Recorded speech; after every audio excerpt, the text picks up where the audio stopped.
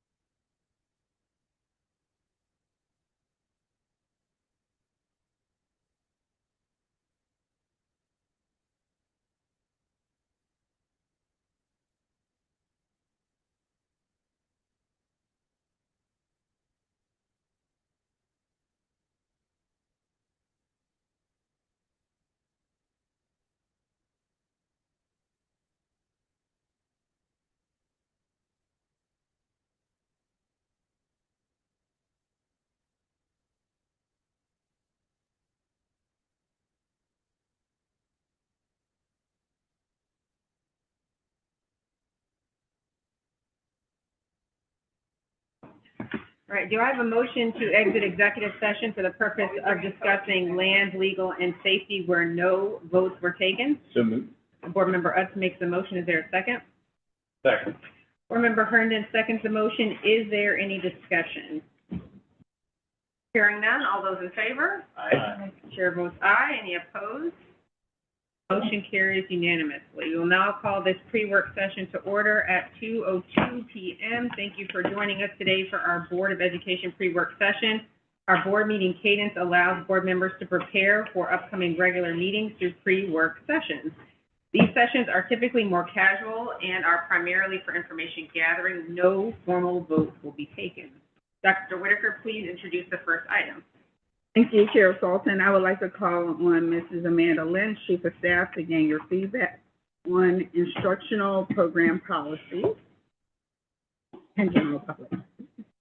Good afternoon, Board Chair Dr. Sultan, Vice Chair Utz, esteemed members of the Board, Student Representative Batra, and Superintendent Dr. Whitaker. During today's pre-work session, we will invite discussion on various I and K policies. I policies are those related to the instructional program. K policies are general public relations policies.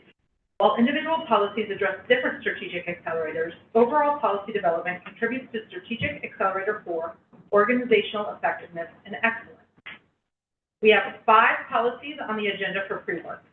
2 of these policies, IEDA, Recess, Unstructured Break Time, and IKDB, Divisive Concepts Complaint Resolution Process, are policies that were identified as part of our 2-year policy review process for our oldest policies, those that were adopted and last reviewed in the 2022-2023 school year.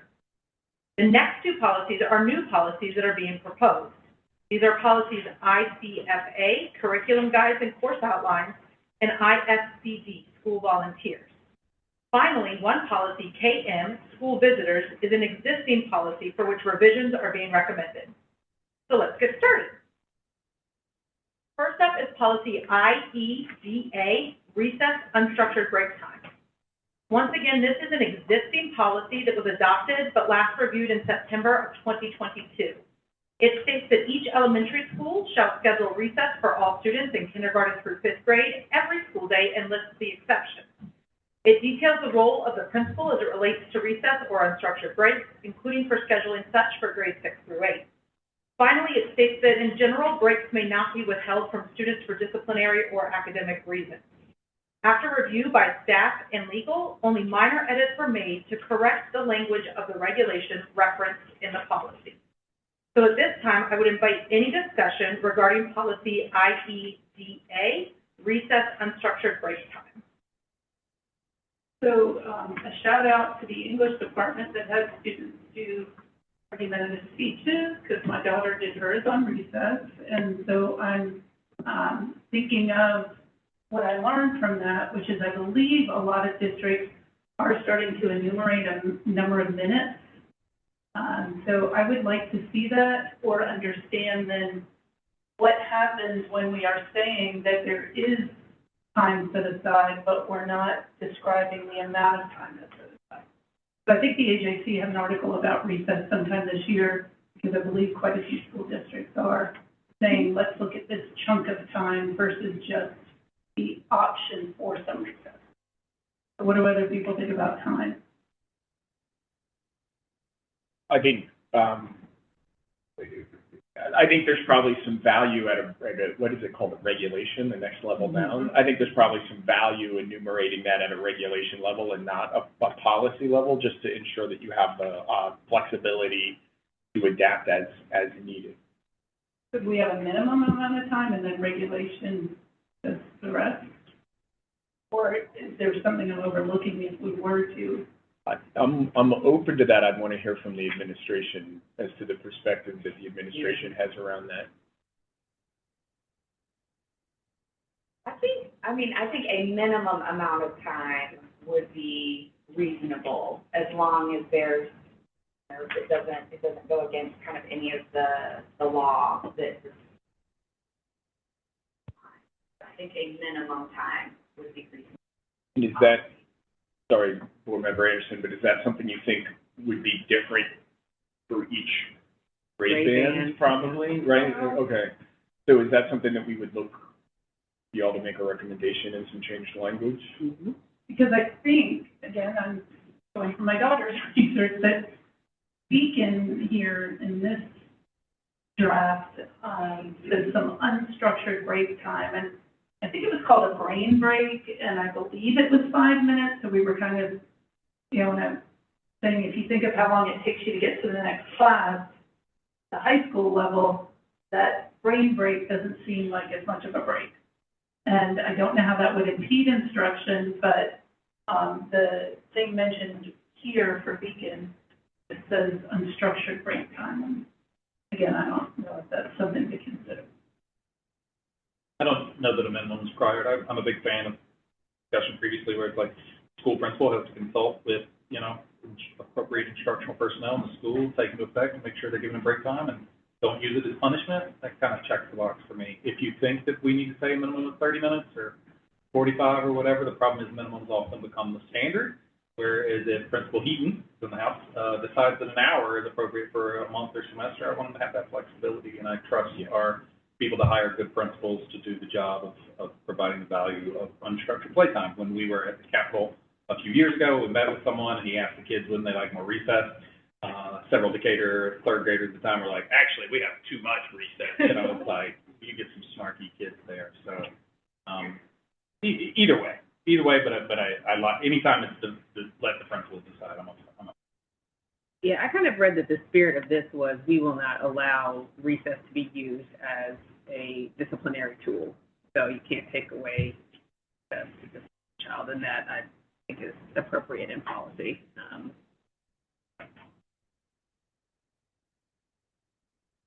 The discussion that sounds like maybe right now, there's kind of two things, but we're okay leaving it with the kind of principle as worded, or just for the next draft?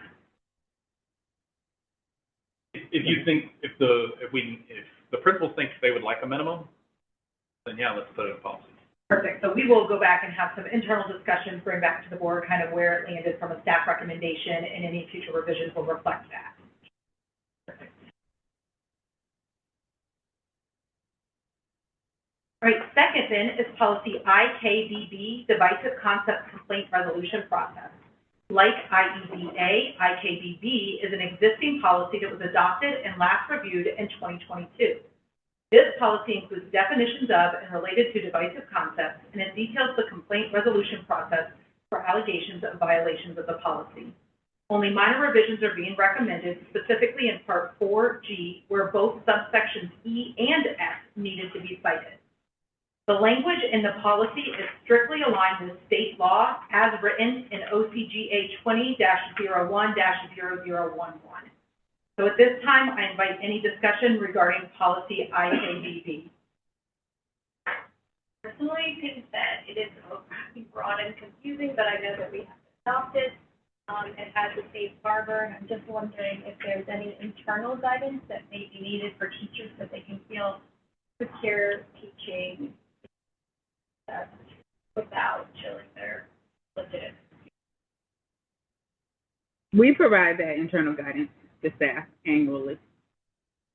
And I guess my bounce back question would be, how do you feel about number 3? Nothing in this policy shall be construed or applied to, like 3 subsection A. Does that language? Safe harbor, but okay. yeah, just in terms of the teachers knowing that that's fair and what that looks like for them, you know, teaching these that may be divisive to some, but not to others. Mm-hmm. I just wanted to know if you felt like that language was. I think that's a safe harbor, really, but good, I'm just okay. wondering how it plays out in the classroom and how teachers feel about it, and them feeling comfortable enough to talk about these issues in an academic way. I do, we actually, I believe, got a presentation on what that language was, so if we could provide it to board member Maria, that'd be, it is a whole. We can ensure that teachers receive appropriate training, and as I said, the language in this is very aligned directly with It's a law. State requirements, yeah. And we provide that training annually. Okay, awesome. Thank you. All right. So next, I will invite discussion on policy ICFA, Curriculum Guides and Course Outlines. This is a new policy being recommended for consideration. As drafted, it indicates that curriculum maps and scope and sequence documents will be made available annually, ensuring that they are high quality and aligned with Georgia adopted state standards. ICFA indicates that pacing guides will be developed in partnership between the district and local schools, while acknowledging that specific lesson plans remain the responsibility of the local school.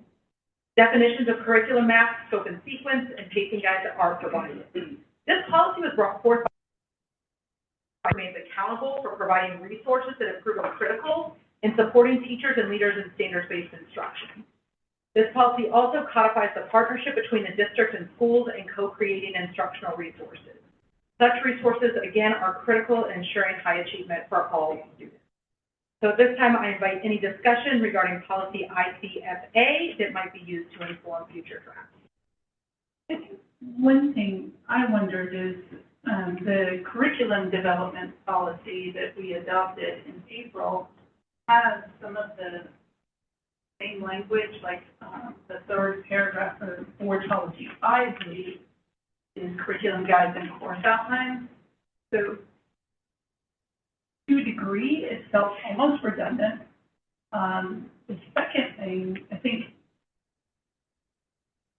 you know, I was looking at some other districts' website, and obviously every district does its own thing. So what is the curriculum, right? So I think we've done a great job with literacy. We adopted, I believe, Witten Wisdom last year. But so ultimately, this will be made public at the end, or is this policy ensuring that at the beginning of the school year, students and parents get to see the curriculum? I was trying to figure out like what this does. It's all, and then what it does that's different from curriculum development, I see. Good question. So the spirit of this policy really was to codify that relationship between the district and the school and that collaboration.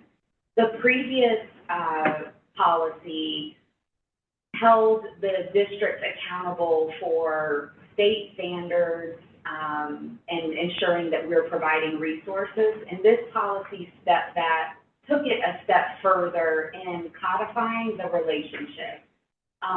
We found that to be really important, together. So that's kind of the spirit of this policy. Our focus has been, back to the policy that was approved last year, was really about providing those resources to teachers. So we've done that, the high quality curriculum, through our internal instructional resources webpage. What we know we need to do is now outline really clearly on our new updated webpage for families, very clearly the curriculum. And so that's the move of this policy. But if you think that they need to be adjusted and we go back to the policy that we adopted last year and just make tweaks there, we certainly could do that. I think, what started, I think, my question was remembering the discussion at the community meeting at Oakhurst last year, and I think some parents were asking about textbooks versus online, and so it was ultimately, where does this stuff live? Pretty much once you get out of elementary school, right? Because obviously at the elementary level, there isn't as much variation in curriculum as you have by the time you get to middle and high school. So yeah, anything that's going to put it front and center, I think for parents and students is a good thing. This may be a dumb question, but where would the requirement that syllabuses or syllabi be published? Where is that? Would that be contained under this? Is that a separate policy? Is it under the policy that Board Member Anderson was just mentioning? I think it's in the grading policy. It's in the grading policy. Okay, that now. I mean, I was just looking at it recently, so I think. Yeah. Okay. All right. All right, so it sounds like we're kind of okay as it stands, and so we'll bring it back for first read next month. All right, so then fourth up, we have policy IFCD, school volunteers. The need for this policy was mentioned during our discussion on personnel policies during pre-work last month. This policy will bring consistency to our current practices around school volunteers. It starts by stating that volunteers are valued members of CSC and contribute to student academic success, school climate, and culture. It also recognizes the importance of identifying and screening volunteers for the safety of our students. Definitions are included. The policy requires an annual background check for volunteers, and then it goes on to outline the costs, parameters, and exceptions. It also includes expectations of volunteers. So at this time, I invite any discussion regarding policy IFCD that might be used to inform future drafts. I really struggle with a volunteer having to pay for the background check. They're already giving their time, and yet I also understand that there may be, factors I'm not considering and what the cost would be. But the first thing I noticed was it seems like it's incumbent on the volunteer to sort that out, and I just wondered if there was any room for modification there. That is current practice, and it's also commented across the other school districts that we did an environmental scan of. it is common practice, otherwise it'd be a cost that would have to be absorbed into the budget. Well, it says on point 2 under A that the district will not refund fees to an individual who does not clear their background check. That would imply that we are, or at least leaving the opportunity open for us to refund people who do clear their background check. Not the intention, so we can look at that language. The intention there is if I'm trying to be a school volunteer and I have to undergo this background check, and now I fail the background check, it doesn't mean all of a sudden that I want a refund because I cannot no longer volunteer in the school.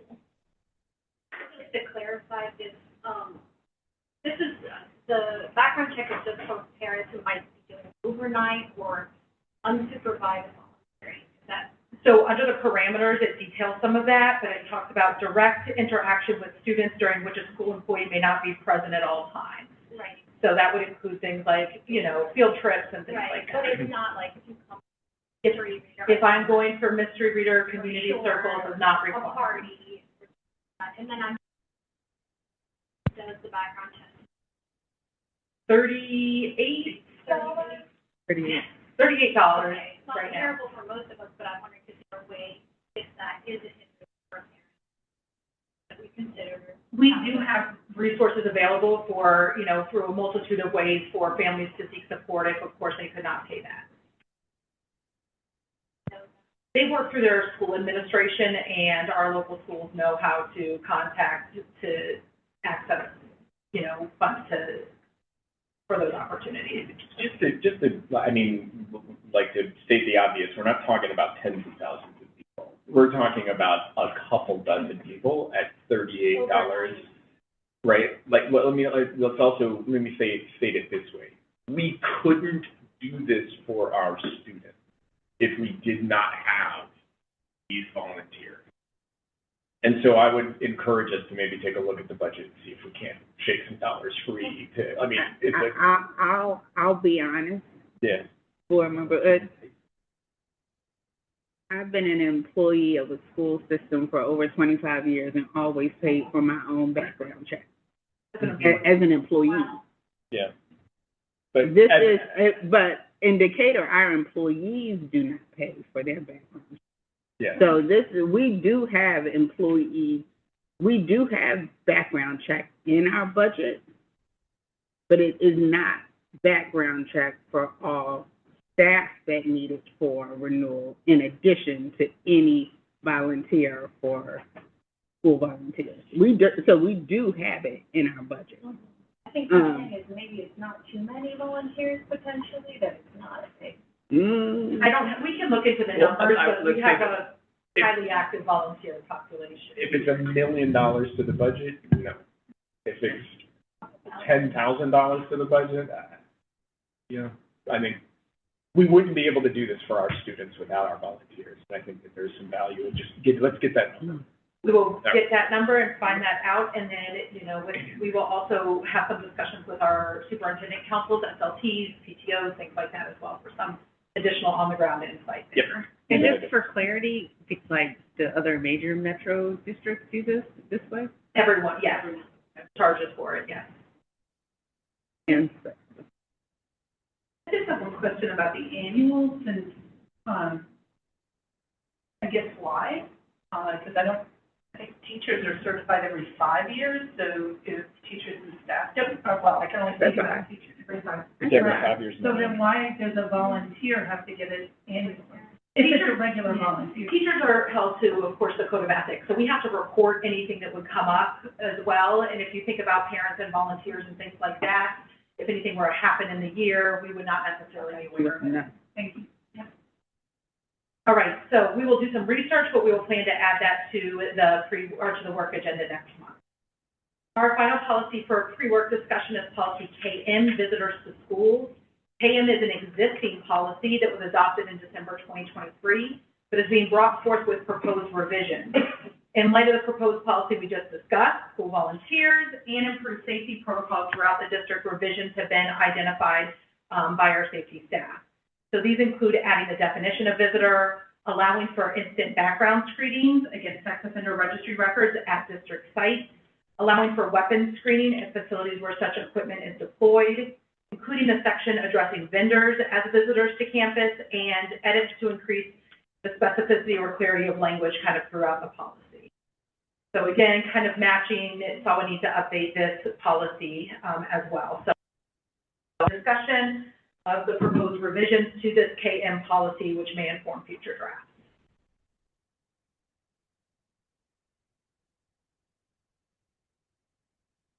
What kind of identification do visitors typically have to present? They present like a government-issued ID. What if they're from another country? Passport. That's good, and that works. Mm-hmm. Okay.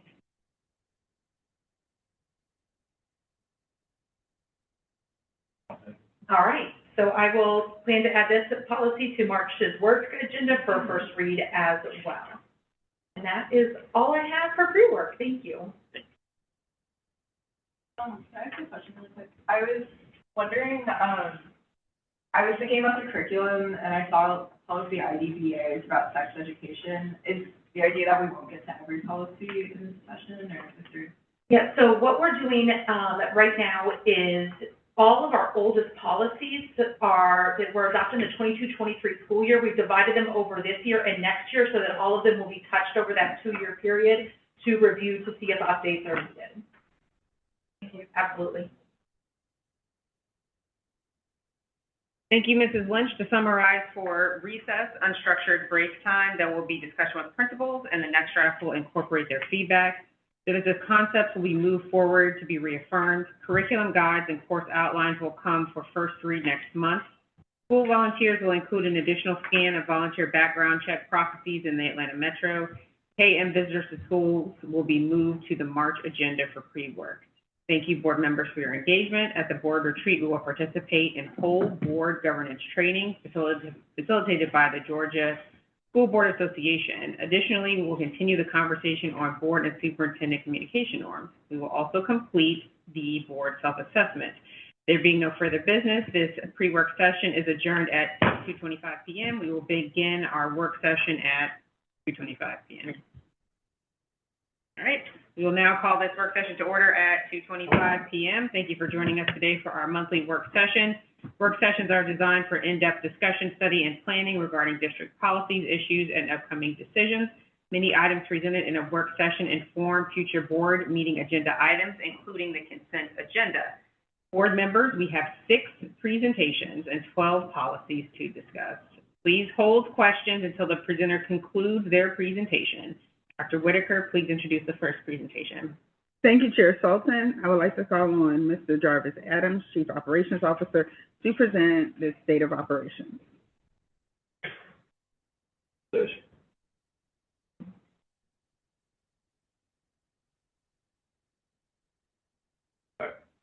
afternoon, Board Chair Dr. Sultan, Vice Chair Utz, esteemed board members, Student Representative Batra, and Superintendent Dr. Whitaker. I'm Jarvis Adams, Chief Operations Officer. Less than a year ago, I stood before you to day observation of CSE operations. Tonight, I will share the state of operations for city schools and how our work in operations is creating the conditions for students to thrive every day. I will walk through athletics, student health services, transportation, nutrition, custodial services, facilities and maintenance, and our capital planning work, and then close with our next steps over the coming 90 days. Our work is grounded in the All-In strategic plan. Operation touches all 4 accelerators, but the primary focus tonight is Accelerator 4, organizational effectiveness and excellence. Accelerator 4 is about providing a sustainable, high-quality experience for every student and staff member in every school. As you listen, I invite you to notice 2 things. Where you see clear evidence of progress since last year, and where you see operational risk that we must continue to manage. Our operations vision is to create the conditions for every student to thrive through safe travel, clean and well-maintained schools, nutritious meals, and responsive care. Our mission, how we do that. We move, feed, and care for students. We maintain the spaces where they learn and grow with systems that support their success every day. Today's success looks like 3 outcomes. First, more instructional minutes because buses are on time and repairs are handled quickly. Second, safe and healthy schools, regardless of the age of the building. Third, less time on operations for principals and teachers, and more time focused on teaching and learning. That is the lens for the updates that follow.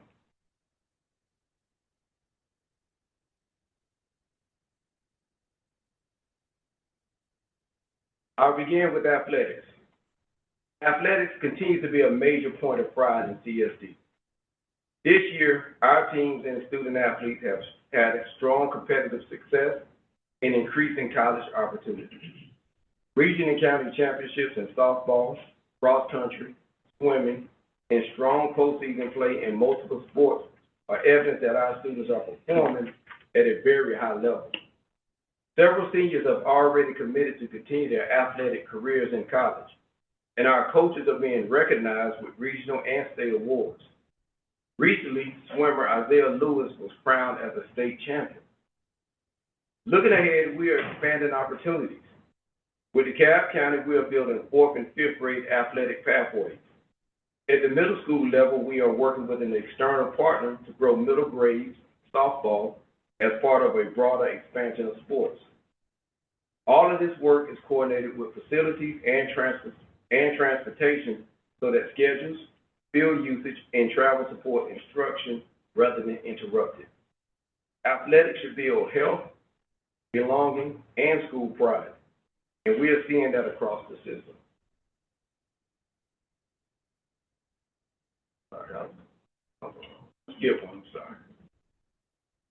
Student health services is an area where we are balancing safety, staffing realities, and family experience.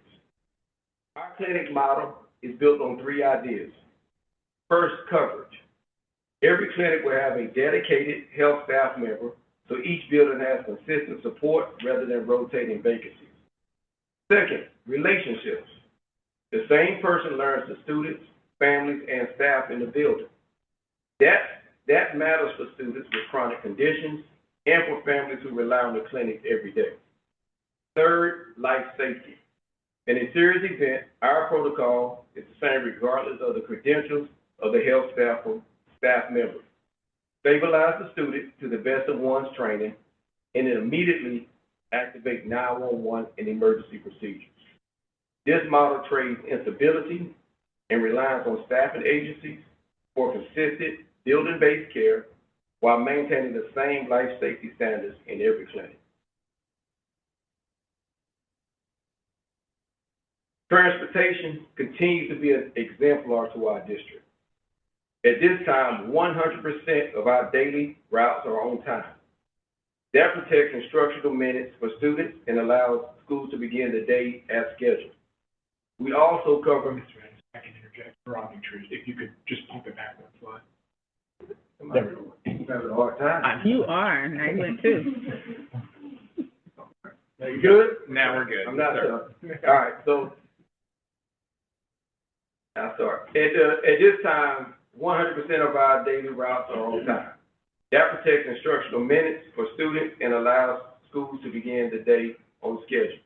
We also cover 100% of requested field trips with CSD drivers and CSD buses, which reduces costs and ensures that our own staff who know our students are transporting them to instructional and extracurricular events. From home to school to activities and back home again, transportation is delivering safe, reliable service that supports learning rather than disrupting it.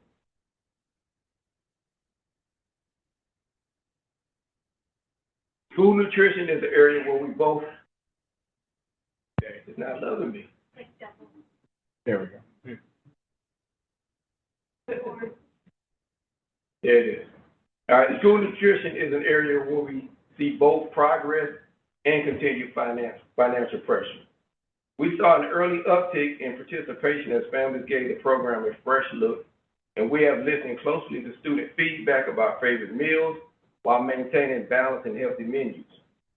Even with those efforts, the program is still projected to require a general fund subsidy more than $700,000 this year. That level of subsidy is not sustainable over time.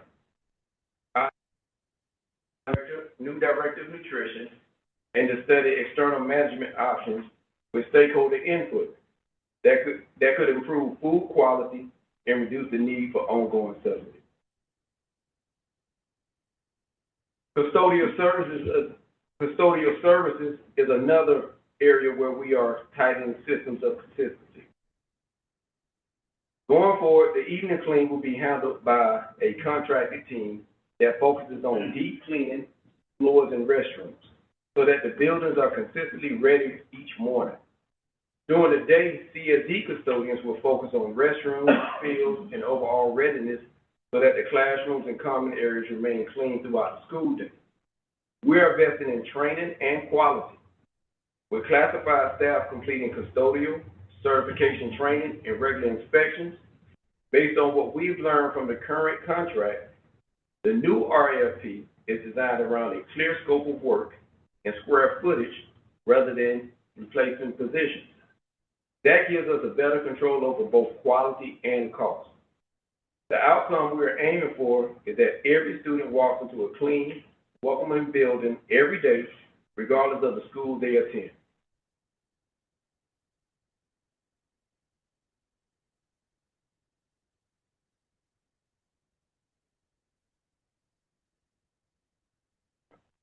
Facilities and maintenance is where we have seen some of our most dramatic improvement. Last year, we were carrying more than 450 open work orders at any given time. Today, we average between 20 and 30. Our average close time has moved from more than 20 days to approximately 38 hours, with a target of 36 hours. This progress has been driven by our maintenance supervisor, our tradespeople in the field, and our operations support staff who coordinate projects and payments. Together, they have moved us from a backlog to a manageable pipeline of work. I want to publicly thank them for that effort. To sustain and deepen this progress, we are launching a 12-week trades course with Georgia Piedmont Technical College.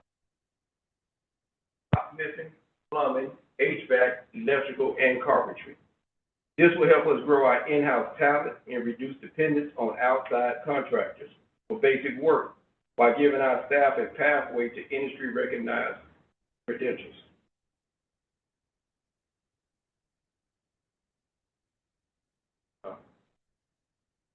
I promise I'm not a worker slip.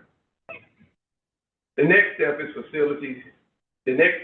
facilities to become data-driven in our work orders, parts, and tools.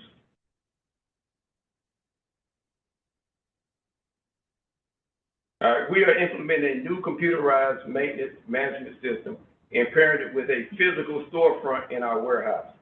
The system will track work orders and the parts and tools used to complete them. The storefront will house the high-use items our trade staff depend on every day. As work is completed, staff will check out parts and tools through the system. That will give us a better information of the true cost of maintaining specific systems. Reduce wasted trips to hardware stores, support bulk purchasing where it makes sense, and strengthen asset management so tools are accounted for and available when needed. We plan a soft open to the storefront this spring, starting with HVAC and plumbing inventory. The goal is faster repairs, better data, and less waste as we maintain our buildings.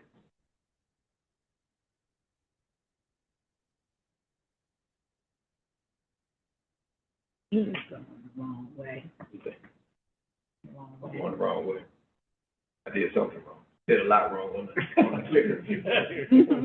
Good presentation. Did a lot wrong on the clicker. All right. This slide is a reminder that our schools span many generations. Each car represents the era in which one of our buildings was constructed. The technology in that early Roadster is very different from the technology in the modern Corvette. And if you tried to maintain them the same way, you would either overspend or do real damage. Our buildings are the same. Older schools need thoughtful modernization and renovation. Newer schools often need targeted modifications and preventive maintenance. Capital planning has to match their right work to the right era of building. Right now, our focus is on completing current projects. This spring, we will conduct a facilities condition assessment across the district. This summer, we will complete the major work at Oakhurst and Beacon Hill Middle School, including flooring, HVAC, and controls. Looking ahead, we will bring forward a new 2027-2032 capital plan that uses SPLOST and capital outlay reimbursements to fund modernizations, renovations, and modifications across the system, with an eye towards equity of learning environments so that the age of a building does not determine the quality of space a student learns in. Final right slide. All right, to close the operational updates, I want to summarize our next steps. Over the next 30 days, we'll finalize the scope and schedules for and set a clear timeline for a turf assessment at Decatur High School. Over the next 60 days, we will launch the soft open of the storefront for HVAC and plumbing and begin to track inventory usage. Over the next 90 days, our goal is to have approximately 50% of the storefront built out with tools and high-use parts in the asset system so that we can fully leverage our new CMMS system. In parallel, we will complete the facilities condition assessment and bring forward draft one of the 2027-2032 capital improvement plan. These steps are designed to move us from short-term fixes to a long-term sustainable capital and maintenance strategy. Before I close, I want to recognize the people behind this progress. I would like to ask the operations leaders and staff who are here this evening to please stand.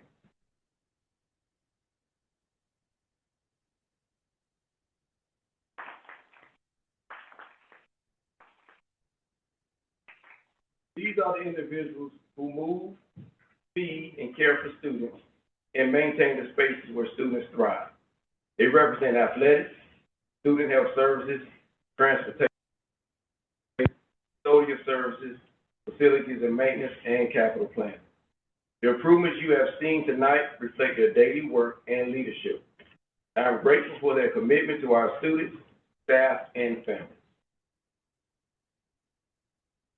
Operations has moved from stabilization to improvement in several key areas, and we have a clear roadmap for the next phase of work. Our focus remains on student experience, risk reduction, and long-term sustainability. Chair Sultan, members of the board, thank you for your support of this work and the opportunity to share this update. I'm happy to answer any questions or hear where you would like deeper dives in future sessions. I've got a few questions. What does the partnership with the Cobb County Schools for, I think it's the elementary or middle school mean? Is it like Tally's competing against, or how does it work?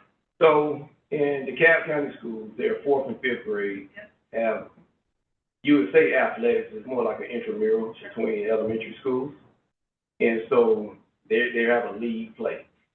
And what will happen, Tally and Fave will become part of that league. Very similar to what we do with middle school or JV sports, where JV may work with the DeKalb County League or Gwinnett League or Atlanta League. We're just going to partner with DeKalb County schools to be part of their 4th and 5th grade league. And then the external partner, I think for softball, is that like a club thing or something? Yes. Yes. So it's actually re-engaging a partnership that was at Beacon Hill before, I think when it was Renfro. But it's a community-based organization that we're partnering with. I just can't think of the name right. David could yell it out, he's right behind me. No, that's fine. If he gave it from me, it's fine. And then and this may not even need to be answered right now, but I noticed the 2027 to 2032 capital improvement plan. So is that something that's being built now, or is that just something you know? Yes, it is. It's in the preliminary works right now. Before we get into building it, we can see certain things that we know that need to be done, floors, paint, things of that nature. But you really need the facilities condition assessment to determine how long your boilers are gonna be around, which HVACs need to be replaced. Some things we can do with our physical eye, but best practices in the industry is to start from your facilities condition assessment. And we wanna get draft one done prior to the due date, so we can work through it, and kind of make sure we have everything in our new CMMS system. And so when we make repairs, we would know that our conditions, what that impact on our facilities condition assessment, or that index that we talked about months ago, we can see the impact of the index as we go. So is the plan kind of like the budget? So if it's dated 2027 and we're in 2026, then this is something that will be pretty much firmed up, hashed out sometime in the next few months, or? Yeah. I was curious what the standard was for menstrual products in the bathroom. So I'm not an expert in that lane, but what we have a company that outsources. You probably noticed these white containers, they look like, you wouldn't know about it, but you put diapers in when you have a baby, like a diaper container.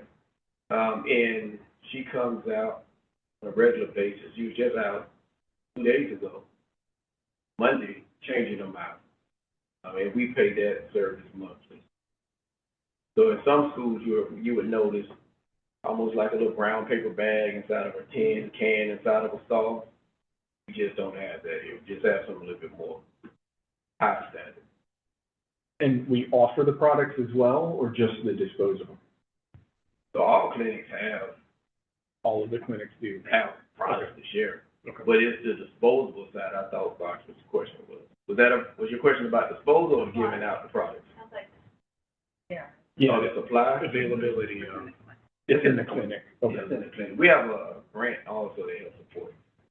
Yeah, they're in the clinic. they're not in the bathroom. No, I was talking about the disposal. So, student board member Batra, it sounds like the students may not be aware that it's available in the clinics, like there may be some. Accessibility. Yeah, there's actually like a student group that's working to, they have these little stickers they put outside of teachers' classrooms who have like individually pledged to give them away, but I don't think students know. So there may be some work there. Yeah. Maybe Nurse Cox wants to say something. To be mounted in restrooms in the middle school and high school, also in the clinic, as well as in the for the lab. Restate what she just said. Yeah, so there is, Let me repeat. Yeah. There are dispensers going purchased for the girls' restrooms, of course, in the middle school and high school, inside of the clinic, and also inside of the gym locker room. How much are they? How much are the dispensers? No, I guess students have to purchase them. About the first. I mean, that's why I said we have a grant to help cover some of that cost. so this isn't probably to be answered right at the moment, but one of the athletic programs that I hear the most about in terms of needing space and updating is around baseball and the challenge that we have with some of the facilities. And so I'd be interesting at some point to hear about how we might be addressing that, whether we're coordinating with the TAB or anything along. On nutrition, I get a tiny bit uncomfortable when we talk about it from the perspective that we need to eliminate the subsidy. I think the need is to make sure that we maintain a nutritious and tasty program and figure out pricing and then determine whether a subsidy is necessary. And I know it sounds like from the presentation, there's a lot of work being done on this and a lot of change probably coming. So we look forward to that. But I just want to make sure that we don't lose focus. I'm happy, well, not happy, but I think that we would be willing to pay a subsidy if it meant that we kept a tasty and nutritious program. Right. I would not want to have a bland and awful program in order to eliminate the subsidy. In other words, right? And I agree with that. And then the last thing, just to mention this, the facilities improvements. I mean, that's just incredible. That's an enormous amount of work that happened within a single year. And I just want to really appreciate everyone that has actually done. With the new shirt, the humble crew. Yeah, very, very well done. Sorry, you reminded me of something. If we're making requests, I'd love to know more about, facilities in general. So, you know, my understanding, for example, just at the high school level is we have 5 different soccer teams, and you're looking at varsity, JV, and 9th grade for boys, and then, JV and varsity for girls. You also have lacrosse. So it sounds like there's a lot of competing, right, for what appears to be limited space. And so, yeah, I'd love to see how all these pieces kind of move together. And then I don't know if this is relevant, but, you know, where my mind goes with that wonderful, and thank you, kind of growing of the sports program for the upper elementary, and then there's more bus and more space. It's so be kind of neat to see how it, I don't envy your job, but like how it works. And I was in the high school today. I used the student bathroom, and kudos to whoever's doing that, because it's nothing like the experience I have those days. So thank you. Well, that's good to hear. I think with the school nutrition program, my only thought, or it might be to maybe figure out a cadence of how often you're surveying parents. I think this comes up multiple times. You know, what the price should be, what the menu should be, and some of it is rooted in participation. Some families utilize the school nutrition program because they have to. Our reduced and free lunch program, they, you know, we'll use it all the time, and then some people pop in and pop out. Maybe, you know, it might be helpful to know how many families are utilizing the nutrition program, what meals are they using, breakfast and lunch, and that might help us figure out like what we should keep the pricing at and what you should keep offerings at. It's always been interesting. This is a population that, you know, will bring food from home, and then some people will consistently buy at school. So a cadence of, I have mixed feelings about survey data in this community, because sometimes you just don't get a good rate, but maybe if we set a cadence of surveying people, we may be able to see over time how we can shape the program to where we're meeting the needs of the people who are using it and not the people who aren't. So I can speak to some of that. Our participation rate for lunch is right around 47%. For breakfast, you know, we were climbing up to 7%. Now we're back down into the 5%. For an annual average around 6.8. So that's the participation rate.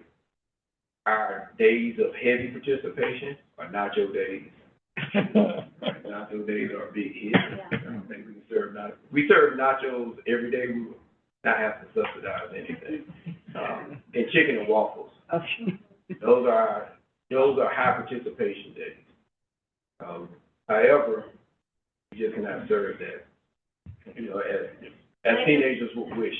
Can I just throw an idea out there from my local son?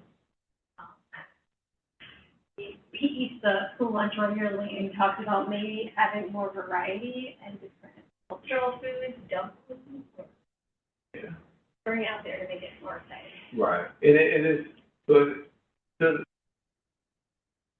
talk about price. So we're the highest price point in the metro area.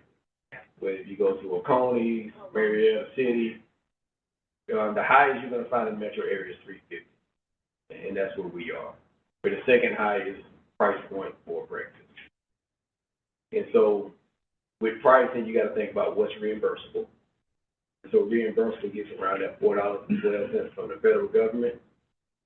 The federal government can change it any time, so you leave a little leeway for that change. We've worked with some co-ops for fresh fruits and vegetables that's helping. But our purchasing power for about 2,600 kids is no better than probably what you're buying for your house. You know, it's like we're not buying at the power of Atlanta, so we're not getting that price, and that limits us. And then we don't have the freezer space as well. where you could buy extra bulk, you gotta have a place to store it. And that's when you have schools built in a certain time era, they didn't have walk-in freezers and outfitting their schools for a walk-in freezer. The walk-in freezer doesn't have to be on the school road, right? So there are some creative options to take a look at in terms of food storage, things of that nature. And I wonder if there are co-op purchasing agreements with other large districts where we could join in. I don't want to get into the weeds. I mean, I realize this is everything that you are talking about doing, so I don't want to steal that thunder, but I think that there are a lot of interesting changes that you're exploring that'll help us be more efficient at scale. Thank you. I was pleased to see that 100% of field trips were met with transportation. In your mind, do we have adequate capital for athletics when it comes to transportation? Because you talked about that intersection. Something that I've heard in the past is like, we just don't have the buses to get the tennis team where they need to go or anything like that. And So like we do we need more money there? Talk about So I think that we do. I think I was meeting with our transportation director on Monday. And one of the things and the athletic director was in the room, is we just have to work with our coaches driving. So not only do we have our regular buses that you see, we have our 14+1, where the tennis team can get on with their the bus with their coach, and then be transported. Same thing with golf and some of the other smaller sports, even some cheerleading teams. I think the other challenge is going to be when we look at coaches driving bigger buses. In all our neighboring districts, in the districts that neighbor them, when the coach drives, they're compensated. And so what we're doing is looking at what that compensation is in the metro area, doing an environmental scan on how much coaches are compensated and what are the parameters around that. So if a coach drives his own team, that means he's going to drive them back. What's the risk management to it? After coaching all games, stressed out, then you drive back mad at a kid, they won't stop talking. You know, is that the best thing, or do you got to have a separate driver? So we're doing that environmental scan now and piecing it together, and then we'll be able to answer that question better of what more do we need in the area of funding. Yep, thank you. Thank you, Mr. Adams, and also thank you to the operations team. Your commitment to how we move our students, how we feed our students, how we care for our students is to be commended. So thank you. Thank you, Mr. Adams, and thank you, staff, for supporting all students in the city schools of Decatur. It is great to see you here today, and we appreciate all of you. Dr. Whitaker, please introduce the next presentation. Thank you, Chair Sultan. I bring up Mrs. Frances Holt, Assistant Superintendent of Student Support Services, to provide the annual update for communities in schools. Good afternoon, Board Chair Dr. Sultan, Vice Chair Utz, members of the board, Student Representative Batra, and Superintendent Dr. Whitaker. Communities in Schools of Atlanta, or CIS, is one of 3 organizations with whom we have partnered to help us operationalize equitable outcomes for all students. Since the spring of 2014, CIS has served students at Claremont, Valley, Beacon Hill, and Decatur High School. By placing caring adults where CIS creates a consistent day-to-day support system that helps students stay on the path to graduation. CIS is the nation's largest and most effective dropout prevention organization. Their partnership and this update is connected to 2 strategic accelerators: student success in all areas and building and sustaining an engaging and inclusive culture. CIS support comes in 2 ways: school-wide services, which support the school improvement goals. In partnership with school principals, CIS ensures that various activities and events connected to those goals become a reality. Case managed services are provided via a highly structured mentorship approach. Each student on the caseload receives an average of 3 hours per week of one-to-one support on personalized goals. Currently, 191 students across 3 schools are on caseloads. Whether school-wide or caseload services, CIS services fall into one or more of these categories: academic assistance, attendance, behavior, enrichment, or motivation, family engagement, life or social skills, and basic needs. Looking more deeply into school-wide outcomes, by now, hopefully everyone has heard about the excellent CCRPI results that our schools and subgroups achieved last year. As a partner focused on increasing CCRPI and equitable outcomes, CIS supported schools in their academic and school climate efforts. Here you see some pictures of events held this fall. Highlights include distributing gift cards to Decatur High School students who demonstrated academic achievement in science courses, holiday gift distribution at Beacon Hill, promotion of literacy at both Tally and Claremont, and an attendance celebration for the top 3 classes with best attendance at Claremont. CIS has also supported district-wide events, such as the Back to School Bash and our first Special Olympics. Before delving more deeply into progress of the students who received support via the case management last year, I want to explain further how students are selected for caseload services. Case managed services are considered Tier 3 support, and the student selection process is a data-driven process. For this, site coordinators use attendance, behavior, and course completion data. They also collaborate with the school administration to identify the students who are most at risk. Support teams can also refer students. The student support teams already include counselors and social workers who are very well versed in referring students to the appropriate internal and external support partners. To expand support services beyond what traditional school programs are established to offer, students who are not already on a caseload, such as an IEP caseload, may be referred for CIS case managed support. Through this process, we avoid service duplication and ensure that more students have access. Now on to progress. Of the 178 students on the caseload last year, over 84% met or made progress towards their personalized goals. On the right here, you can see a breakdown of the progress by goal type. Consider these percentages, these high percentages, just the beginning of the story of how powerful CIS case managed support can be for students who are most at risk. Students with behavior improvement goals also demonstrated progress as evidenced by the reduction of behaviors that led to ISS or OSS. In fact, 94.5% of the students with a behavior goal improved by at least 1 fewer behavior incident. Students in the Black and economically disadvantaged subgroups and with a behavior goal saw a combined 78% reduction in total behavior incidents.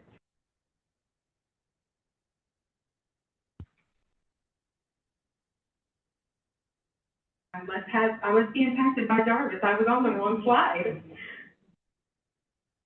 I apologize. Okay, so that was the behavior, and then here's the next slide. The analysis of student performance on GMAT, a more formal measure, is shown on this slide. It represents a year-to-year cohort comparison of students served by CIS in grades 3 through 8 during the 24-25 school year.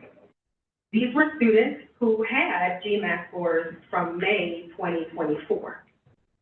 Across both ELA and math, GMATs, the percentage of students receiving CIS services who scored at the developing level declined substantially after 1 year of case managed services. This indicates that those students improved their performance levels. Furthermore, it is exciting to see increased representation in ELA in both the proficient and distinguished levels by 9% and 5% respectively. In math, the percentage of students at the proficient level remained relatively consistent. However, there was a 14% increase in distinguished. This analysis does not claim causation, but we do see a positive correlation between CIS support and improved academic performance for our CSB students, same students, over time. Basic needs are the most essential resources required to thrive. These include safety, food, housing, clothing, financial health, and overall wellness. Emergency assistance exists to supplement, not supplant, support from other established programs. In the spring of 2024, we were working through some concerns about unpaid lunch balances, and CIS jumped right in to help us overcome. Last year, we saw both staff and students being supported with housing-related needs. So far this year, the request for emergency assistance has been fewer. While we have no way of knowing for sure, we suspect that this is because requests are now more focused on the needs of the students on the caseload, as it should be. It is possible that additional requests may come in before the end of this school year. This slide illustrates how CSC's cumulative investment of $405,000 has leveraged additional resources through the CIS partnership for a total economic impact of $348,000. This represents a $1.90 return for every $1 invested. While CSC's direct investment funds a portion of CIS programming, CIS has secured additional direct investments to fund the remainder of the programming costs, as well as in-kind partner engagements for the direct benefit of CSC schools. Specifically, CIS secured $735,000 separate from CSC's investment that has been allocated for the programming across the 23-24, 24-25, and 25-26 school years. $19,855 in supplemental funds to support students in crisis, $493,000 in contributed support from community partners. So we extend our gratitude to the partners who specifically supported CSC last year. Also, last year you heard from Principal Lockwood about CIS support at Claremont. This year, I would like to call forward Principal Heaton to share more about how CIS is supporting his team at Tally.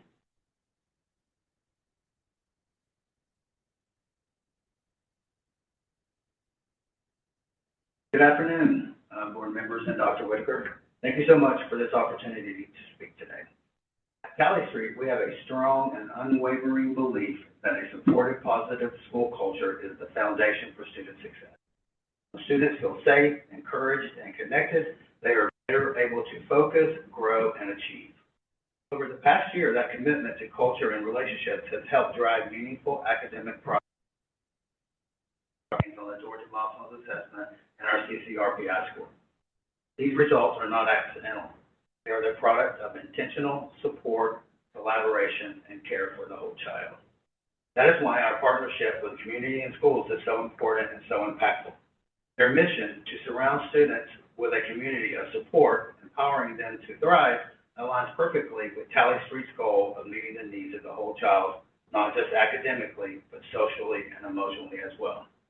Community and schools have been a visible and active partner in our building. They have supported and helped lead school-wide efforts such as our Trunk or Treat literacy event, our Swag Out Wednesday Dress for Success initiative, and just last week's Breaking Bread Building Bonds event, which was held in collaboration with our GEMS program. These experiences foster a sense of belonging, motivation, and pride among our students. Beyond events, their day-to-day impact is even more powerful. They provide ongoing and individualized support, especially for the 65 students on Mr. McGawha's caseload, ensuring that these students receive targeted guidance, mentorship, and resources. They also continue to encourage attendance habits through incentives and outreach, which directly support both our student achievement and school-wide progress. I want to sincerely thank the board and Dr. Whitaker for your continued support of community and schools at Tally Street. Your investment in this partnership is an investment in our students, our culture, our results, and our results. Together, we're building a school community where every child is supported and empowered.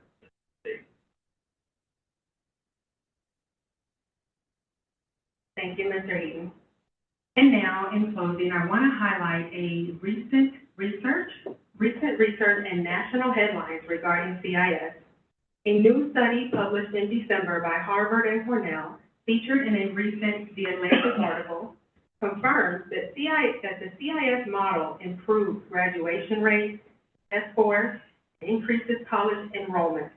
It also has economic outcomes for the students years after they leave high school. Impressively, students with 3 years of CIS exposure in middle school earned approximately $1,140 more per year by age 27. According to this study, 3 years of programming are estimated to increase a student's lifetime earnings by $75,000 or $36,000 in the present day value. The takeaway is that we are on the right track by having CIS and CSD. Your investment in this proven and evidence-based program is changing the trajectory of CSD students who need it the most.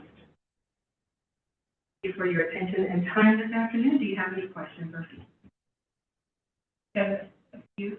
So one, it sounds great, and really happy for the students.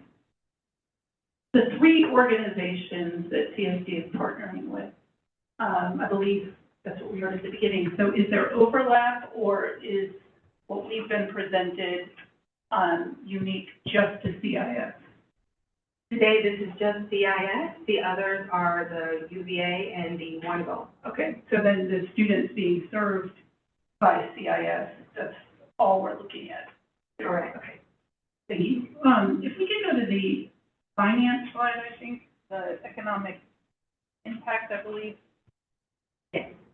I'm just confused in terms of, okay, I see what CSD, right, paid for the programming in 24-25. I see what CSD has paid for the programming in 25-26. So beyond staff, and I'm sorry if this is obvious, what else is CIS providing financially? Like I see the previous slide that talks about, I think, $15,000 in emergency funding. Right. So first, regarding the staff, the portion that we pay is a portion of the salaries. It's not the entire portion, the entire amount, I should say. So they do cover that. In the 23-24, we did not pay anything. And, in hindsight, it would have been awesome to have started earlier in that year because there was a grant that was available to us. So, but regardless, they did pay their portion and we didn't pay anything. So beyond that, we see the emergency assistance that comes for those requests related to basic needs, and then those partner donations that may come that may be used for the support of the event and any other of those kind of things that they do with the purchase. Thank you. And then final, I love that the comparison with cohort to cohort. Do y'all ever look at like student growth percentiles or just raw GMAT scores? This was our first time doing that, but we did look at their GMAT, and I think based on how the caseloads can fluctuate, again, if we're parent consent, a student may move or something of that nature, this may be the best way to look at it. Thank you. I'm also curious about, because the data, I think, from slide 5 was just grades 3 to 8. I'm wondering if you looked at high school and saw similar improvement. We tried, but the GMAT at high school, you cannot do that. They only take it once, and so it's the end of course, that's right. So we had to go into the 3A. Okay. So on this slide, I know you were very clear that this is not causal, it's not been able to be proven causal here. And that's probably because I was asking questions around that.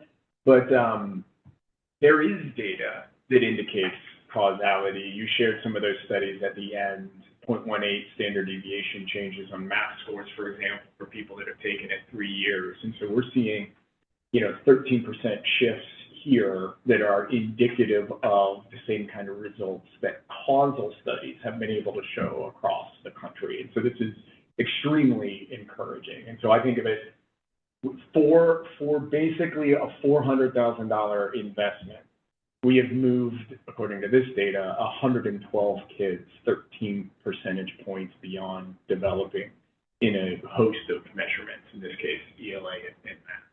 And the presumption is that at a high school and other studies, you're able to see the same kind of results. So this feels like extremely well-spent dollars, from my perspective. Can I just clarify one thing, though, because I may be misinformed? I thought at the high school level, while you can't have a ninth grade attendance, students would only take American Lit ESC 1 year, you do get student growth percentile. So like, I feel like I looked at it myself this year, so I could see my students' performance, and then I could see how they compare to other students. So I think there must be some high school data that could be used, maybe? When you're not, this is more so around ELA and math, and they take that one class. They don't take end of course again in that content. And is this also like CCRPI is embargoed longer than GMAS? Is that an issue, or that's not an issue? Mm-mm. No, it's just you don't take that content again to do that statistical analysis and what was done to do this. They don't take the actual content again. Got it. Mm-hmm. So, board, while we have not implemented CIS and CSD for 2 decades, like in the Harvard study, we are coming up on 2 years, and we are also seeing substantial gains, as did the Harvard Graduate School of Education study. So thank you for your continued support of All Means All. And yes, it's just a frog in my throat. I'm not literally going to pass away up here. Yeah, I'm fine. Thank you, Mrs. Holt. It was great to hear how all students at Talley Street Upper Elementary School are benefiting from CIS. Mr. Heaton, thank you for your leadership. And Dr. Whitaker, please introduce the next presentation. Thank you, Chair Sultan. I would like to call on Mrs. C. It sounds better. Thank you, Chair Sultan. I would like to call on Mrs. Amanda Lynch, Chief of Staff, to provide an update on non-resident tuition. Good afternoon once again, Board Chair Dr. Sultan, esteemed members of the board, Student Representative Batra, and Superintendent Dr. Whitaker. I'm excited to share an update on non-resident tuition with you. Our non-resident tuition program is aligned to Strategic Accelerator 4, Organizational Effectiveness and Excellence. The budget priorities approved by you earlier this year list exploring additional sources of revenue, including tuition. While CSD had a prior history of offering tuition-based enrollment to non-residents, the program had gone dormant, except for a small number of grandfathered students. Last school year, as part of the board-approved budget priorities, non-resident tuition was again explored. A board policy, JDCB, non-resident students, was adopted, and staff executed an application and enrollment process for non-resident students enrolling in grades K through 5. The strategy for our non-resident tuition program was to maximize existing staff allocations by opening seats in classrooms that were below the student-teacher ratios in our allotment guidelines. For example, if we had 4 first-grade teachers at one school with 17 students projected in each class, we calculated additional seats based on a slightly smaller ratio than our staffing ratio. In this case, using a 1-to-21 ratio, we could identify 4 seats per classroom for each of the 4 classrooms, or 16 seats at this example school. Using this strategy, we estimated 71 projected seats for the current 2025-2026 school year. In all, we received 55 applications and were able to offer enrollment to 53 of these applicants. 31 students accepted enrollment, remitted payment, and matriculated to their CSD school. Our current number of tuition students is slightly lower at 29 students because several non-resident families actually moved into the district qualifying for resident enrollment. You can see the breakdown of tuition seats based on grade for the current school year in the box on the right. Clearly, our highest realized demand was at the kindergarten level. I'd like to thank this first new cohort of families who came to CSD through our non-resident offering. We are excited to continue offering non-resident paid tuition for the 2026-2027 school year which is again aligned with the board-approved budget priorities. First, I'd like to be clear that all current non-resident students, those 29 students highlighted in the last slide, will be offered continued enrollment in CSC at their next grade, subject to continuation criteria. This includes students at transition grades, our second graders moving into third grade, and our fifth graders moving into sixth grade. Continued enrollment for our non-resident students is the board's value of continuity in a student's educational experience, as stated in policy JBCB. As last year was our first year re-implementing the program, we naturally have identified several ways to improve the process as we look to the 26-27 school year. First, the application and decision windows have been adjusted earlier. We conducted a scan of admission timelines for local private schools and have aligned our dates, so CSC can be a real choice for families when enrollment decisions and tuition deposits are due. In fact, applications are open now and will remain open through March 2nd. Families will be notified by Friday, April 4th of whether they have secured a spot in CSC and have until April 15th to accept their seat. This is significantly earlier than last year and addresses a primary concern that we heard from prospective families last year. In addition to leveraging our regular community, our website, social media, school and district newsletters, media releases, we have also launched paid communications and are leveraging community partners. Look for our banners in the Decatur-ish, Parent Magazine, the Champion newspaper, and Rough Draft Atlanta, or click our ad on Facebook. We also know our community is passionate about sharing the availability of tuition seats and encourage word-of-mouth referrals. Our non-resident paid tuition program is currently designed to maximize enrollment in existing K-5 classrooms. We have projected 2 new non-resident paid tuition seats for the 2026-2027 school year at the K-5 level. We'll share a full breakdown of these numbers in just a few slides. As a reminder first, tuition only applies to non-resident tuition students. As a public school system, our City of Decatur resident students attend CSC schools tuition-free. Paid tuition is also not students. We will continue to offer our courtesy tuition program to eligible employees. Now, for our non-resident tuition students, tuition is calculated on an annual basis. Tuition rates are based on a state formula that considers actual expenditures, state revenue, and midterm full-time equivalent, or FTE, from the previous year. The tuition amount reflects an estimated local cost per student. Based on this calculation, the non-resident tuition rate for the 2026-2027 school year will be $9,158. Tuition rates will fluctuate annually based on this state formula. Tuition rates have both increased and decreased in previous years when we have offered tuition. Again, we are excited about continuing to offer non-resident paid tuition for next school year. Here you can see the estimated number of seats by school and by grade. These numbers are generated based on projected enrollment, the number of allocated teachers or classrooms, and a slightly more conservative than approved staffing ratio, as I outlined earlier in the example. More information, including step-by-step directions, can be found on the CSC registration website. Note that the application for non-resident paid tuition, once again, is open now and will remain open through March 2nd. In addition to these resources for non-resident students, there's information for resident enrollment. All of my families with rising kindergarten students, please go online and register your students for kindergarten. There's also information for employee courtesy tuition enrollment and pre-K registration. So visit our website to learn more and enroll today. At this time, I would be happy to answer any questions. One quick clarifying question. This does not include out-of-district pre-K students, if we should have pre-K slots. Pre-K is handled separately through their own lottery and registration process. So if you go to the website, all the information for pre-K is available there. So they are excluded. We are using K through 5 traditional schools for non-resident tuition. I had a question about the continuation criteria for the continuing students. What does that look like? It's It's outlined in policy JBCB. It talks about how students should have appropriate academic behavior and attendance.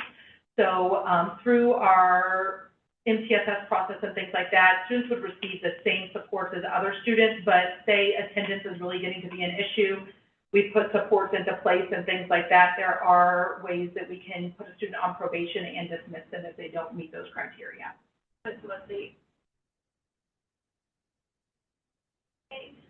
It can be attendance, it can be behavior. So if I had an egregious behavior, for example, that you could be subject to either probation or dismissal through that. Given that we haven't filled all of our slots yet, this may not be relevant, but I would like us to maybe consider prioritizing siblings of kids that are already in, right? So parents have been with us for a longer time in the tuition program, rather than having them end up splitting up their kids into different systems. Absolutely. I'd like That's to make one sure of that the we have, procedures. fantastic. Okay, Yep. great. As of today, we have 60 applications have been started. It started. Staff will update the board in April on those who have been notified of acceptance, and in May with those who have been submitted their intent to enroll. Thank you, Mrs. Lynch. We look forward to the updates along the way this spring. Dr. Whitaker, please introduce the next presentation. Okay. I would like to call on Mrs. Tara Smiley, CEO of the Career Academy and CTAE Director. Yeah, I don't think she's really, we'll just go with it. Oh, wow. Tutory board.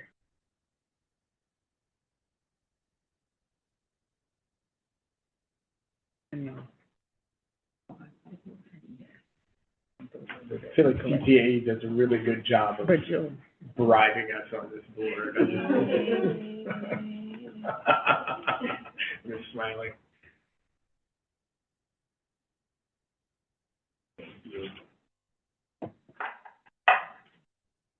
Very good.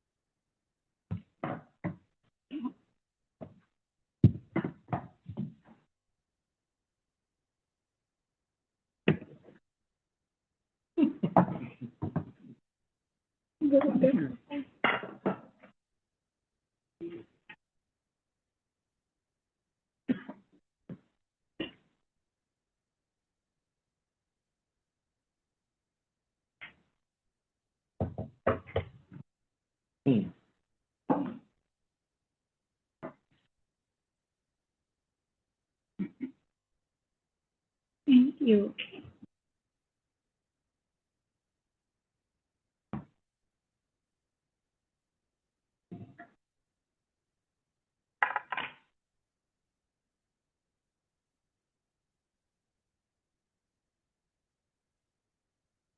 All right, good evening, Board Chair Dr. Sultan, Vice Chair Mr. Utz, esteemed board members, Student Board Representative Mia, and Superintendent Dr. Gina Whitaker.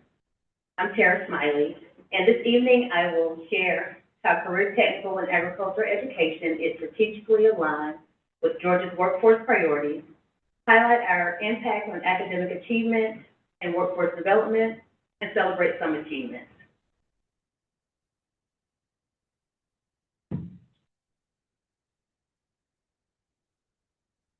CTAE continues to support student success in all areas by preparing students with the academic, technical, and employability skills needed to thrive in their post-secondary endeavors. The Georgia Department of Education recently reported a 99.43% graduation rate for City Schools Educator students who completed at least 2 courses in a CTAE pathway. That number reflects what we see every day. When students are engaged in relevant learning, they stay on track and they graduate. In this graduating class, 183 students completed a full pathway on campus or a technical certificate of completion through dual enrollment and earned a credential of value connected to their coursework while earning their high school diploma. Our students are also making an impact before they even graduate, with just over 100 students participating in work-based learning across the metro area. Our work-based learning students logged more than 13,000 hours on the job and contributed nearly $635,000 to the local economy. That data shows that CTAE supports high graduation rates, strengthens post-secondary outcomes, and directly benefits the Decatur community. Georgia's high demand career list really helps us stay grounded in what matters, preparing students for careers that are needed now and will be needed in the future. It highlights the industries and occupations across the state that are high demand, high skill, and high wage, and we use it as a guide when shaping our CTAE program. All 10 of our career pathways align directly with those high demand industries and Georgia's workforce priorities.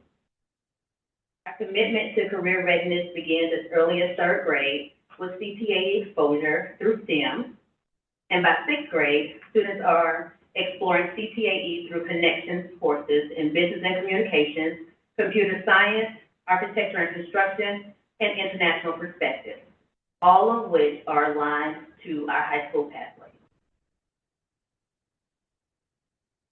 Most of our dual enrollment students are enrolled at Georgia Piedmont Technical College or Georgia State University, but students are taking courses at institutions across the metro area, including Atlanta Technical College, Georgia State, and Georgia Tech. We've grown from 125 to 185 students since last fall, indicating increased student interest in earning college credit while still in high school. While the majority of our dual enrollment students are earning academic credit, others have honed in on their immediate career goals and are pursuing technical certificates of completion or in specific industry certifications that will accelerate entry into their chosen profession. Right now, 5 students are enrolled in Early College Essentials, 11 are working toward nurse aid certification, and 4 are pursuing 2 automotive PCCs in engine performance and engine repair. Dual enrollment is reaching a wide range of learners. Students in the IB diploma and IB career programs, as well as students supported by ESOL, IEP, and 504 are accessing dual enrollment options, emphasizing that this opportunity is accessible and supports a range of post-secondary goals. When we talk about student achievement in CTAE, we're really talking about student engagement. Students doing meaningful work and seeing how what they learn connects to the world beyond school. That engagement starts early and continues through high school. In our upper elementary schools, students are learning computer science concepts and using those skills to code spiral bots and navigate mazes they've measured out in a STEM activity. It's fun, it's hands-on, and it builds problem-solving skills. Beacon Hill students in audio, video, technology, and film are producing and delivering weekly news. They're collaborating, telling stories, and building technical and communication skills for a real audience. The City of Decatur Fire Department works with our JROTC and our nursing students to teach CPR and first aid skills, giving these students training from professionals who use these skills every day. Through our newest partnership with the Fulton DeKalb Hospital Authority, students interested in public or community health careers will participate in a 6-week summer experience on the campus of Morehouse College at no cost. This removes barriers and opens doors for students who want to explore careers focused on serving their community. We also have a strong partnership with Georgia, where an apprenticeship opportunity recently emerged for graduating seniors who are serious about becoming line workers. This creates a clear, direct bridge from high school into this high-demand, well-paying career. For many of our students, this hands-on learning doesn't stop in the classroom. It continues through our career and technical student organizations, and this is where we really see students step into their confidence. This year, we have 54 students active in HOSA. 27 of them are heading to the Hostess State Leadership Conference later this month.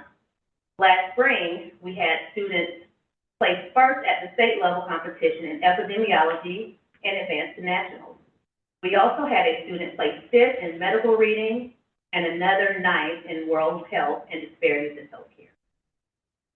In FCCLA, we currently have 150 members.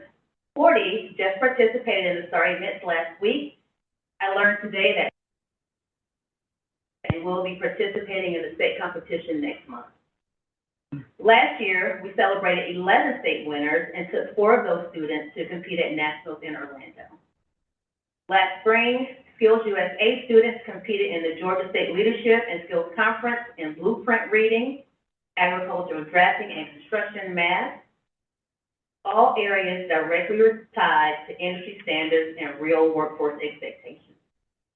Across all of our CTSOs, including FIRST Robotics with 20 students and CTI with 12 students, we're seeing students demonstrate their skills and experience real professional growth, produce work to industry standards, and build their leadership skills. What we're really seeing through our CTSOs is students beginning to picture themselves in these careers, and that's where our Grow Our Own work comes in. This initiative is about supporting internship and job opportunities for students who want to return to Decatur as professionals. Last spring, we hosted our first Future Educator Signing Day, celebrating 5 students in both of our education pathways who plan to pursue degrees and careers in education. Each of these students signed a letter guaranteeing an interview with City Schools of Decatur upon completing their course requirements and attaining their professional credentials. Some of our other district departments support our pathway completers through work-based learning placement. We have students interning with our CSD technology team, gaining real experience in IT support and systems management under the supervision of our school-based technology support specialists. The operations department has committed to providing experiential opportunities for students as well. Interviews are currently underway for health aid vacancies for CNA students who recently graduated in December. And nutrition services will begin interviews in March for juniors completing the culinary arts pathway.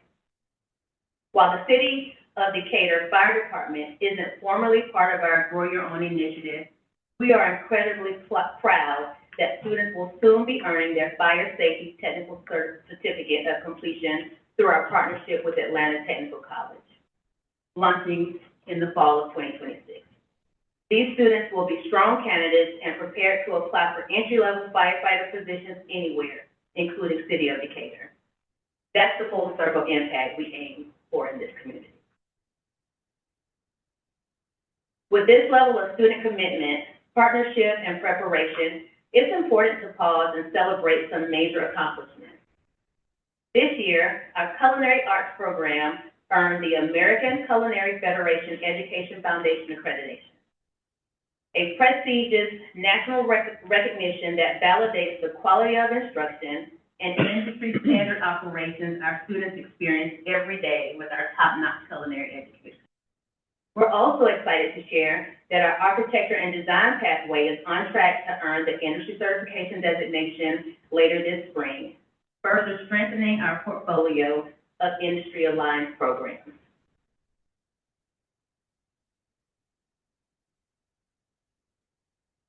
Right now, our focus with artificial intelligence is on building understanding and using it thoughtfully in our CTAE classrooms. Our instructional technology coach is working with CTAE teachers to support the development of lesson plans that emphasize ethical and responsible use of industry-specific artificial intelligence, even classes where students are not yet using AI to create. We are already seeing meaningful examples of this work in action in our Teaching as a Profession pathway. This past fall, Kennesaw State University's Bagwell College of Education selected Decatur High School to launch the first Avatar Lab.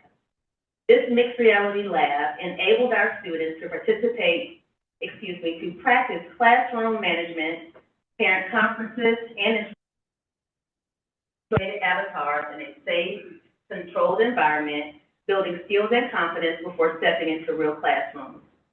As a fairly new administrator, I personally see how this could be beneficial for both new and veteran educators.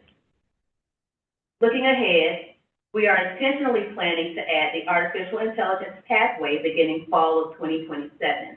Once we have identified teachers and provided the training and endorsements needed to deliver the pathway with quality and fidelity. The state-approved 3-course sequence will guide students from understanding how AI works to applying those skills. In addition, this pathway aligns directly with our KPI of expanding our offerings for students. This approach allows us to be thoughtful and responsible, supporting teachers now, exposing students to real application, and ensuring we are ready to offer a strong, sustainable AI pathway when the time is right.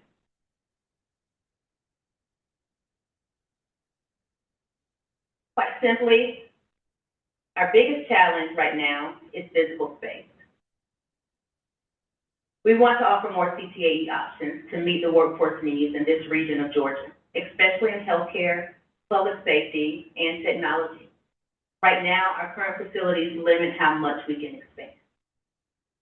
If we had additional space, we could reimagine the current Fraser Center space for programs like surgical technology, fire safety, or EMT training through on-campus dual enrollment, strengthening the CTAE advantage by providing access for all students to leave Decatur with a diploma and entry-level career credentials. The reality is that CTAE offers many clusters and pathways that support student success in different ways, and there are opportunities for growth. Our challenge is making sure we have student interest while also responding to regional workforce needs. Our priorities moving forward include solidifying our AI plan, which I described a moment ago, strengthening CTAE through lower elementary exposure, and launching a major marketing campaign for the Peach Education Tax Credit. Imagine our youngest students being introduced to careers in a fun, hands-on way, learning through projects that spark curiosity, engage community career professionals, and end with a showcase for their families to see what their students have learned and created. We're especially excited about launching our K-2 CTAE pilot. Last fall, we had the opportunity to visit Britt Davis Elementary, where CTAE career clusters are integrated into project-based learning experiences. Even at a young age, students were exploring careers in health science, engineering, information technology, business, and agriculture. Academic standards are connected to real-world applications, helping students begin to understand how what they're learning today connects to what they might want to do in the future.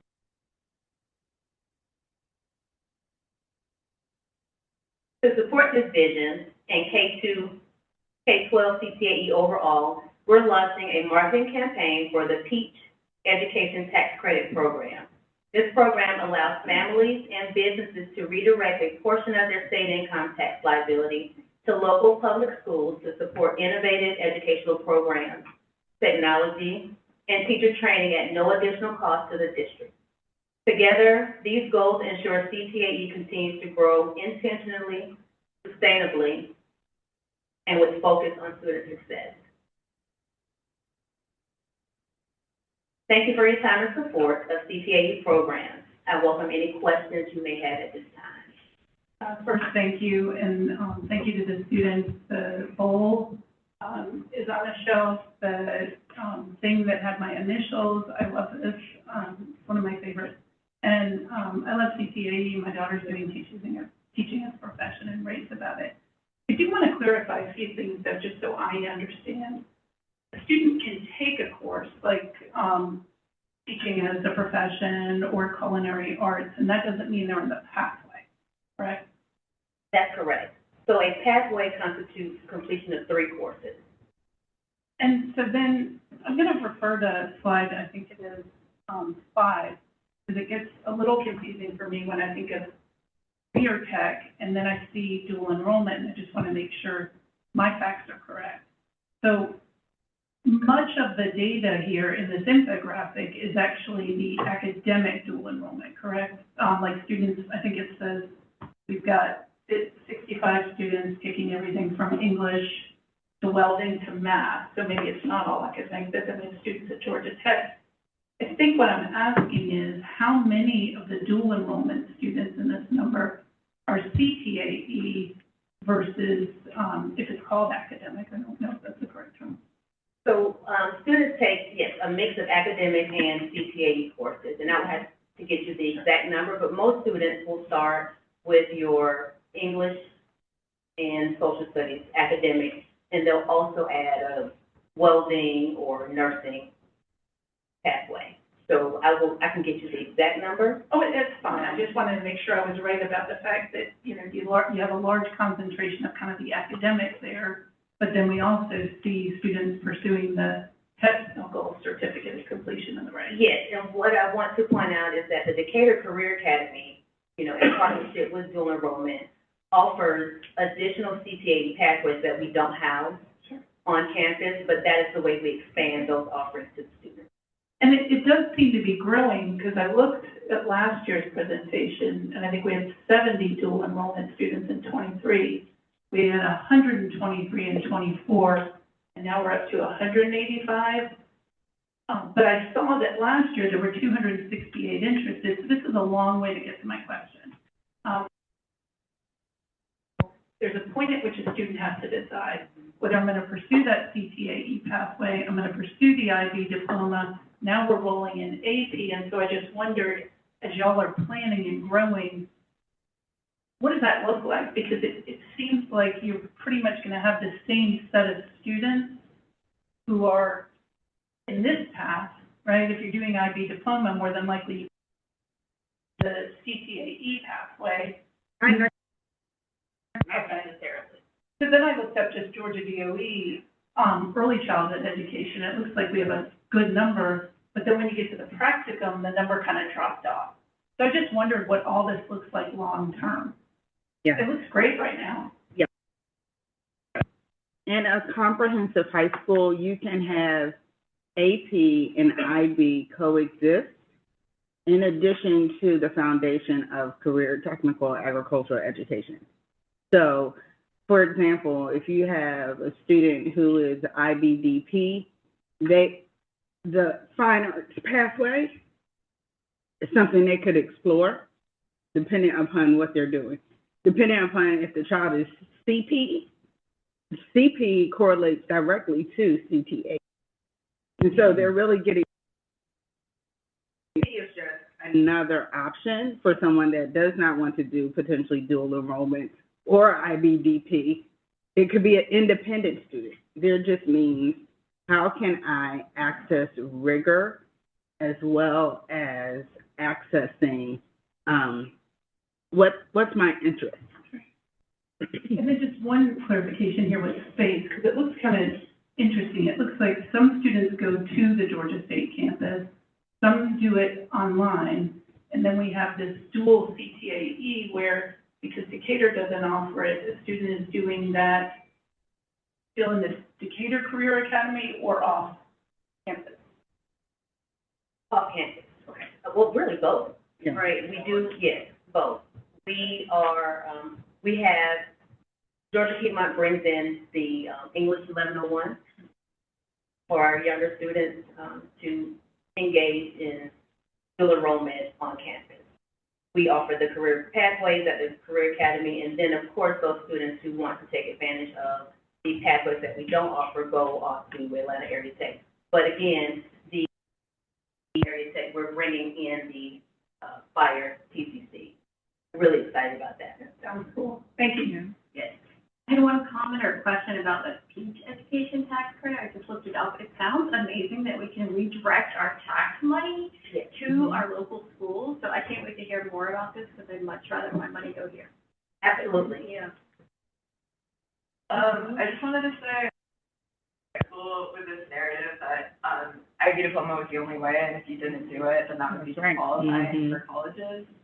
And because of doing this, actually, you know, I do internship, I do dual enrollment, and getting into colleges, and, you know, Yeah. have found a lot of flexibility in my schedule to, Mr. Adams' chagrin. He thinks I'm shirking in my work, but, you know, IB diploma doesn't work for everyone, and I'm really proud that we're not just offering alternative options, but really making it known that there isn't there. I think that's Absolutely. a great point. Mm-hmm. And if I could just add, CTAE is not an alternative option. It's a parallel option. And if, Dr. Wood, if you don't mind, I just want to share this story. My son, William Smiley, is a freshman at Morehouse College, dual engineering degree major. He was able to carry in dual enrollment credit, save me a lot of money. He's already been able to, exempt is not the right word. He has received credit for all of his entry-level engineering courses because of the dual enrollment courses he took at Georgia Tech. I appreciate that. I think it also gives kids the, you know, if they want to do IB diploma, go ahead, if it's the thing that you would like to do, but it gives kids some ability to craft their own adventure. If they feel like they want to be pre-med, and you said EMT, I almost jumped out of this chair. Like, if there's a way that you could get kids on an EMT pathway, but maybe they want to be EMTs, maybe they want to be EMT trained, but then go into med school, they could still do that. So I think it gives them a level of control that I think high school students both need and also appreciate. So. Absolutely, and I'll just share a sneak peek. Fire safety is the first year. We'll bring on EMT the second year once we figure out what that scheduling looks like. So call for the yes. I want to put a quick plug in for any adults who are actually interested in any of this. I appreciate being given the opportunity to sign up for the Fine Furniture Program. Any adults that want to sign up at the high school to do this in the evenings, I think that's now currently active. It is. I cannot attest to how fine my piece of furniture is going to turn out. That might have bitten off more than I can chew, but I'm very, very excited. Thank you so much for signing up. Thank you. Thank you, Ms. Smiley. We're proud of the continued success of CTAE and the work on the AI pathway. And when I think about the fire safety technical certificate, this program holds very deep personal meaning for me because it was co-designed with the late Captain Gary Menard. So on October 7, 2025, right across the street at National Night Out, Captain Menard and I shared a very pivotal conversation around what this would look like. And then you think about it, just days later, he passed. And so he was very passionate about bringing CTAE and the firefighter program here to Decatur. And so when you think about fire safety, CPR instruction, internships, just like board member Batra said, all of those things bring things to life for our students. So we will continue to honor his memory, Captain Menard, for his commitment to our young people through this partnership with the City of Decatur Fire Department. Thank you, Mrs. Smiley, for your insightful presentation. During my time at the Capitol for GSBA Advocacy Day, I had the opportunity to connect with HOSA students who also as the Health Occupation Students of America. After interacting with your students and your staff, I am optimistic about the promising future of the healthcare field. Dr. Whitaker, please introduce the next presentation. Thank you, Chair Sultan. I would like to call on Mrs. Adina Walker, Chief Human Resources Officer, to present FY27 Compensation Part 3.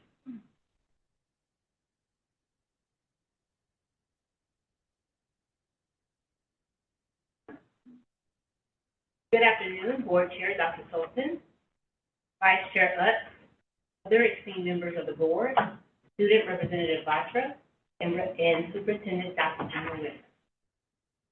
Today's presentation is Part 3 of the multi-year compensation reform for Year 3 of the five-year strategic plan. This presentation responds directly to the Board's request to take a deeper look at the competitiveness of our teachers' salary structure with a particular focus on mid-career educators and to examine how targeted adjustments to the salary structures can improve rankings across all certificate levels beyond year 12. The compensation process aligns with the strategic accelerator cultivating and retaining high-quality professionals. This chart illustrates our current FY27 total compensation by certification level in years of service. As a reminder, the numbers at the top of the box reflect the numbers of certificated staff paid on the teacher scale within each subgroup. The center boxes are the number of certified employees at each degree level. Currently, the entry level for bachelor's and master's degree holders rank 1 out of 9, while master's and doctorate holders rank 3 out of 9. For mid-career educators who hold bachelor's and master's degrees, they rank 3 out of 9, placing them in the top quartile, while master's and doctorate holders are just shy of the top quartile goal, with ranking 4 out of 9. At the top of the career scale, bachelor's, master's, and specialist levels rank 4 out of 9, with bachelor holders ranking 3 out of 9. In today's Part 3, we examine what it would take to move our salary rankings to second, if not first, positions across experience levels where the majority of our certificated staff lands on the teacher scales. In doing so, several important guardrails were considered: maintaining a logical and sustainable salary structure, avoiding adjustments that would inflate one experience band at the expense of the others, and honoring longevity and experience. Equally important, any proposed investments need to be financially sustainable year over year. Throughout this analysis, we remain anchored in the board's goal to maintain top quartile competitiveness. Today, I will walk you through several new options for consideration, along with a more nuanced look at the 3% COLA proposed option presented in January. To assist you in your decision-making, a companion guide accompanies this presentation. The guide highlights the compensation options that will be presented. As we review each option, you may indicate your preference by checking the option. The guide also provides a snapshot of salary rankings for in years of service. At the conclusion, the highest estimated salary only costs for each option are included. This will, before adding benefit costs and step impacts for the options selected by the board. So you do have your decision guide, correct? Yep. Okay. Option 1 represents the most comprehensive and most aggressive investment. It fully addresses the board's request to strengthen compensation for mid-career teachers across all certificate levels in years of service. This option raises the entry level to $63,000 at a $6,500 increase between degree levels and applies a percentage step increase across the entire salary schedule to better reward longevity. As a result, the district ranks 1 or number 2 across all degree categories, including the mid-career ranges that prompted the board's initial request. The estimated cost of this option is approximately $4.1 million in salary only. For option 2, this builds off our current salary structure and takes a phased approach. In phase 1, the entry salary level is again at $63,000. The separation between degree levels is $6,500. And from there, the step percentages are adjusted by an additional 1.5%, with the opportunity to increase the step percentages phased over subsequent years. This option increases the mid-year career teacher to 2 out of 9 for bachelor's and master's, and for a specialist and doctorate, they are still slightly at 3 out of 9. However, for specialists, it will only take about $1,300 to reach 2 out of 9, and for doctorate level, just over $2,500 to reach 2 out of 9 as well. The estimated cost of this option is approximately $3.4 million salary only. For option 3, this also using a flat dollar increase to begin smoothing the salary scale. Under this option, the entry salary level increases to $63,000. The separation between degree levels increased by $6,000. The uniform flat rate increases are applied to each step. So for bachelor's level, it is $1,000 for each step, and $1,350 for master's, specialist, and doctorate levels. This approach improves competitiveness and raises the bachelor's and master's level to 2 out of 9, while the specialist and doctorate levels will be addressed in subsequent phases. As with any dollar amount approach, this option will require the district to continue using flat dollar increases rather than percentages going forward. The estimated cost for this option is approximately $3.3 million salary only. For option 4, this reflects the proposed 3% COLA applied to the current salary scale for all teachers. While this option is the most conservative that we have presented today, it is still competitive and continues to support the district's goal of maintaining top quartile positioning among peer districts. This option also smooths the D6 and the T7 scales beyond year 26 by addressing the current structure that provides depth.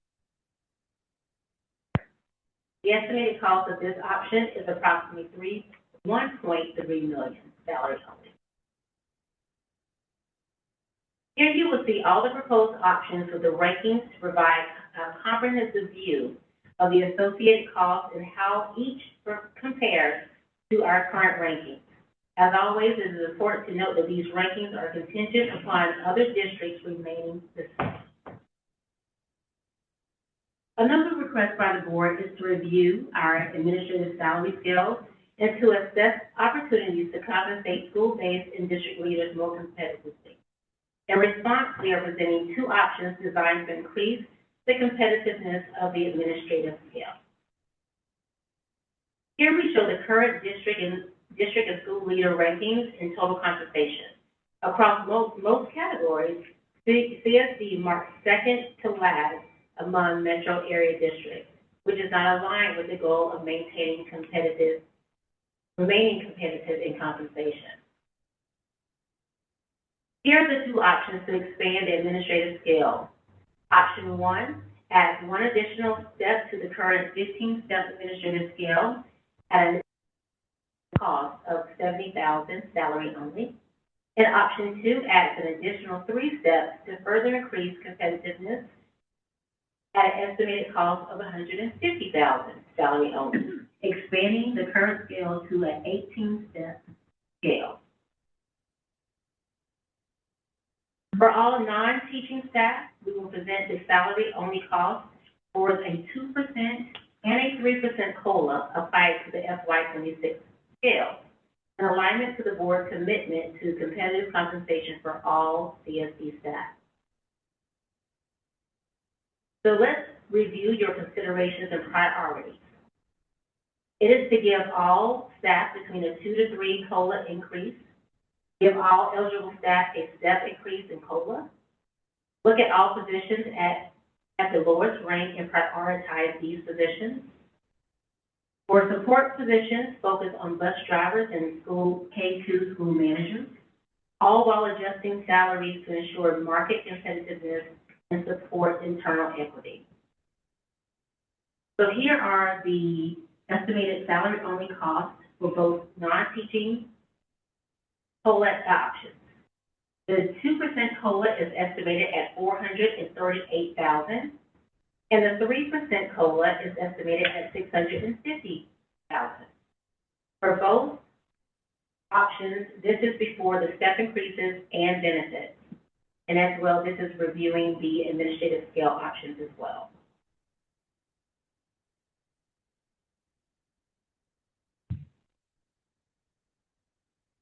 With all of the compensation options presented today, the following reflects the highest. These are the other board-accepted compensation increases that will be factored in the overall proposed draft budget. With all the compensation options presented today, the following reflects the highest level of consideration. Each consideration includes a teacher compensation option, a 3% COLA for non-teaching staff, the option 2 for administrative salary scale, and all other approved staffing increases before benefits and step increases for all eligible staff.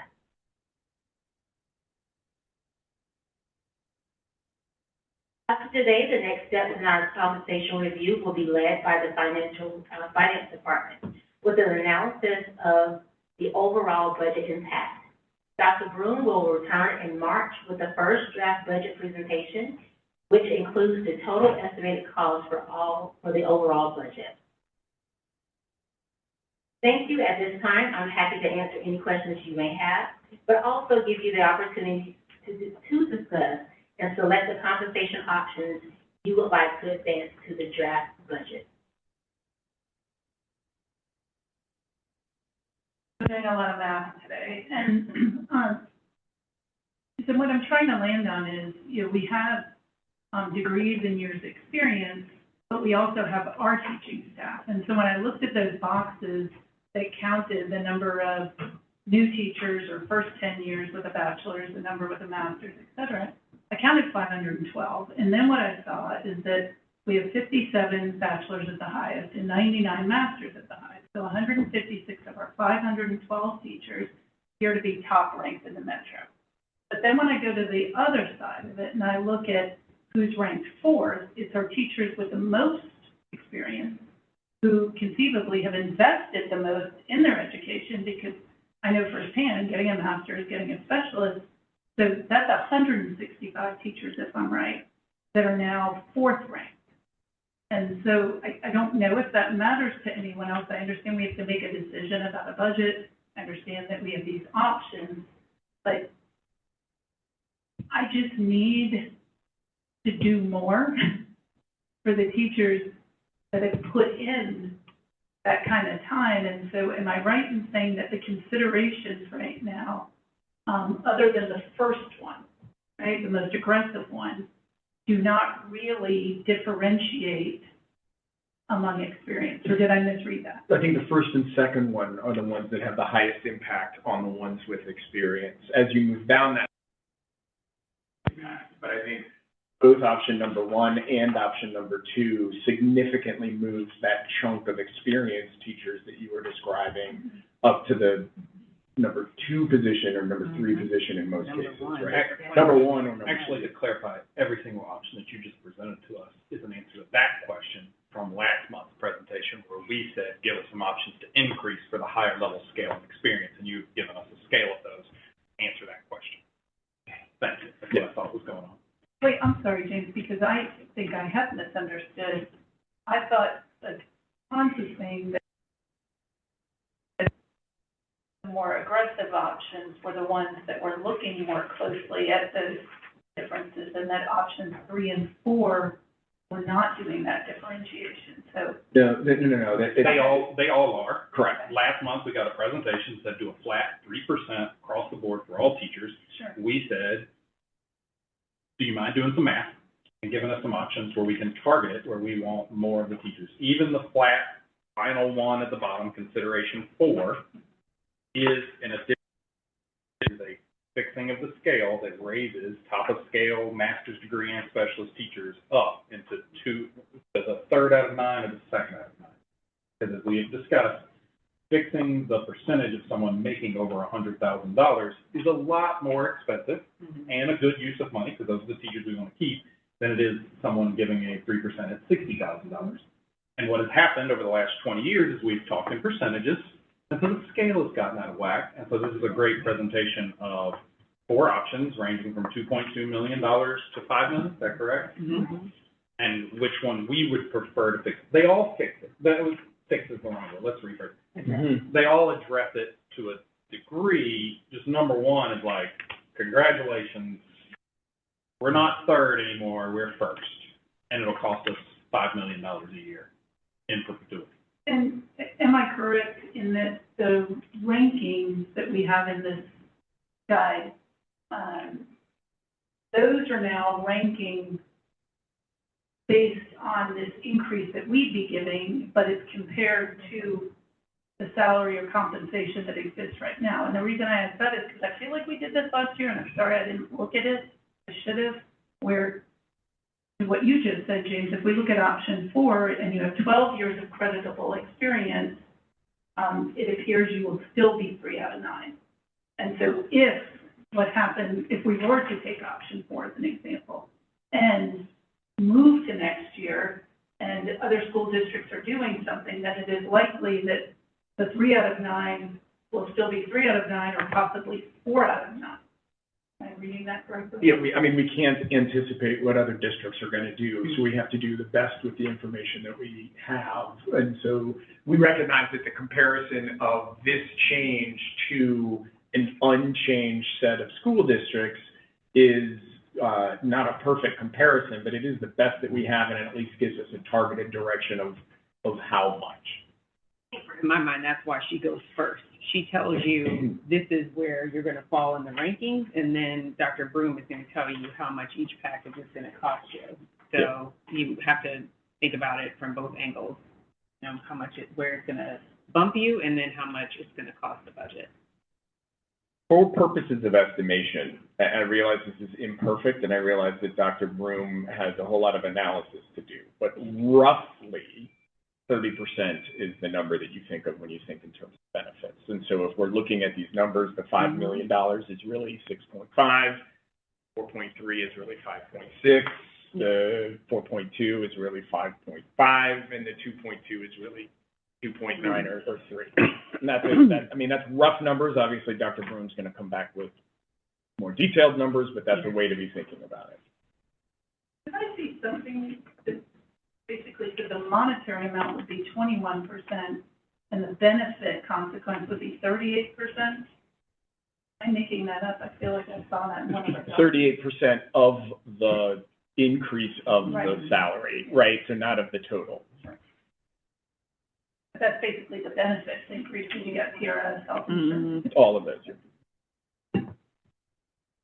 Hold on. Sorry. No, I think you're talking about the 5-year history, the 5-year history of the budget. And over the past 5 years, benefits have gone up 38% and salaries have gone up 21%. That's a presentation for later on in the board meeting. That's what you're talking about. And a number of that 38% is a lot of unfunded insurance mandate requirements put down by the state. Yeah.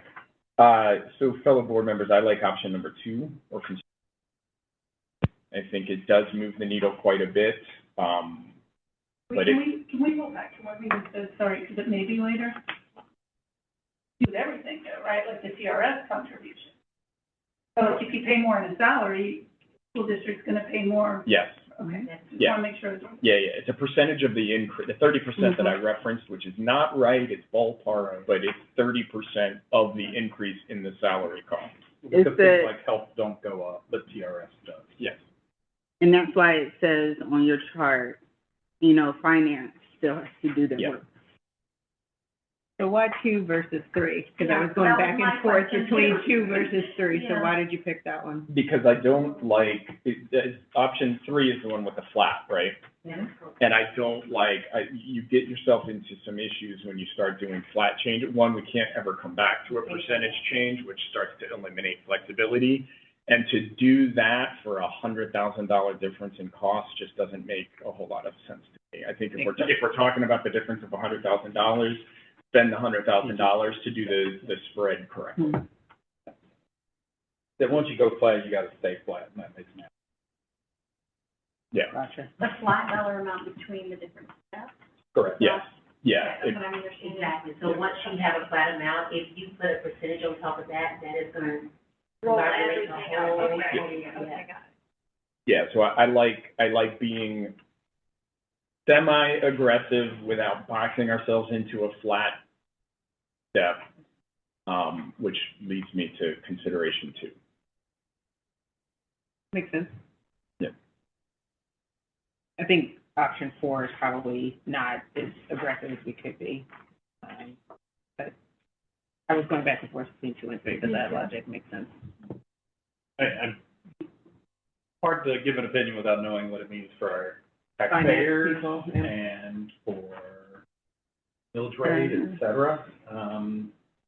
So to that point, Yeah, I want us to remember, one of the priorities was to present a balanced budget. agreed. So in this, we are increasing what would be the expenses to a tune of how much when adding in your 30%? 5.6. Okay. That's if we use consideration two. I just wanted to say that. What are you saying? Mm-hmm. To add in 5.6, I'm going to have to cut 5.6 if you want to present a balanced budget. Or you're just, we know we have a fund balance, but the fund balance being used one time is, that's why I was saying it. So I just wanted to say that out there. I think that's also the tricky part with looking at this in terms of rankings. We don't know what other school districts will do. It could change, and I think that's where after this our mind needs to shift to, if this is the package that we want, what it's going to do for the budget. Because we did set a goal for her, it is true, to get up to the top third, and if we've gotten her in the ballpark, then I think we need to shift our minds a little bit too, if it's something that we can afford and sustain, because the rankings may just adjust slightly, we may have to be a little bit okay with that. What I like about making a relatively larger shift this year, right? There's a couple of things. We make a relatively larger shift this year, which opens us up to the ability to be more flexible in future years about impacting some of those different rankings without having to incur the cost of the step spread. We happen to be in a year where we do need to spend some of the dollars that have come in prior years. And this fix on the step spreads is always in front of us if we don't address it now. Like, this is a thing that needs to be fixed. Why do we do a small fix on it now or a large fix on it now? But a fix is necessary given where we are in the tables. We cannot move those large chunk of experienced teachers that Board Member Anderson was referencing. We cannot move them up unless we fix the spread in the steps. Like, that's not possible to be done. And so I think it's worth us having a hard conversation. I think in terms of impacting teacher salary, giving us the flexibility to continue to grow our teachers, showing the appreciation for our most experienced teachers, I think that all leads me to consideration too. I do also want to say, just for the record, that I don't think this is the board saying, come hell or high water, we're going to spend $5.6 million no matter what happens within the budget. I think we're giving you a direction to what we would like to see happen. If you come back and you say, look, it can't be 5.6, it's going to have to be 5 max. What are you willing to flex on to get to 5? Then we have that conversation, right? Okay. But it's going to have to be 400,000. That's not going to be sufficient. No, it wouldn't be that, but just wanted to. I agree with that. Although, I do want to point out, thanks to the HR department or whatever, that where we are now, slide 5, we are in the top. Oh, absolutely. We're doing a much better job than we were 8 years ago. I mean, to look where we are now. Well, yeah, over on the right. I know that 4 out of 9 is not good down at the bottom, but, we used to see 7 out of 9s and a lot of 1s and 3s there, so. Yep. So the decision is to go forward with option 2. I'm in agreement with that, Board Member. Thank you. Okay. Pass it on to the finance department. Thank you, Board, for your guidance. Staff will use it to develop the first draft of the budget and present it at the next board meeting. Thank you, Mrs. Walker, for your thoughtful approach to compensation. This board has committed to ensuring competitive compensation as part of our strategic plan, and we have made meaningful progress. Dr. Whitaker, please introduce the next presentation. Thank you, Chair Sultan. I would like to call on Mr. Jarvis Adams, Chief Operations Officer, and Mrs. Jennifer Burton, Assistant Superintendent of Teaching and Learning, to provide an update on the new Early Childhood Learning Center and DHS expansion. Also, members of Parish Construction Group, GMC, and Ascension Program Management will join.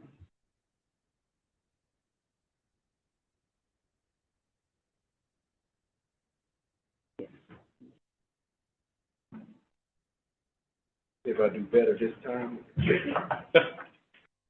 wear my glasses.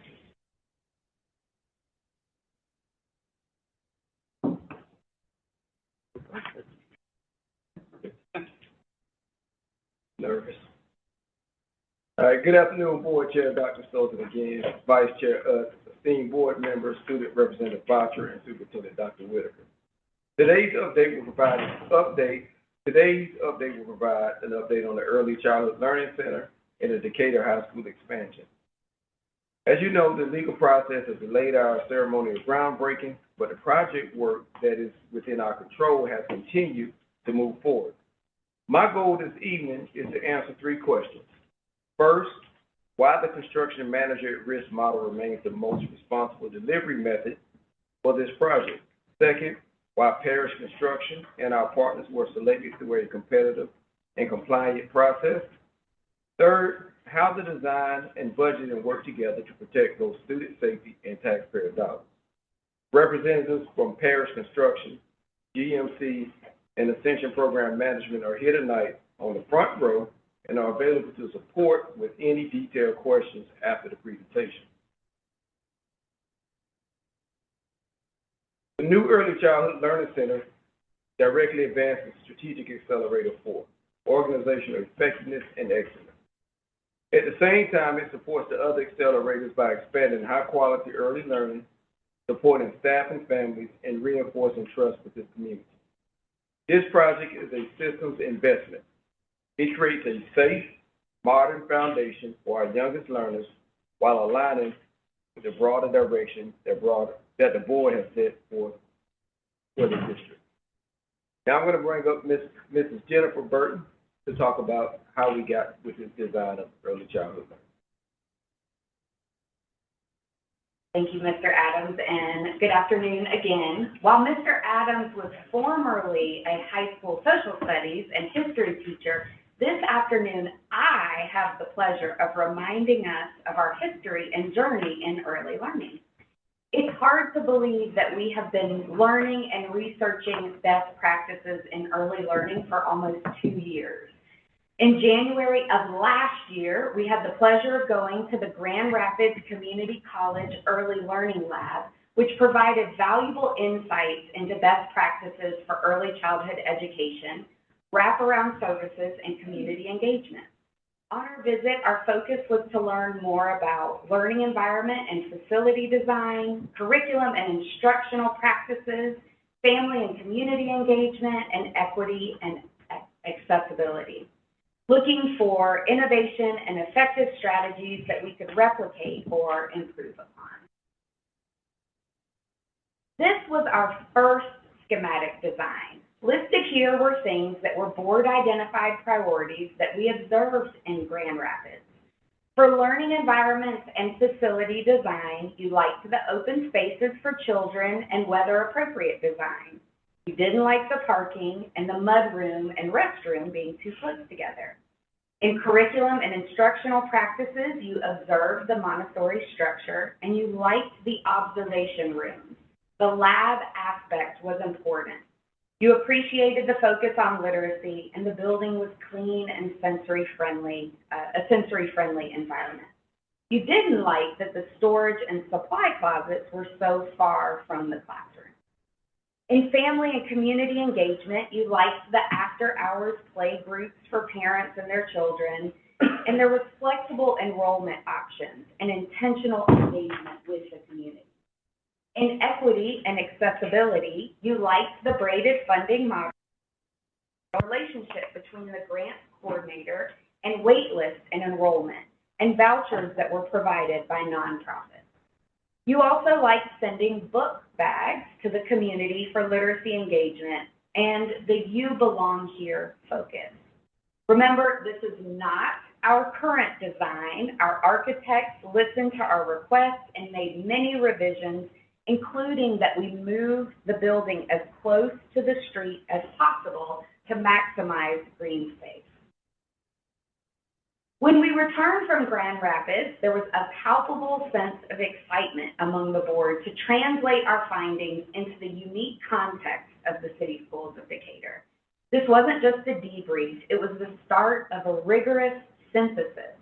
We captured critical that align with unique needs. As you can see in these images, the momentum carried directly into our February 2025 board retreat at the Epster Center. There we moved from observation to action, engaging in a deep dive collaboration to begin crafting a vision statement that ensures every student in Decatur benefits from these innovative practices. Based on the board's draft statements created in February 2025, we synthesized a single cohesive vision statement shown here, collective priorities, and aligns with the strategic plan. We recognize that the vision will be embedded as the guiding force behind all of our programming decisions, staffing allocations, and culture building. Mr. Adams? Thank you, Mrs. Burton. For the history lesson, I will now bring us up to the present day and proceed with the construction update. Before we talk about specific partners, I want to briefly revisit why the district selected the construction manager at risk model for this project. In very simple terms, design build can be fast, but it provides less owner control. Design bid build, better known as hard bid, can produce a low initial bid, but often leads to more change orders and cost fatality once the project is underway. The Early Childhood Learning Center is a complex project. It will require significant degree of safety infrastructure and coordination among many trades, including structural, mechanical, electrical, plumbing, and especially early childhood spaces. During a period of construction costs that change, CMAR gave us three advantages: early collaboration between the architect and the builder, a guaranteed maximum price, and shared responsibility for value engineering. Paris joined the team at roughly 50% completion of the construction documents. Since that time, they have worked alongside GMC to refine design, support our goal of LEED Silver certification, and anticipate any permitting and inspection needs with the city, and plan procurement with cost and schedule in mind. For a project of this size and complexity, CMAR has been the most responsible way to manage risk and protect taxpayer dollars. With that context, I would like to speak briefly about why Parrish Construction was selected as our CMAR partner. Parrish was chosen through a competitive request for proposal, process that followed all state procurement requirements. The evaluation team used a detailed scorecard and considered experience with K-12 projects, qualifications of key staff, approach to safety, and phasing, partnership with architects, and proposed fees. Parrish rose to the top of that process. They brought in a strong record of K-12 and early learning work across Georgia, including recent construction at St. Thomas More here in the city of Decatur. That project gave them direct experience with our local zoning, planning, and inspection expectations, which reduced risk for the district. Their proposed fee structure was competitive, and their interview demonstrated a clear understanding of how to manage a complex, community-visible project on a tight urban site. We have been pleased with the expertise, professionalism, and responsiveness of Parrish that Parrish has demonstrated to date, and we appreciate their continued partnership on behalf of our students and families. I now want to ground us in the actual construction costs and the protections that are built into the contract. The construction contract for Early Childhood Learning Center is approximately $21.5 million, with a guaranteed maximum price capped at $22 million. That number includes construction, general conditions, fees, contingencies, and allowances. Some public reports have referenced a higher figure around $23 million. The executed GMP, or guaranteed maximum price, documents in your packet show that your current is below $22 million cap, below the $22 million cap. Any unused contingency or allowances are credited back to the City Schools of Decatur through deductive change orders. Savings do not remain with the contractor. Ascension Program Management has independently reviewed the GMP line by line and confirmed that it is a competitive and aligned with our current market conditions for similar projects. In summary, the district has a clear ceiling of construction costs, a contract structure that returns unused funds to City Schools of Decatur, and external program management oversight to help us steward every dollar well.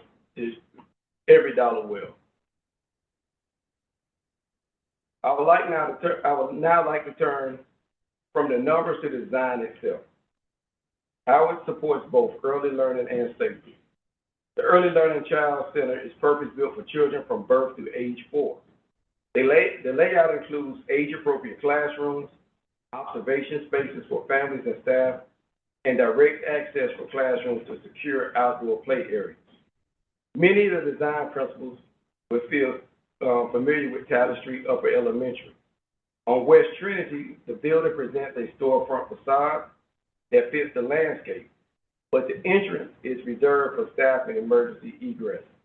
The primary monitor entrance is pulled back from the busy traffic, which improves safety and arrival management.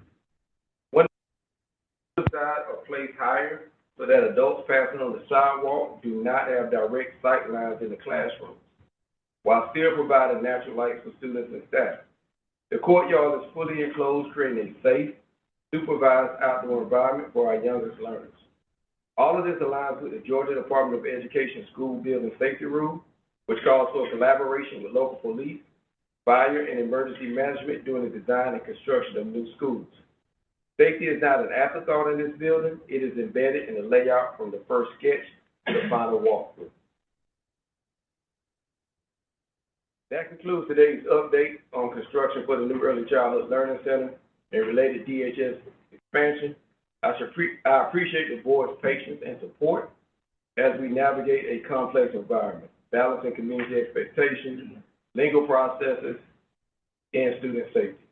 I'm happy to answer any questions or hear any guidance that you may have. Do we have elevations yet? We could see what the building's going to look like from the sides, or the renderings of that nature. We do. I just got it. Just got it. All right. So we don't need to see it now, obviously, but it would be interesting. Yeah. Thank you. We can make that available at the February board. The retreat. Great. Because I appreciate the history, and, I remember, James, you did something once when I asked about responses to emails, and I wasn't on the board during COVID, so I had no idea, right, how many people could be emailing. And so along those lines, when I get questions sometimes, I'm not confident I'm answering them correctly. So part of this is to make sure that I am being clear and sharing the correct facts. So we came back from Grand Rapids on February 4th. I love going because I just looked it up to make sure dates are right. And it looks like the RFP for the CMAR was issued on February 4th of last year, right? I'm talking about February 4th, 2025. And so I think the first thing I'm trying to understand is, at what point was the CMAR decided on? So let me speak to what I know of. So I started March 18th. Yes. A couple weeks after I started, maybe in April. And even if I get that wrong, we conducted CMAR interviews. And so we had a package of about 9 people that we looked at. We narrowed it down to 3. And then we interviewed those 3 candidates. Then we used our criteria, and we made a selection to CMAR. So I started March 18th. So anything prior to March 18th, I wouldn't have I really couldn't speak to. I wouldn't know. Your question was what date was Parrish selected? Well, no, not Parrish, but so, my understanding is, as you presented, that there were effectively 3 ways to budget. Right. And CSD landed on the CMAR approach method. And according to the slide, because I clicked on the link that we have in our presentation, and it takes me back to the CMAR, I think it's called an RFP, Yep. and that is dated February 4th, which is the date we came back from Grand Rapids. And so I'm just trying to make sure I could explain to someone how the CMAR was when. Out of the 3 processes of construction models, design, build, design, bid, build, or CMAR, we knew that CMAR was going to be the best for all of the reasons why Mr. Adams said. It was always going to be the CMAR. Okay. I wouldn't know of anybody that would want to do, What we're doing. like, you wouldn't want to do a design, bid, build, tariffs are going to be yours. That wouldn't be a smart decision. You can do it, it just wouldn't be a smart decision. So then, the Grand Rapids visit, which I very much appreciate going to, it effectively was already moving us into a different arena because the CMAR, all of these terms are No, had already been decided before we went to Grand Rapids. Is that correct? The Grand Rapids trip was about looking at best in class for instructional. That Grand Rapids didn't determine the construction model that we were using. We were really there to, if you go back to the instructional practices, the community engagement. So that visit wasn't about construction model selection. So then, and I'm sorry, again, I just want to make sure so I can finally answer people's questions. But I thought we were told that Grand Rapids was also designed, and we saw a slide from the board retreat, which was a few weeks later, right, that talked about observation rooms and mud rooms. So if that's not construction, that's interior design? This is the construction, the model. So it's not the actual, it's not the building or the schematic design. Right, this is our delivery model. When we learned about the design, we came back and worked with the architects on those design things. But this is a delivery model. So in short, Grand Rapids had nothing to do with CMAR. No. The output from Grand Rapids went more to the architects, which creates the design that then the CMAR executes. That's right. And so nothing to do with Grand Rapids had nothing about Grand Rapids had anything to do with CMAR. Right. And that was all executed by the administration on the side of operations. Yeah. So what date it overlaps with really also is not correlative Okay. with us. And so then I think that's really the last question I need to have answered, which is through this ECLC design, what's operations and what's governance? Because that's where I get confused, because the board retreat, seemingly, and I appreciated your summary because I listened to the board retreat over the weekend to make sure, I can go from memory, but that's flawed. And so on one hand, we were being asked that according to this, the board wanted observation rooms, or the board didn't want a mud room. And therefore, the mud room's not in there and observation rooms are in there. So I would love to understand more of what the board's role in this is, besides approving the contract for a CMAR and approving the budget. Because I'm being told that some of these things that happened were direct results of what the board said. But now we're hearing that it's administrative. The board can have an opinion. Right. Mr. Adams can say that's a stupid opinion, Mr. Herndon, and you should take it up the street. But he asked me, I did not go to Grand Rapids, I have a conflict, but that can influence what goes into the building process. But for the board to vote on what the building looks like would be highly inappropriate.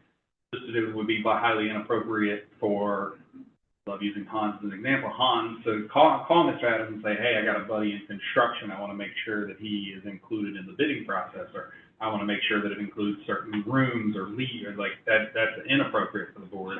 But the board, because we work with a superintendent who values our opinion, goes through the process of asking, hey, what do you want? Now, I do think the board has a role to play in the vision and mission statement for the ECLC, because that is a policy-based thing, and whether we need an ECLC or not, yes, it does. But then I do think that the superintendent does a little bit of a disservice by including and asking for opinions on certain issues, and it's gotten us in trouble in the past where we've gotten to the point where, like, wait a minute, I was just asking your opinion.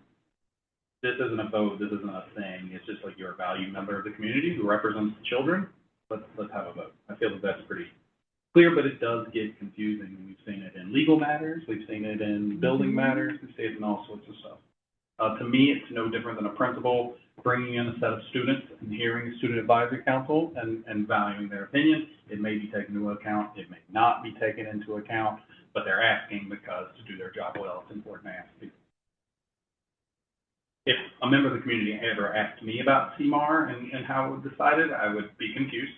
And then I would explain, to me, it's the equivalent of when my wife and I decide to buy a house, we'll go on a tour of homes and we'll look at homes to decide what we want in a home. But then in another world, we're starting to talk to a mortgage broker, we're starting to look at our finances to figure out how we're going to pay for it, what process we're going through in order to pay for it, what makes the most sense for our budget, while simultaneously we're figuring out whether we want a second story, we want an old home or a new home, and then providing feedback. So CMAR is more like how you're going to finance it, how we're going to hire, what our relationship with a construction company is going to be like, which feels very different than the what do we want that project to ultimately be built like. And I think some of the board's role is directing community members to the people who have the extreme expertise. I think we've learned that rather than giving our own take on the situation, our own hot take, we don't have to answer these questions directly. If they have a question about CMAR, if they have a question about construction, or if they have a question about what the observation rooms are doing, and we do our best work by sending them to the person who can give them the best insight, not trying to answer it directly. But I do have to kind of just circle back to one thing, because I think the presentation specifically said it was the board who liked the observation rooms from Grand Rapids, and therefore those were built in. And yet, to your point, we're not experts. We didn't have the number of students who might be using these observation rooms. So I totally appreciate that. I would say, just in the presentation we just had a moment ago from our chief of HR, we could pick an option. Presented the recommendation of the administration, but that's not the way in which I lead and I work with this governance team. I say these are the options. Now let's get a consensus so that we know how we're moving forward. All right? Thank you. I do have one other question because it was published, and so I'm just not going to ignore it, which is the cost. And maybe Parrish, you could speak to that, because I read the Decatur article in which a resident is claiming, right, by citing various early learning centers that supposedly were much cheaper to build. So is there a way we could learn a little bit more about? So we actually read the article as well, ran through review. This job was put out to market. It was put out to subcontractors. It was issued typical as 30 days. We actually gave it an additional 15 days, so it sat on market for 45 days for review. There was some review for permitting. That's why we gave some additional time for subcontractors. Through the bidding process, we received 126 bids on the project. and it met all criteria that we needed, and it's meeting market square foot numbers. We've referenced St. Thomas More right up the street as well. The price per square foot for this ECLC is running right now at $619 per square foot. Just as a reference, St. Thomas More, which is different design, different components, but it is running $636 per square foot. Referencing your article that was brought up as well, there were several things that were stated. There was one in Alamosa, Colorado, to reference that back to a square foot was $613 per square foot. Doing some further research in that project individually, that project was not a set GMP. The owner was actually buying it as they went, and they actually were purchasing a pre-engineered metal building, which is a completely different design. Familiar. Yeah. But it's just different components that go with it. Some of the other things that were brought up in the article was a project at UAB, was a 2022 to 2023 pricing just for what research we could do. That would have been a $695 per square foot building in current dollars. And I can go through some more. There was one in Savannah, Chatham County, that was a 2022-23 building, and it was a $593 per square foot. The reason I'm stating all these is I just do want you to see that this building is priced to market. It is matching market conditions. Thank you, I appreciate that. Thank you. The other thing, my role, I'm Jeff Prime from Ascension Program Management. And I'm your third-party program manager working on behalf of staff and the team. My role is to be the independent individual who's looking at the data that is coming forward, comparing it to what I see in the marketplace as well, ensuring that what the bids that we're getting, that we have the coverage, and that they're representing the level of expertise that we're looking for. The other thing that I wanted to make sure of is sometimes the lowest bid isn't accurate. It may be missing scope. It may be with a contractor who has a reputation of not being on time or doing quality work. So it's a balance that we're looking at across the board. History has proven on the other projects that we've done in Decatur that this is an area that has a higher cost point, just due to the nature of what it takes to get materials in and out, and the limitations that some of the subcontractors have. St. Thomas, which is right up the road, was a great example. One of the leading reasons why we liked what Paris had is they had real-world examples of subcontractors that knew how to do work in this environment in the city of Decatur. So we've done an extensive amount of exercising of looking at each dollar that they've come up with, every bid that they've come up with, to make sure that the coverage is there and that the pricing is competitive. And I stand here before you to say that it is. Thank you. Oh. So we started working with the City Schools of Decatur in 2007, and we've managed probably most, if not all, of the major capital projects for you over the years, including all the renovations, expansions at the high school, at the Beacon Hill, many renovations and expansions at the elementary schools. Fay was another example, and then of course, most recently, TAP. Experience working in this area, not only just for you, but also for other clients and other K-12 clients as well. Thank you. Thank you very much. Mm-hmm. All right. Thank you both for the update and for keeping us informed of this process. Thank you so much. Thank you. Thank you. Dr. Whitaker, please introduce the next presentation. Chair Sultan, I would like to call on staff to discuss 12 policies for first read. 12. Was that a collective cheer I heard out of pure excitement. Good afternoon once again. Today, there are 12 policies on the work session agenda, and each of these policies was discussed in pre-work last month, and all are being presented for first read today. With the exception of the first policy we will discuss, the remaining 11 policies were identified as part of our 2-year policy review process, and each has a last review date from the 2022-2023 school year. These policies out to pre-work last month or identified during the pre-work discussion. So let's get started. First is policy ISBG, Internet Acceptable Use, which is an existing policy with revisions. The revisions presented last month were in response to Senate Bill 351, which requires specific language barring students from accessing social media on district-owned equipment, except under limited circumstances. Based on the discussion last month, additional revisions have now been included. Specifically, it includes language to define social media platforms. Language from the state statute was used to capture this rather lengthy definition.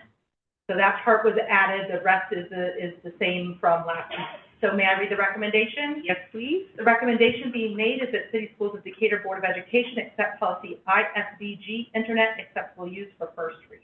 Do I have a motion to approve the recommendation of policy ISBG, Internet Acceptable Use, for first read? So moved. Board Member Utz makes the motion. Is there a second? Second. Board Member Herndon seconds the motion. Is there any discussion? Thank you for the definition of social media. You're welcome. Any further discussion? Hearing none, all those in favor? Aye. Chair votes aye. Any opposed? The motion carries unanimously. Next is policy DCK, level of budgetary control. Based on the board discussion last month, the word substantial was removed from the policy. May I read the recommendation? Yes, please. The recommendation being made is that City Schools of Decatur Board of Education accept policy DCK, level of budgetary control, for first read. Do I have a motion to approve the recommendation of policy DCK, level of budgetary control, for first read? So moved. Board Member Utz makes the motion. Is there a second? Second? Board Member Area seconds the motion. Is there any discussion? Hearing none, all those in favor? Aye. Chair votes aye. Any opposed? The motion carries unanimously. Next is policy DCL, fund balance. The version being presented today includes definitions for each fund type, as was requested by the board during last month's pre-work discussion. May I read the recommendation? Yes, please. The recommendation being made is that City Schools of Decatur Board of Education accept policy DCL, fund balance, for first read. Do I have a motion to approve the recommendation of policy DCL, fund balance, for first read? So moved. Board Member Utz makes the motion. Is there a second? Second. Board Member Area seconds the motion. Is there any discussion? Hearing none, all those in favor? Aye. Chair votes aye. Any opposed? The motion carries unanimously. Next is policy DSK, gifts and bequests. This policy includes a minor red line from the version presented last month to ensure the policy does not imply that individual Board of Education members can accept donations. This was a request from your discussion in January. May I read the recommendation? Yes, please. The recommendation being made is that City Schools of Decatur Board of Education accept policy DSK, gifts and bequests, for first read. Do I have a motion to approve the recommendation of policy DFK, gifts and bequests, for first read? So moved. Board Member Utz makes the motion. Is there a second? Second. Board Member Herndon seconds the motion. Is there any discussion? Hearing none, all those in favor? Aye. Chair votes aye. Any opposed? The motion carries unanimously. Next, we will focus on G, personnel policies, on the agenda for first read. First, among the G policies is policy GAE, complaints and grievances.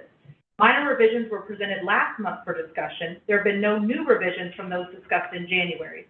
May I read the recommendation? Yes, please. The recommendation being made is that City Schools of Decatur Board of Education accept policy GAE, complaints and grievances, for first read. Do I have a motion to approve the recommendation of policy GAE, complaints and grievances, for first read? So moved. Board Member Utz makes the motion. Is there a second?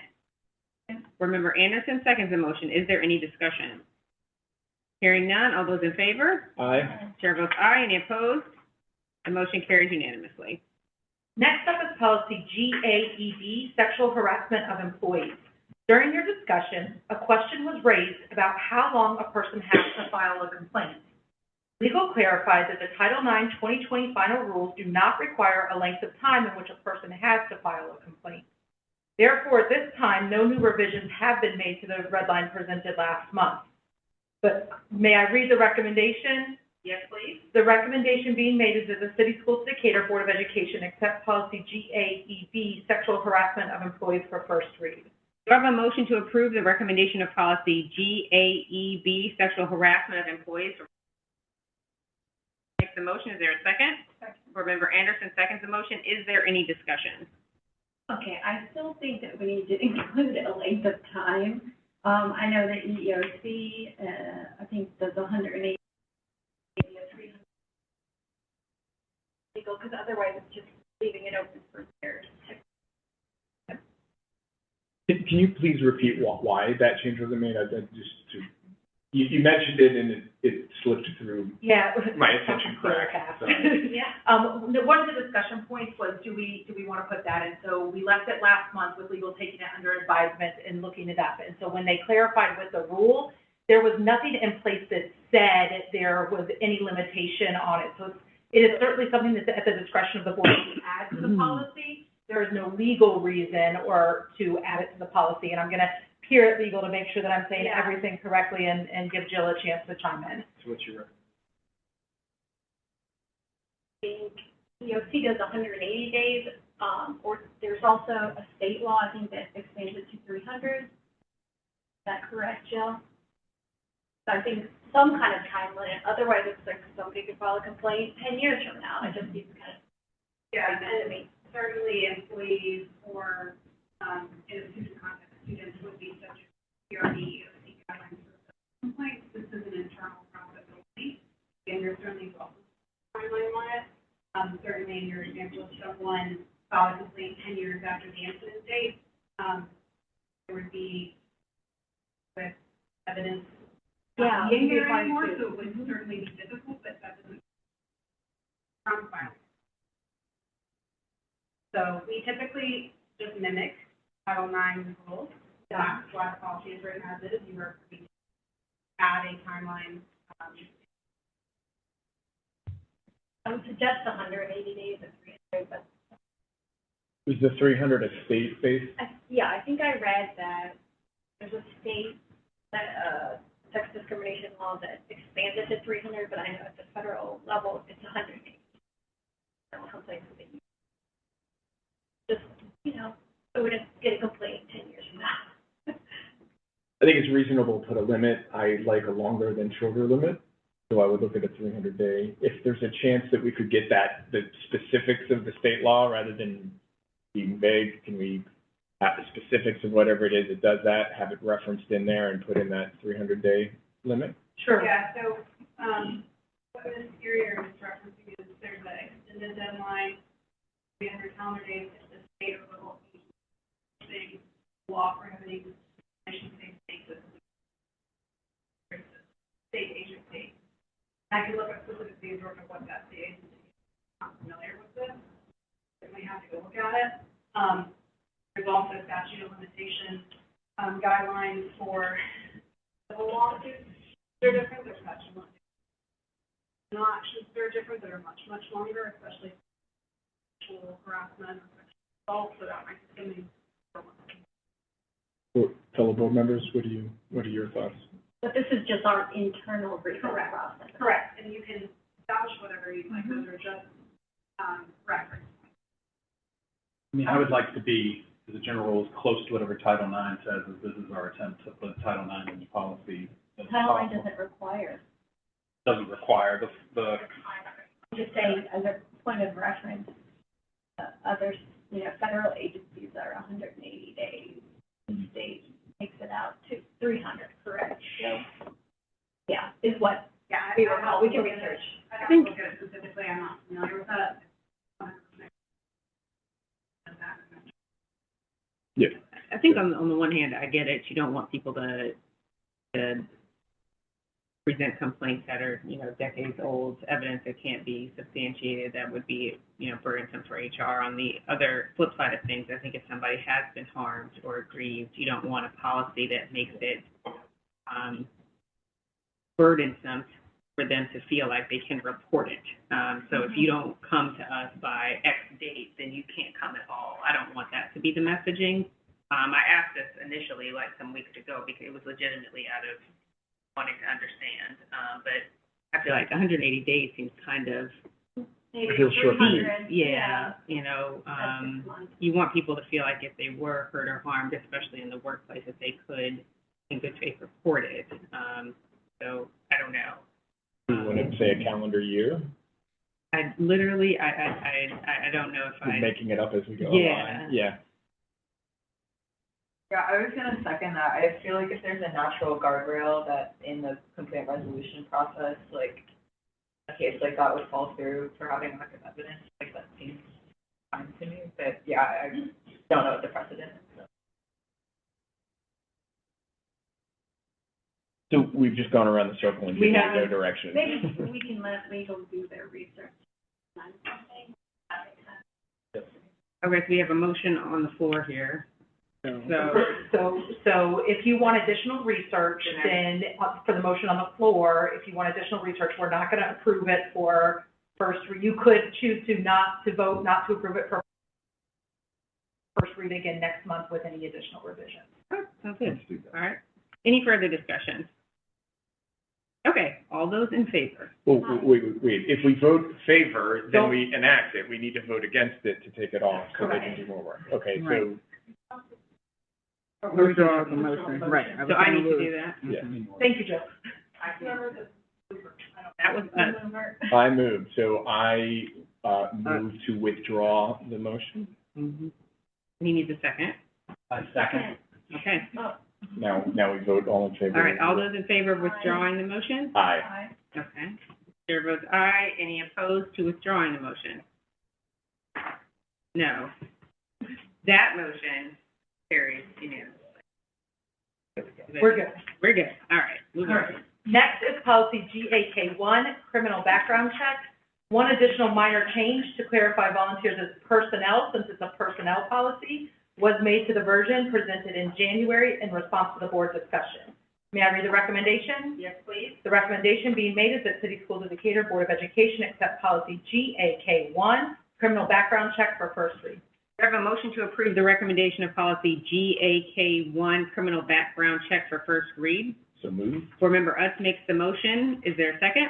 Second. Board Member Anderson seconds the motion. Is there any discussion?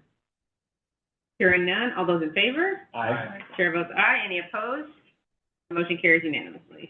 Next up is policy GANA, infectious diseases. There are no new revisions to the red line that was presented last month. May I read the recommendation? Yes, please. The recommendation being made is that the City Schools of Decatur Board of Education accept policy GANA, infectious diseases for first read.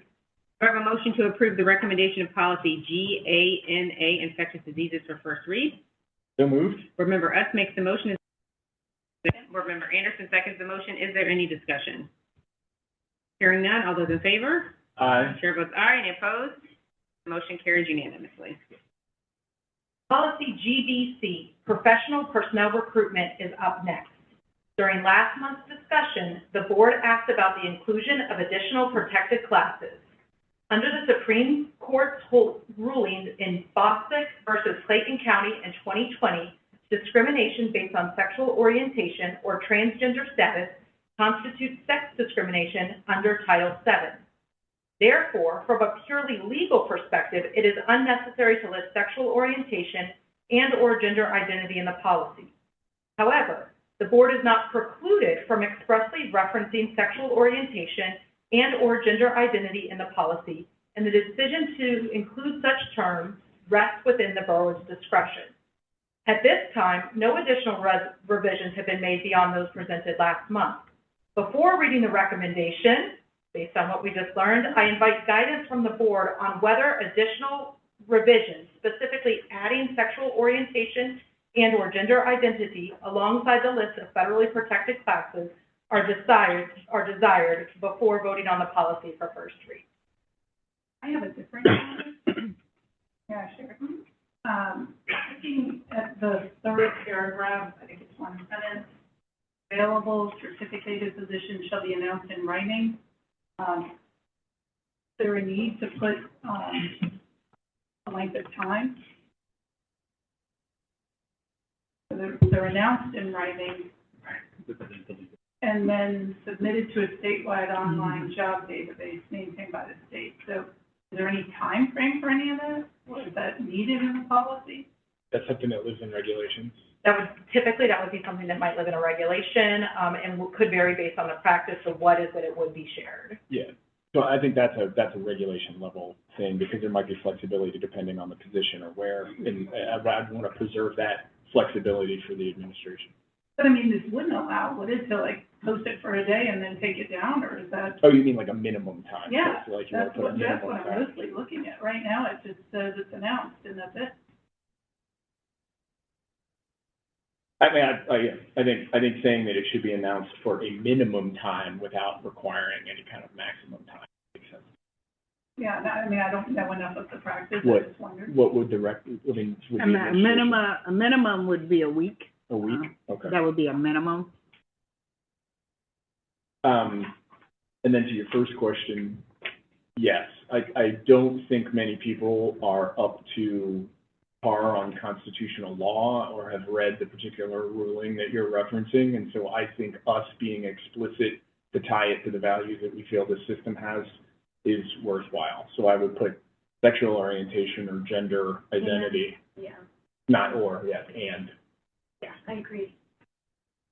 So just to summarize, sorry, Dr. Sultan, I think, yeah, if you want to summarize, I don't want to. Okay, so just to summarize, I think we want to add sexual orientation and gender identity to the non-discrimination classes and a 1 week minimum posting in writing. Perfect. So may I read the recommendation?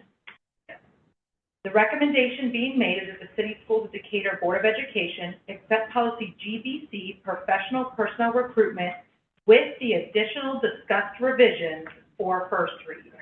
Do I have a motion to approve the recommendation of policy GBC, professional personnel recruitment with additional discussed revisions for first read? So moved. Board Member Utz makes the motion. Is there a second? Second. Board Member Anderson seconds the motion. Is there any discussion? Hearing none, all those in favor? Aye. Chair votes aye. Any opposed? The motion carries unanimously.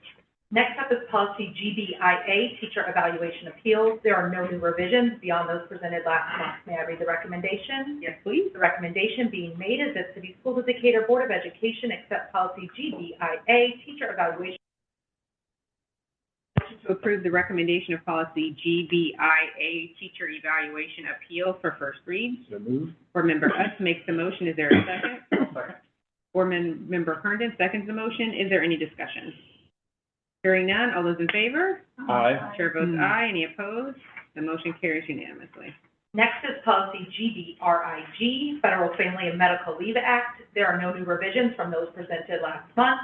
May I read the recommendation? Yes, please. The recommendation being made is that City Schools of Decatur Board of Education accept policy GBRIG, Federal Family and Medical Leave Act for first read. Do I have a motion to approve the recommendation of policy GBRIG, Federal Family and Medical Leave Act for first read?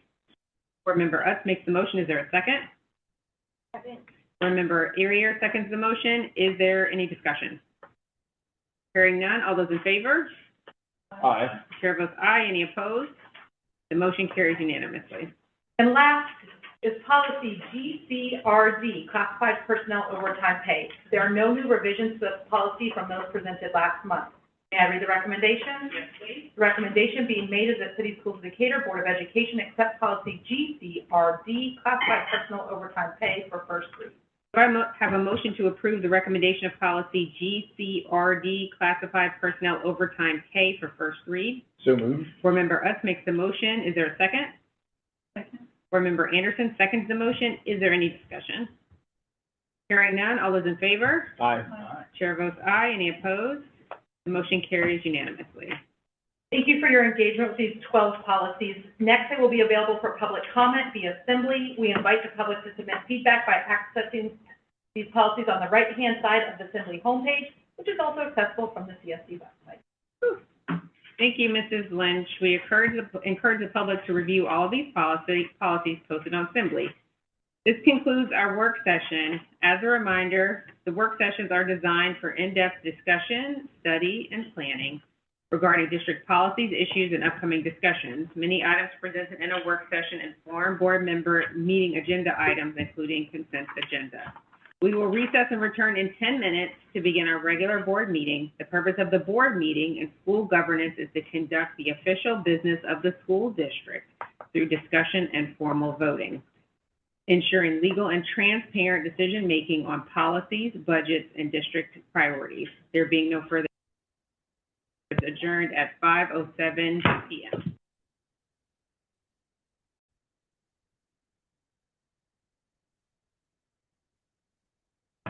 We'll now call this meeting to order at 5:18 p.m.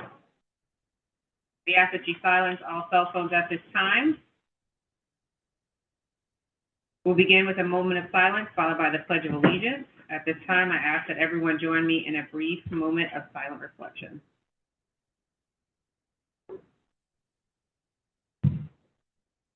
Thank you.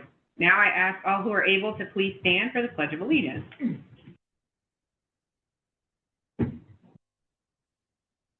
I pledge allegiance to the flag of the United States of America and to the republic for which it stands, one nation, under God, indivisible, with liberty and justice for all.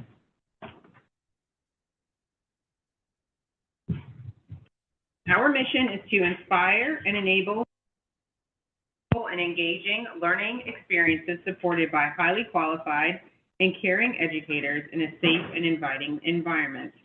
The first item on the agenda is the approval of the agenda. Board members, there is a revision to the agenda this evening. The tax commissioner is unable to join us tonight, but will come next month.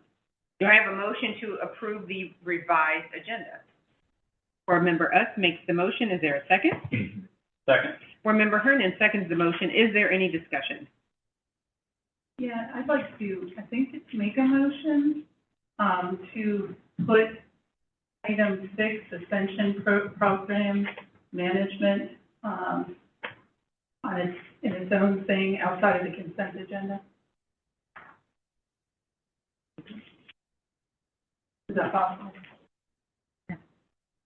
Okay. It's on the consent agenda, so the motion would be to remove, Ascension Program Management from the consent agenda for discussion, to remove from the consent agenda. Okay. Other motions voted on? Not yet, so I No. need to make a second, Then you need to put on the other motion first, and and you need to make a motion. Okay. All right, so all those in favor? Aye. Aye. Chair votes aye. This motion carries unanimously. Our next agenda item is the approval of the minutes from previous board meetings. Now you need to. Okay, sorry. So what I would like to do is make a motion to put the Ascension Program Management as its own item to be voted on. That's my motion. So you need to say, I make a motion. I make a motion to move item number 6, Ascension Program Management, to, off the consent agenda and onto a independent vote, I guess? Discussion. Okay, discussion, sorry. Is there a second? Why? Because I don't want to approve it and I approve everything else in the consent agenda. That's the only reason. Is there a second? All right, so that motion failed. Okay. Okay, our next agenda item is the approval of minutes. I'm sorry. I do want to make sure we cut, for the previous motion of the revised agenda, did the motion carry unanimously? Yes. No. Thank you. So any opposed? Yes. Okay, so you have to say it. Well, I don't know, if looking back at the record, I didn't hear any opposition. I said, Just a point of confusion. Okay, I think I have confused people, so then is this my time to speak or do I get to talk later? I'm sorry. I thought that I could motion and I forgot that I would need someone to second that. I approve everything else in the consent agenda. The motion to move the Ascension program management to its own item. I'm sorry for the confusion. I think the question is, on the first motion that was made, Right. was that a vote that was unanimous, or was there any opposition to the first motion? I didn't hear any opposition. Right, So that motion passed unanimously. Okay. okay. The second motion that she made failed because there was no second. Correct. Mhm. Is that reflected in the record? That is correct. Yes. Okay. Are we ready to move on to the minutes? Mhm. Okay. Our next agenda, previous board meetings. Do I have a motion to approve the minutes from January's board meetings? So moved. Board Member Utz makes the motion. Is there a second? Second. Board Member Herndon seconds the motion. Is there any discussion? Hearing none. All those in favor? Aye. Chair votes aye. Any opposed? The motion carries unanimously. All right, Dr. Whitaker, I see some people have joined us. Do we have recognitions? Sultan, as deputy superintendent comes forth, we are actually going to go down, so to recognize our recognitions and our guests. Thank you, Board Chair Dr. Sultan, Vice Chair Utz, esteemed members of the Board, and Superintendent Dr. Gima Whitaker. This evening, I'm honored to share 3 presentations highlighting the work of Winona Park Elementary, Westchester Elementary, and our district-wide school counseling team. As we recognize each spotlight tonight, I invite our board members to join us down front to help celebrate and acknowledge those being recognized. Principal Wiseman, please join us up front. We will begin at Winona Park Elementary, where a team of educators, Kelly Stock, on up, Dr. Lindsay Hicks, Rachel Sigmund, and Corinne Jolly reimagine the win time, what I need. They reimagine win time to better maximize staff and instructional minutes for second grade students qualifying for early intervention.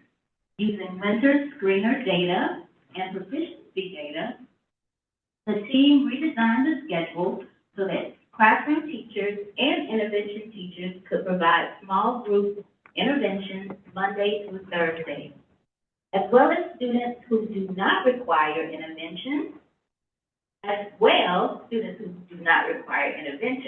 remain engaged in targeted enrichment aligned with identified growth areas. This model was developed during the first 2 days after winter break and launched the following week. Now it's in its 4th week, and the approach continues to strengthen instruction through weekly progress monitoring and goal setting to meet each student's needs. Thank you so much to this group of educators for your innovation, collaboration, and unwavering commitment to student success.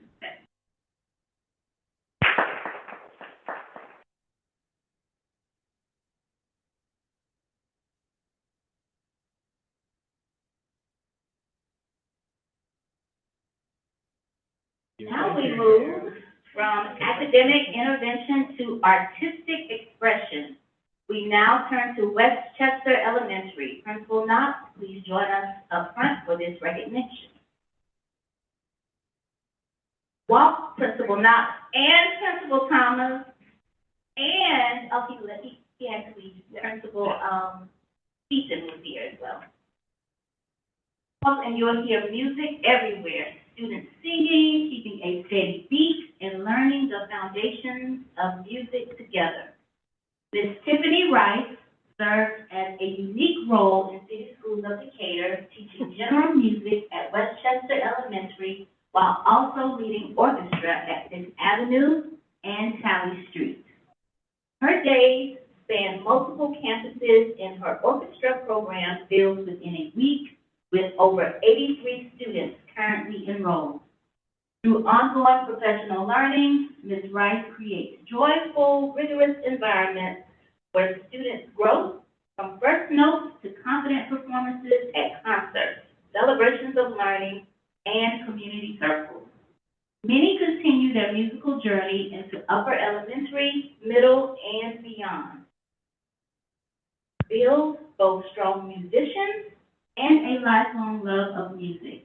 Thank you, Ms. Rice, for all you do every day.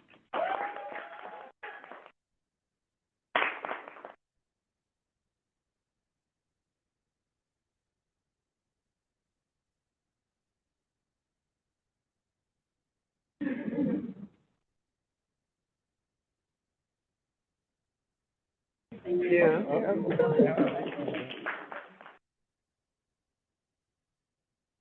And finally, we close with a district-wide recognition, National School Counseling Week, sponsored by the American School Counselor Association, was celebrated February 2nd through 6th and highlights the vital role counselors play in student success.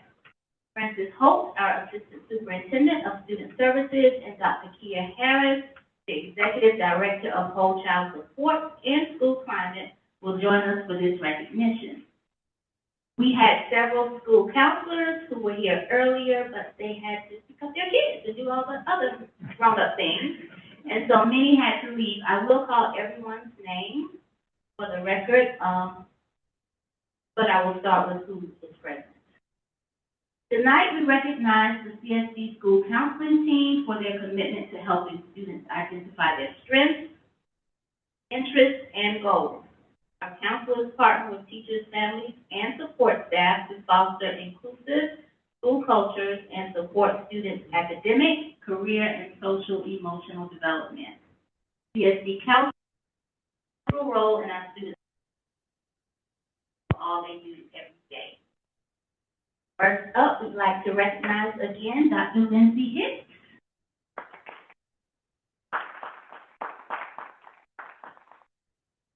Mr. William Holly.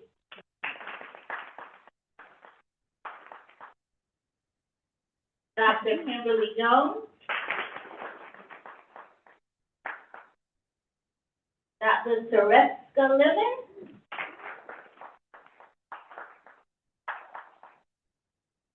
And Tiana Willis.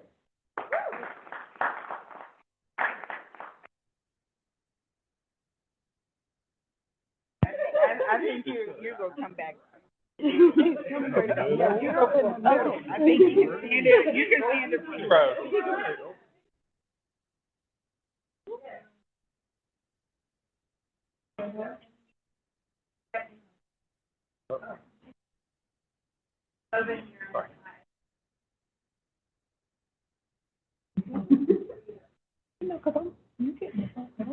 While she's taking the picture, I'll read the other school counselors' names.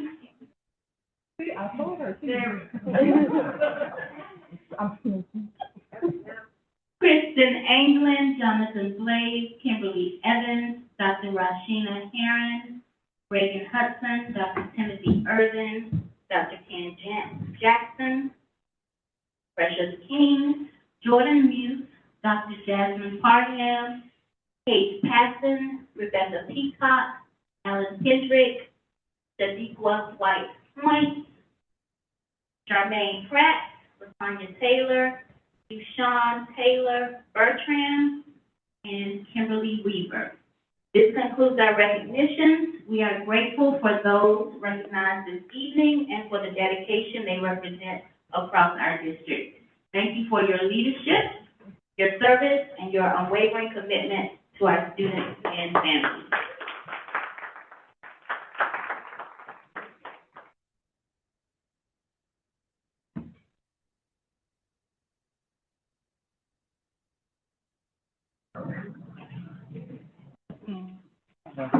Not quite.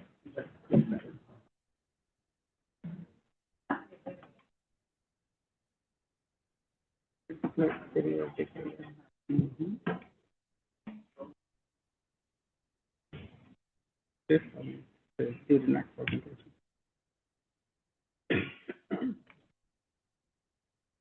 All right, Dr. Whitaker, can you please introduce the next presentation? Chair Sultan, I would like to call on Ms. Andrea Arnold and Mr. Russ Madison. Ms. Arnold needs little introduction, as we're all familiar with the outstanding work she has done and continues to do for the city of Decatur. She has served as a city manager since 1997 and has held numerous leadership roles throughout her tenure with the city.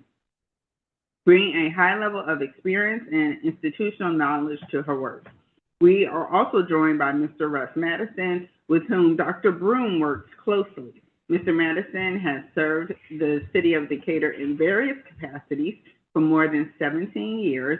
He possesses extensive knowledge of the city's financial operations and is a trusted resource and partner in financial matters.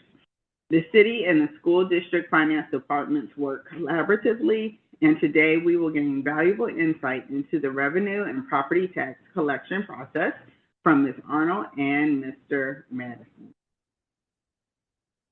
Thank you, Jennifer, and thank you, school board members. Thank you for having us here tonight. It's my pleasure always to be in front of you all, and tonight an opportunity to talk about the role that the city plays and at the most basic level of collecting the taxes that the city and school system both rely upon. And just clicker here. So just as a reminder, the city does bill and collect all of the taxes for the school system, in addition to the city. Anyone who owns property here in the city is familiar with their tax bill, and in addition to the various funds for city operations, the school fund is also included on that bill. The property tax digest. The digest is essentially the value of all of the property within the city of Decatur. And this digest is prepared by the DeKalb County Tax Assessor's Office. It's prepared each year. We do receive summary information, very high-level information in May, and then we receive the final detail as a listing of every single property within the city, including the value of those properties. Of course, the timing, as we know, and the staff that prepare the budgets for our organizations also understand that the timing is challenging, because at least from the city standpoint, quite often, actually in the past few years, we have been preparing and submitting a budget to the elected body for consideration without having the digest in place. And so while we normally receive the digest before the board is actually asked to make the final decision, at least for our city schedule, but it just makes it hard to develop our budgets, because we are, as bodies, very reliant on property tax for operations. A little bit of information about the most recent digest, the digest from 2025. Of the increase that was in that digest, 24% of that was new value. So just thinking new homes, new construction, and 76% of that was revaluation. And so that would be reassessment due to just the demands in the market. And when I see numbers like that, when I see really anything that would be over 65% revaluation, we can safely assume that there's going to be a lot of appeals by the property owners. And again, those appeals go to DeKalb County for consideration. In 2025, the total digest is about $3.5 billion, and that's made up of 22% commercial, 78% residential, and that also makes it clear that there is a heavy tax burden on our residential property owners as opposed to the commercial property owners. But that number, that 22% number, has gone up in my tenure. When I first started here, that number was closer to 14-15%. And so, over the years, that the work of the city, policies by the city have pushed that number up. to potentially shift the tax burden from residential more towards commercial. And just that increase from 2024 to 2025 was just under a 7.5% increase. And again, I wouldn't expect that to hold because I would expect that there would be a healthy amount of appeals. And then this next slide, this is just the digest compliance. There's a taxpayer bill of rights, and this is state law, and it applies to the city and to the school system. That levying authorities, recommending authorities, cities, school boards do have to comply with certain advertising and public hearing requirements. And that's actually per state law, and then also DeKalb County, in order to for them to certify the digest, have to ensure that those hearings and advertisements take place. You may hear about the rollback millage rate. And essentially, the school boards and cities are required to calculate a rollback millage rate, and that's just rolling back the millage or determining what the millage rate would be equivalent to the amount of reassessment.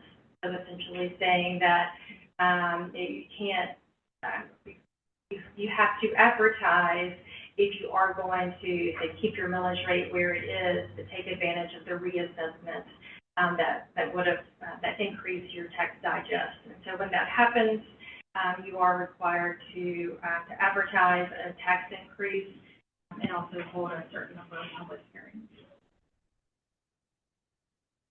And then the property tax billing, as I said, that's all handled by the city of Decatur. The property values are prepared by DeKalb County. Those are submitted to the city in the summer, and then and actually the county, they assess it at 40%, and we are able to use an assessment ratio of 50%, which is what we've used for decades. And the bill, the amount on the bill is just generated by taking the millage rate and multiplying that by the assessed value of the property, and in line of any homestead exemptions. And the city has its own homestead exemptions. The school system has specific homestead exemptions, and then of course those are applied to it reduces the value of the assessed value of your property to lower the amount that the property owner pays in taxes.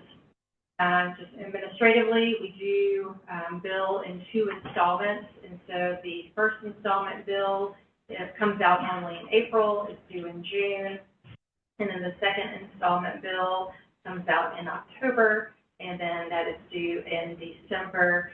And the first installment bill, though, does use the property values from the previous year. You'll sometimes hear us refer to it estimated tax bill, and then the second bill is a true up for the entire year. And in terms of, just a note, if for any property that's going to be declared tax exempt, that's a determination that's made by DeKalb County. I don't think you can see it on the slide, but I encourage people to go to DecaturGATax.com, and that's where you can find your property value, see if your tax payments have been posted there, but that's DecaturGATax.com. And on this slide, really the only number that you need to look at is the numbers in the far right-hand column, and that's showing our tax collection rate. That is extremely high, 99.68% as a percentage of the tax levy. Just so you know that we are doing everything in our power, and that we are legally authorized to do to make sure that taxes are paid. And then we do distribute the system on a monthly basis. So Dr. Broom is very familiar with the and the taxes that make up those transfers include real property. So most of what we're talking about here are real property taxes. And that's going to be for the residential and commercial properties, but then also personal property, public utility taxes, intangible taxes, property transfer, motor vehicle, and then railroad equipment. Probably like $1,000. Not much. And then we also send over revenue for the school bus camera violations.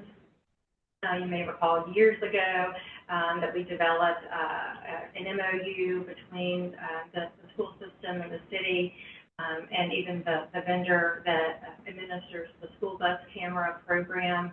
And this is a revenue from these violations is shared with the school system. And just, a note of caution is that fee is $1,000. That fine is $1,000, and that is set by the state. I know that some people have been shocked and alarmed, by that amount. But the judges don't have discretion over that amount, and that's set by the state law. I'm pretty sure that once it happens to you once, that you don't. And then all alcohol-related fees, so excise taxes, alcohol license fees, 50% of those alcohol and excise tax fees do get distributed to the school system. Delinquent tax collections, you saw the excellent tax collection rate earlier. That's just part of our routine delinquent tax collection process.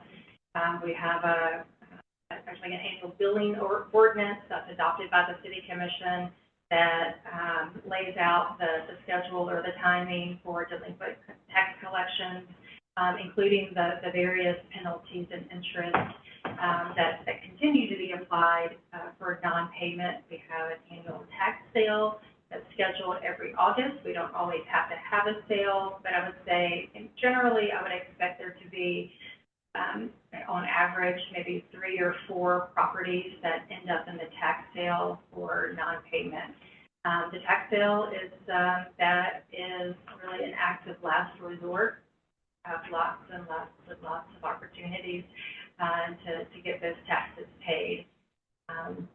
Like I said, very, very few properties end up in that tax sale. And the delinquent tax collections that we receive throughout the year are also part of the distribution made to the school system each month. And then finally, just a few things that I wanted to mention before wrapping up. Just a reminder that the school does have a millage rate cap that's set through the city's charter. The city's charter also does speak to a few items related to the school system and education, and one of those is the millage rate cap. In terms of setting the millage rate, under state law, the school system is what's referred to as a recommending authority, and then ultimately the city is the levying authority. But under the charter, whatever the school system recommends, the city shall levy. So there's not just, the city doesn't have discretion in that matter. And so historically, the millage rate that has been recommended has always been adopted or levied by the City Commission. I'm going to take the opportunity also to highlight that the track and field at Legacy is just one example of a great partnership, but it was a financial partnership in addition to just overseeing the construction and designing and constructing that facility together. That was just at $7 million, and the parties split that amount. I believe that the school system used the special purpose local option sales tax revenue, whereas the city had ARPA, or American Rescue Plan Act, funds for that purpose, and now we continue to manage that property jointly and have a shared use committee that's been working very well together. It's certainly the funding and the building of a facility is a whole lot easier than the sharing of a very popular facility, but it's a great problem to have. Is that it's really good facility.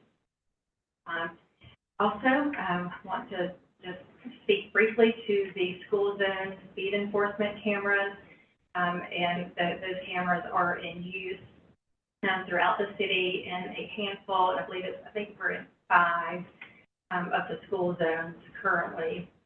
They are under threat as we speak, because the General Assembly is in session, and there's a bill that rolled over from the last session. It's still active from the last session that would eliminate the use of the speed enforcement cameras. And these cameras work. You don't have to like them. You don't have to like that if you go 11 miles an hour over the speed limit. So if you're going 36 miles an hour or more, you get a ticket. Again, you don't have to like that, but these cameras work. They dramatically decrease speeding in school zones, which at slower speeds in school zones saves lives. It really is that simple. It's unfortunate that this was politicized. And I think part of that has to do with the way they are used in certain communities. I believe that the way that the city has chosen to implement or execute this program is the right way. The cameras operate an hour before school goes in session, and then the hour after school is out of session, so they're not running all day.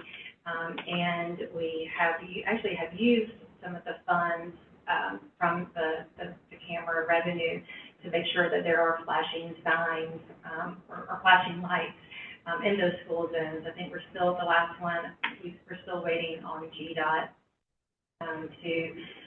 to approve the installation on South Candler. Otherwise, we do want people to know that these cameras are in use. My goal is for the revenue from these cameras to be zero. To me, that's the only thing that would be the sign of success. Then House Bill 581. So that, I think we all may have flashbacks right now to 581. That was the floating homestead exemption.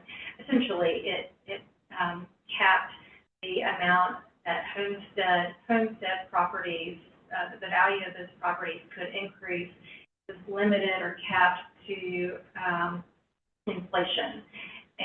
But the cities and counties and school systems were allowed to opt out, and the city and the school system both recognized that the House Bill 581 is really bad public policy.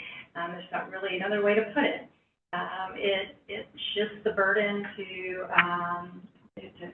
commercial properties. It shifts the burden to renters. There are all sorts of unintended consequences.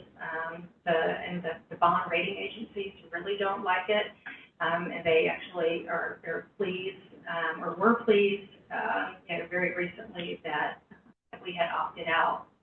However, it appears that legislation was approved in the Senate last week, and so has gone over to the House. That would essentially make House Bill 581 non-opt-out optional. And so we'll be following that bill and determining what kind of impact that's going to have on our ability to raise the property tax revenue that's needed for our operation. And that really leads into, that's just another example of the state legislative proposals that are out there. So in addition to limiting artificially limiting the growth of the tax digest, there's also, there's a couple of bills out there that would eliminate property taxes over the next, I think it's 4 to 6 years that we would be looking at the elimination of property taxes, a shift to sales tax. And again, shifting, creating a progressive tax and sales tax. But again, we're all working with staff, down at the Capitol to follow these bills and determine how they're going to impact us. And then one more item that I don't have up here on the screen, that goes hand in hand with the work that we've been doing to increase safety in the school zones. We had a huge win with GDOT, the Department of Transportation, to have all of the speed limits on state highways reduced by 5 miles an hour. And so you'll see on South Candler, for example, the speed limit has been decreased from 35 miles an hour to 30 miles an hour. A tremendous win. I really never thought that I would see this in my lifetime. We're having a few hiccups with the rollout of switching out the speed limit signs and such with GDOT, but they mean really well, and we're going to be working on some public communication campaign and giving people a little bit of time to get adjusted to the change before that enforcement takes place. But that certainly can only enhance safety in the school districts all throughout the day, because we know if the school zones are important and the times that the school zones are that's valuable, but we also know that we have children, we have teachers, we have crossing guards, parents that are going to and from the schools at all hours of the day. So if we can have the speed lowered, that's going to be good for everyone. In addition to the GDOT speed limits, our next step is going to be working on our local speed limits. We're working on a local speed limit study, just getting that started, where the goal will be to lower the speed limits throughout the entire city, not just on the state routes, on the local roads. That's all that I have for you all this evening. Again, thank you so much for allowing me to be here, and I'm happy to answer, and Russ will be happy to answer any questions that you may have related to the finances. This is, and if you don't know off the top of your head, it's okay. But when we talk about the 78% residential, 22% commercial split on the digest, there's also a giant chunk in Decatur. Decatur's unique in the sense that it's the county seat. We have Agnes Scott College. There's a substantial amount of property that is not taxable, right? It's very, very disproportionate in our community versus other areas. Do you know, like either on a value basis or a percent of land basis, how much is actually not able to be taxed? That's a great question, and I tried to get an answer to that last week. Actually worked with our GIS folks. We were looking at the citywide, looking at downtown, and as I started to dig into the data, I recognized that the property values of tax-exempt properties are not up to date. So there is not accurate data. What about, and this is, I mean, I can come back to this, but just in terms of percent of land, right? Like Agnes Scott is acres and acres in the middle of the city. We have a ton of churches, all of the county properties, all of the city properties, all of our properties, frankly. It's a cemetery. That's an impact. It could be as much as 10%. Yeah, May I ask, it may not be a great question, but I looked last year and it was 69% was the reevaluation. And this year it's 76%. And I know you were saying that, effectively you should expect that people are going to challenge that. So, like, does it matter? Is it coming in waves? Because I know you can appeal and then it's on hold for 3 years. So is there anything to that 7% increase in the reevaluation for this year compared to last year? You say, is there anything to the 7%, like the overall increase? Like measuring a trend, like 1 and 7% increase, does that even matter? That 7% more houses are going to be reevaluated this year? It's probably more than 7% fewer new buildings were built, right? Like the footprint of existing houses is fairly stable. It depends a little bit on how much new construction there is, like apartments going in or homes being rebuilt or what have you. That is going to vary year to year, right? It does. I mean, there's not a pattern from year to year. Between the revaluation and the new value. But again, it is, very much, driven by the market. And so, I mean, we see that the real estate market is cooling. And so I would expect that it would be harder for the assessor's office.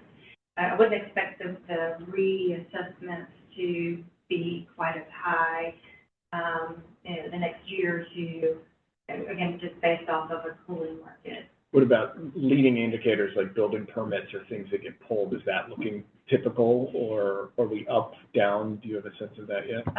The building permits in the current fiscal year are much lower than where they were last year, and it's much, it's off budget, and so it's much lower than this time last year. Yeah. But then just to follow up with that, so last year 31% was new value. This year 24% is new value, and so is that kind of logically connected? You have fewer building permits, therefore you're going to have fewer new. Yes, I mean, it's on based off the value of the building permit. So yeah, I mean, not necessarily the number of permits, but the value of the permit. Thank you. This is a broader question, but I know, with the school consolidation conversation and everything and like population projections, I was just wondering if you could speak to what initiatives the city is doing to make Decatur more affordable. Like, what can we expect in the next few years? Like, what is the direction of the city? That's another great question. So the city commission met earlier, or they met in January for their annual retreat, and they identified 5 primary priorities.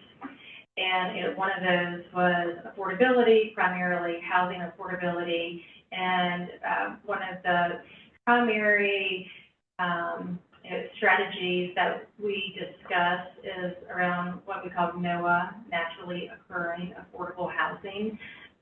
But working on ways to preserve housing. It's a whole lot less expensive to preserve what we have as opposed to building new affordable housing.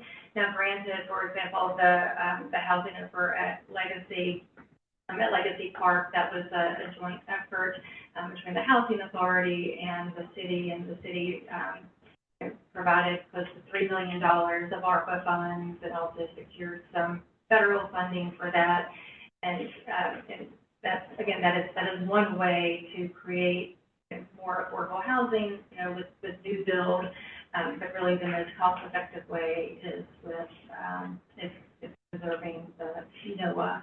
So that I would see that as a primary area for us to focus our efforts, even say assisting landlords. A lot of these that NOAH is could be 4-unit small apartment complexes, and then are there opportunities for certain tax incentives or tax abatements for the owners of those properties.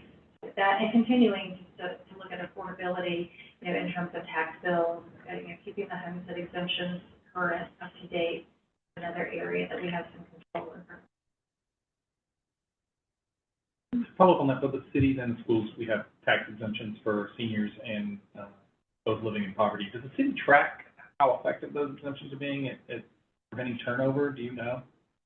I know that we would have that kind of information in terms of preventing turnover. Yeah, It would be the number of houses that applied for the exemption year to date.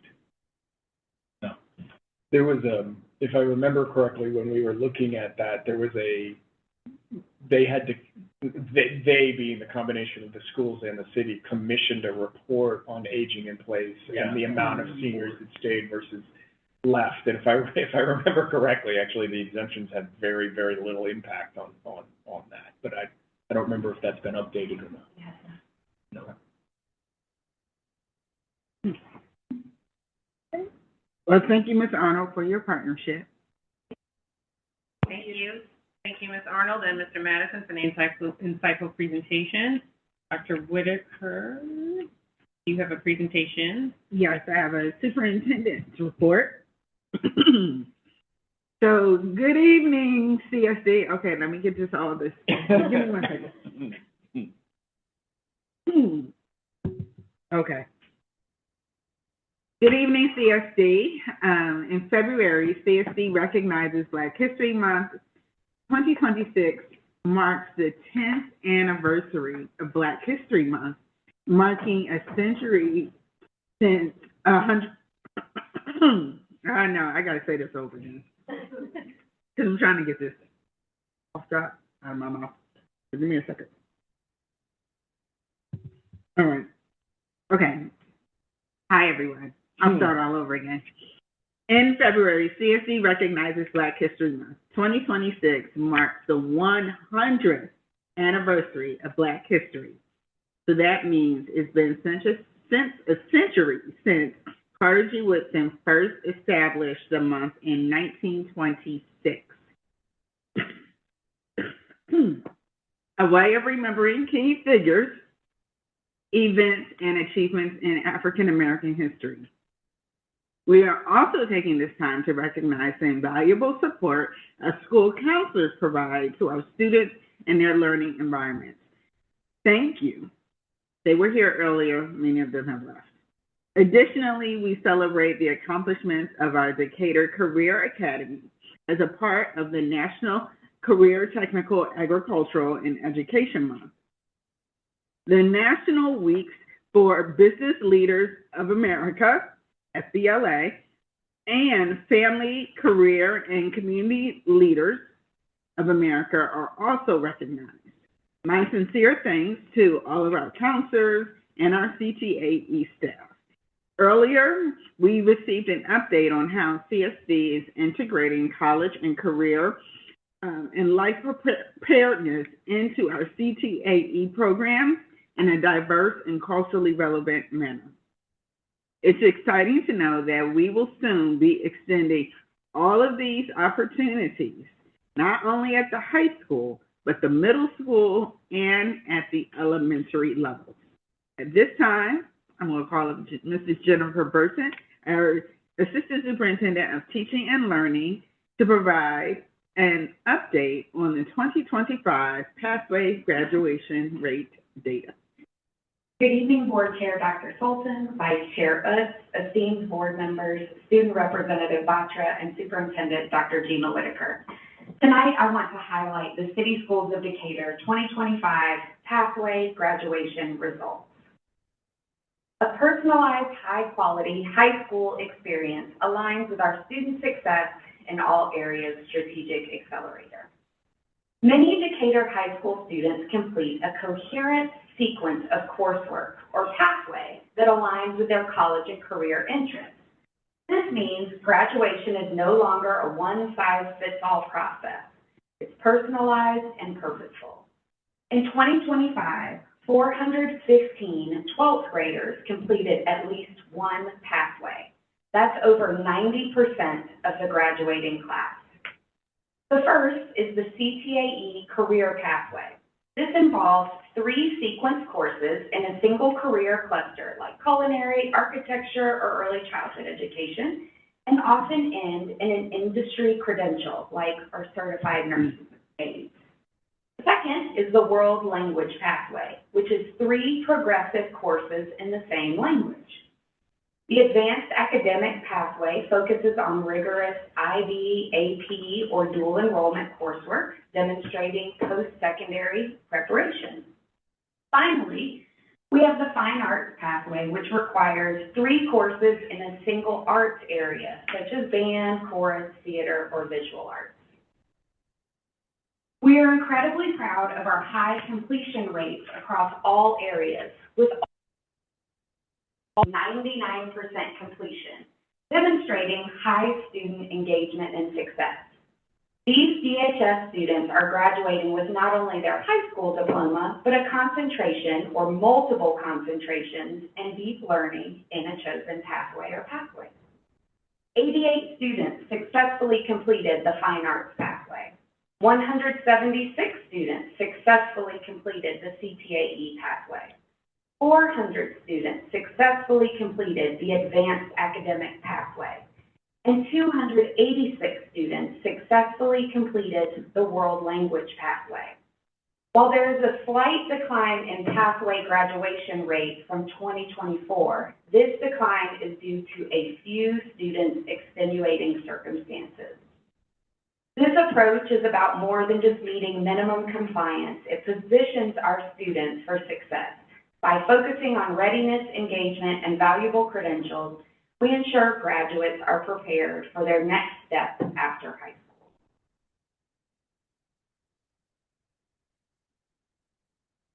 school. That's it. Thank you, Mrs. Burton. I invite you to listen to the latest CSD Words with Dr. Whitaker podcast to learn more about the Career Academy and our CTAE program. Last week, we hosted our second annual School Safety and Security Summit. While the first summit primarily addressed physical safety, this year's focus extended into how CSD supports the mental and psychological safety of our students. Leaders from our student support services offered a comprehensive overview of their work within schools. Every CSD school has a trained, certified school counselor, as well as access to mental health professionals and community service partners who are available to offer additional support. We encourage our students and our families with specific needs and concerns to share these with the teachers, school counselors, administrators, or other trusted adults in our schools. The evening concluded with a panel discussion that I moderated with Fire Chief Washington, Police Chief Richards, and CSD Safety Director, Director James Brown, highlighting how City Schools of Decatur and the City of Decatur work collaboratively to ensure safety and well-being of our students and our staff, as well as ways parents can support safety.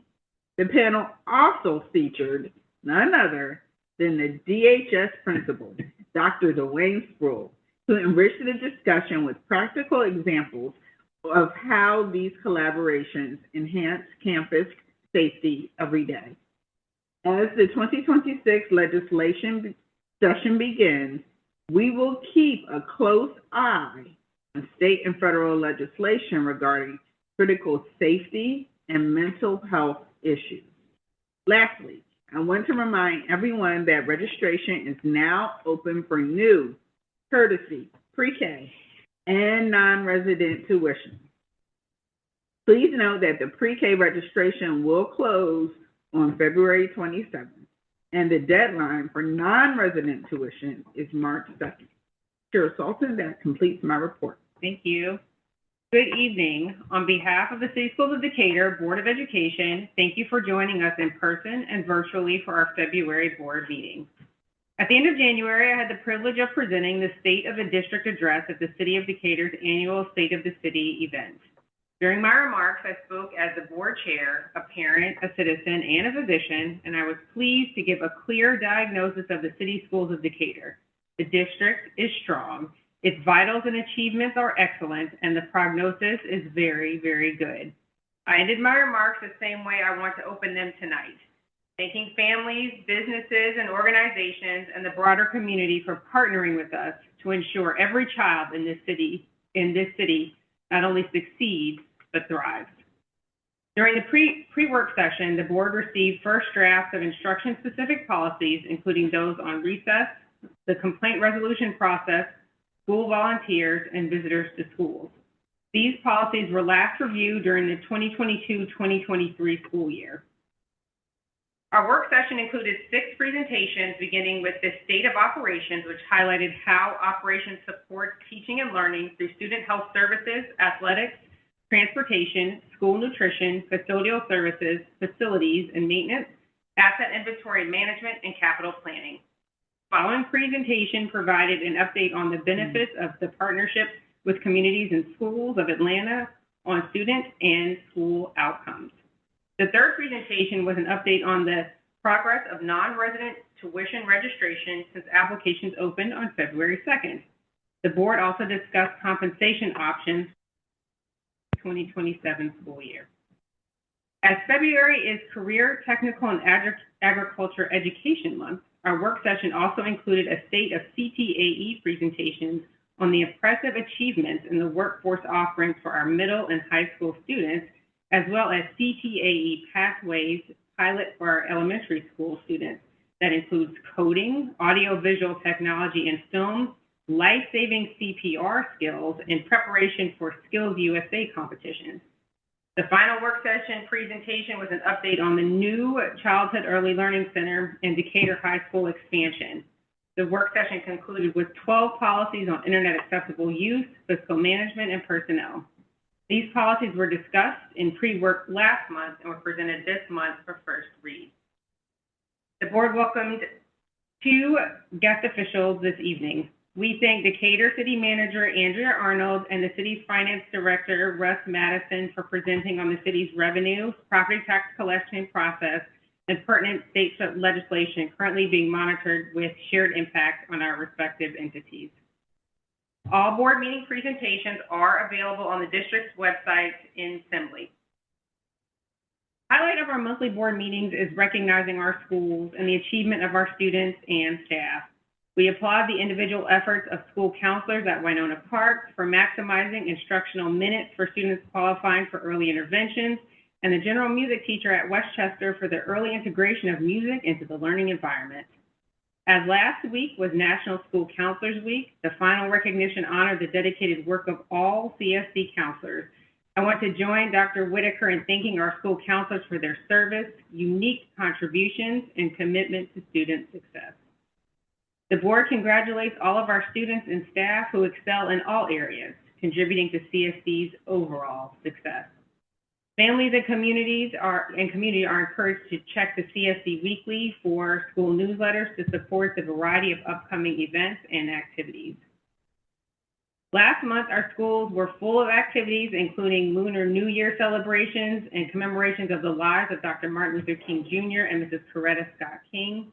This month, schools are honoring school reading and literacy events, including Black History Month, and participating in the American School Bus Council's Love the Bus Month, which celebrates the influence of the yellow school bus in education and the dedication of our school bus drivers, monitors, and transportation professionals.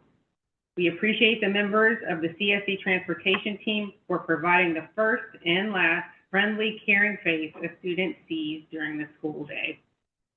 I have a few dates that I want to bring to the public's attention. The next board retreat will be held on Tuesday, February 24th, 2026 at the Decatur Recreation Center on Sycamore Street from 12:30 to 4:30 p.m. The next board meeting will be on Tuesday, March 10th, 2026. Finally, on behalf of the board, we wish everyone a safe and enjoyable winter break. That concludes my remarks for this evening. Board members, do you have any thoughts you wish to share?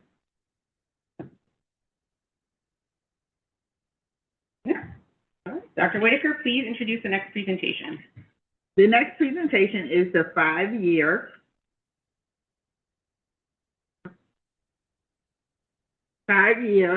financial history. Today's presentation will provide an overview of the general fund's five-year financial history. The general fund is the district's largest and primary operating source. Other funds, SPLOST, school nutrition, and grants will be presented in March. Although all budget decisions and requests are aligned with one or more of the district's strategic accelerators, the Finance Department operates with a specific focus on an accelerator for organizational effectiveness and excellence through financial equity and transparency.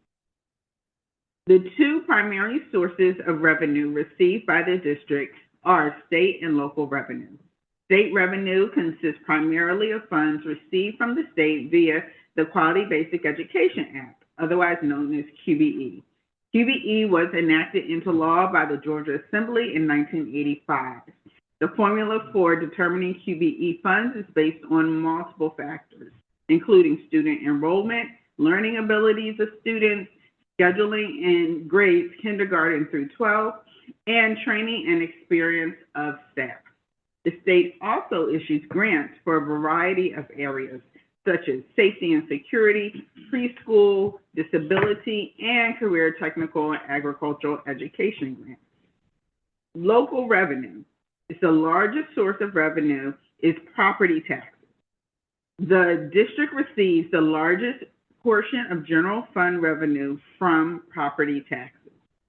Other local revenue consists of tuition for the early childhood learning centers, funds received from alcohol taxes in the city of Decatur, earnings from investments, and miscellaneous revenues such as the sale or surplus of property, violators of the bus arm camera, facility rentals, and other locally generated revenue. This slide shows the history of revenue from 2021 to 2025. Local revenue is presented in blue, and state revenue is in yellow. As shown, the district receives its largest source of revenue from local sources. Local sources have steadily increased from 2021 to 2025 by approximately 12%. State revenue has increased 29% from 2021 to 2025. State revenue is tied directly to student enrollment, which decreased by 6% from 2021 to 2025. The increase in state revenue is due primarily to the additional state revenue to cover the cost of increased salary and health benefits for earned employees. The district categorizes expenditures by state function codes. This slide shows a list of the function codes. A detailed description of each function code is included in the appendix of this presentation. As we build FY, it will be presented by function code. Although all functions have an impact on student success, instruction, pupil services, improvement of instruction, educational media services, and school administration are all directly related to the schools and traditionally make up an average of 78% of the budget. This slide is a visual of expenditures history from FY21 to FY25. For the last 5 years, the district has continued to make instruction the largest investment, which consistently represents 60 to 63% of total expenditures and aligns with the strategic accelerator student success in all areas. The instruction function consists of activities dealing directly with the interaction between teachers and students, including the salaries and benefits of teachers and instructional materials purchased for learning. This slide compares revenue and expenditures. In 2021, expenditures outpaced revenues. As you may recall, the COVID pandemic began in FY20 and continued to have a negative impact on expenditures through. The district began to recover in FY22 and has continued to rebuild the district's reserve or fund balance with revenue outpacing expenditures. During times like a pandemic and any emergency unplanned and unbudgeted, having a healthy fund balance is critical for continued and uninterrupted operations. The millage rate history varies based on the economy and financial needs of the district to assist with the recovery from the pandemic. The millage rate increased from 2021 to 2022 from 20.25 mils to 21. The Board of Education decreased the millage rate in 2024 from 21 to 20.30 mils and currently continues to maintain a millage rate of 20.30. The fund balance is the cumulative difference between assets and liabilities and represents the net financial resource available. The fund balance carries over to the next fiscal year and is the equivalent of the district's savings account, often referred to as the rainy day fund. that helps district manage cash flow fluctuations, cover unexpected expenses, and avoid short-term borrowing. The Government Finance Officers Association, referred to as GFOA, recommends a fund balance equivalent to 2 months of regular operation revenue. Board policy DCL specifies a fund balance between 4 and 15%, as shown on the red lines on this slide. Currently, the district has a fund balance of 23%. As we build the FY27 budget, the fund balance percentage will decrease. The district's auditors encourage the district to spend down the fund balance. The 5-year history of tax levy lists the net digest value. Real and personal property in the city has steadily increased for the past 5 years. The millage rate listed under the section titled Rate is a percentage of the net tax digest. If the digest increases and the millage rate remains the same, the district will see an increase in revenue due to the digest growth. As shown at the bottom of the table, the tax percent increase has ranged from 5 to 13% in the last 5 years. This slide shows the story of our system over the last 5 years, how we have intentionally invested in resources and what those investments have produced for students. Revenue has increased at a larger percentage than expenditures, which takes us back to the healthy fund balance as indicated by the surplus. Highlighted in green below of revenue from FY22 to FY25.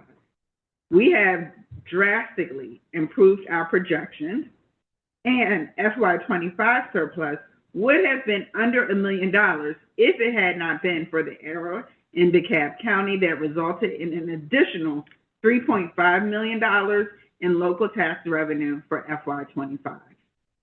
Revenue has increased by approximately 44%, with the largest increase in miscellaneous revenue, consisting primarily on behalf payments from the state. On behalf payments are non-cash state payments made for fringe benefits such as teachers' retirement, health insurance, and workmen's compensation on behalf of the earned school employees. The second largest revenue increase in the past 5 years has been in state grants. Expenditures have increased by approximately 27%, with the largest increase in safety and security. Do be mindful that some of the numbers include state grants. The second largest increase is in other support services due to an increase in the expenditure budget for translation services. The graphic to the right, labeled CSD State Ranking, shows how our financial decisions over the last 5 years have translated into student outcomes. This is our return on investment. The takeaway is clear. Increasing expenditures on educational investments have yielded significant improvements in student outcomes. Even amid enrollment shifts, our strategic use of resources has strengthened instruction, supported students, and positioned the City Schools of Decatur as one of the highest performing school districts in Georgia.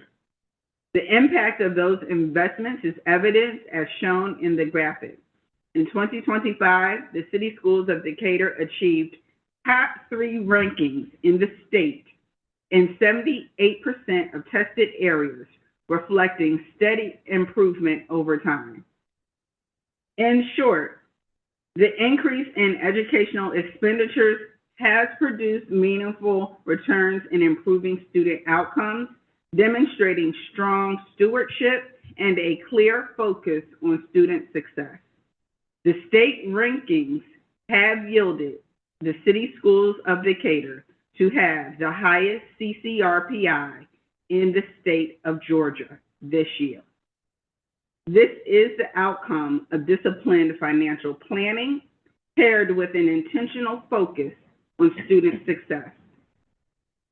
Salaries and benefits make up an average of 88% of the general fund budget. The Board of Education is committed to competitive salaries, as shown by the overall 21% increase in the salaries for all employees from FY21 to FY25. Unfortunately, benefits have increased at an even higher percentage of 38%, and we are anticipating increases in TRS and health benefits once again in FY27. Enrollment has decreased over the last 5 years by 6%, and staff have decreased by 4%. Thank you to the board's support for the finance department. We have really accomplished a lot in the last 2.5 years. We have received clean audits with no findings for FY24 and FY25. To increase transparency and provide stakeholders with a detailed resource to learn more about the district's budget, budget books were presented in FY25 and FY26. Both budget books received national recognitions. Additionally, we have the highest credit rating for a school district of our size with both Moody's Investors and S&P Global. Today, the city manager presented, and we will reschedule the tax commissioner for next month. I also am now presenting the 5-year general fund financial review. Additionally, in March, we will present the use of federal, state, and SPLOST funds, along with the preliminary FY27 budget draft presentation 1. A community meeting for budget questions and answers will be held on March 25th at Oakhurst Elementary. The preliminary FY27 budget draft 2 will be presented in the April board meeting, followed by another Board of Education community meeting on April 22nd at Decatur High School. 2 public budget hearings will be held in May, followed by the tentative approval of the FY27 budget and the tentative approval of the millage rate in May. The final approval of the FY27 budget will take place at the June board meeting, followed by 3 public millage rate hearings and the final adoption of the property tax millage rate in June. And of course, I must say this in my Dr. Lunita Brew voice, another award-winning budget book will be presented in August. That the budget feedback link is open and active. All feedback will receive a response and will be location and with me. We have enhanced the feedback line by aligning it, the feedback link by aligning it to the board-approved budget calendar. This will allow the community to give direct feedback on specific topics that have been presented and on upcoming presentations. I'll be happy to respond to any questions. Can I just circle back to something we talked about earlier with the 4 options of salaries, and then slide 9 with the fund balance percentages? Mm-hmm. To make sure, 1, that I understood what you were saying, Hans, and 2, to make sure I understand what I'm reading. So the recommended fund balance, or the one that we have in policy, is up to 15%. Is that correct? Yes. And right now we're at 23%. Yes. So I realize I'm going to ask this question. It's going to sound absurd, but I look at that and I say, why would we have a problem doing option 2 if we have this percentage of increase in the recommended fund balance? And at the same time, I also understand no one wants us to do anything that would compromise the school district and students' opportunities a year or 2 later, but I really am trying to reconcile these 2 things here. So I think it's a great question, and we kind of, at the public meeting, someone asked, like, what are you gonna do with the one time? Yeah. So the 5% of the budget, which is, in my brain, the gap between where we should be and what we are, is about $5 million. So to lock in $5 million would be to wipe that out in 1 year. And when you do salary, I mean, we're never gonna roll it back. So, like, to that point, it would be very easy to do the $5 million option and not raise taxes on anything for 26, 27, but what that means for 2030 is a little scary. That's the only reason. But if your question is larger, like, well, we've clearly been bringing in more than we can, and I do think we could probably afford a lot more than we are with the current tax. I think whatever it is, it has to be sustainable. One way to think about it is think in 5-year terms. And so the $5 million that we're talking about right now is really a $25 million hit over 5 years, which that is only sitting in one time right there. So you your windows, that, you know, James and Dr. Sultan are exactly correct. We have fairly consistently ended up below expenditures and over in revenue. And when you hear, like, I talk a lot about getting the integrated data systems and allowing us to be much tighter about what we estimate versus what we arrive at. That's exactly why I want these budgets should be coming in very, very tight, not a couple $1 million difference. And that's what those systems will help us do. And at the end of the day, being able to budget that more tightly means that it actually does open up more dollars without there being a tax impact that we can spend on things like salary in a sustainable way. Thank you. Yeah, great question.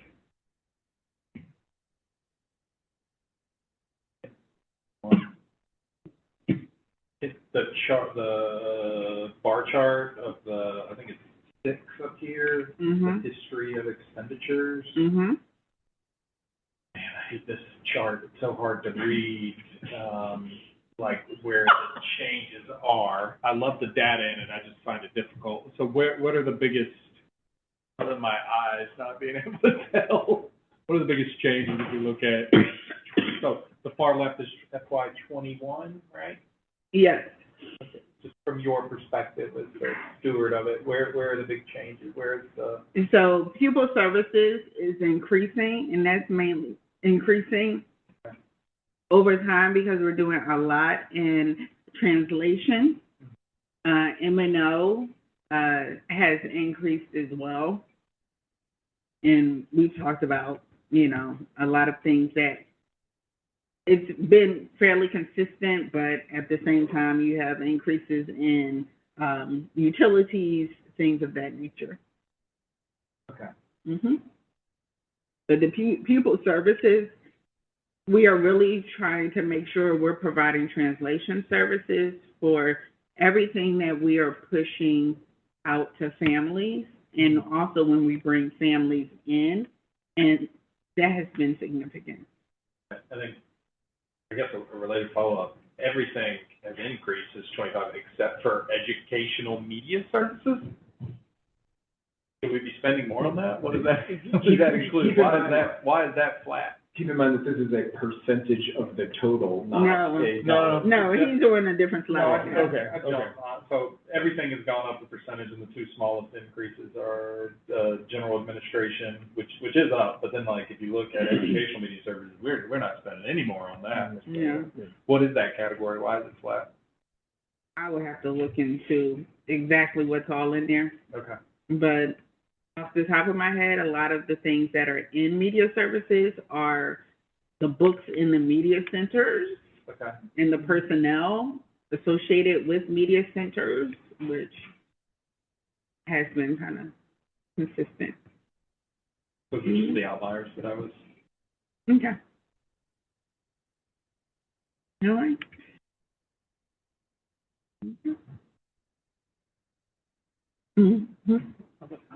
Oh, yeah. Yes, 6:30.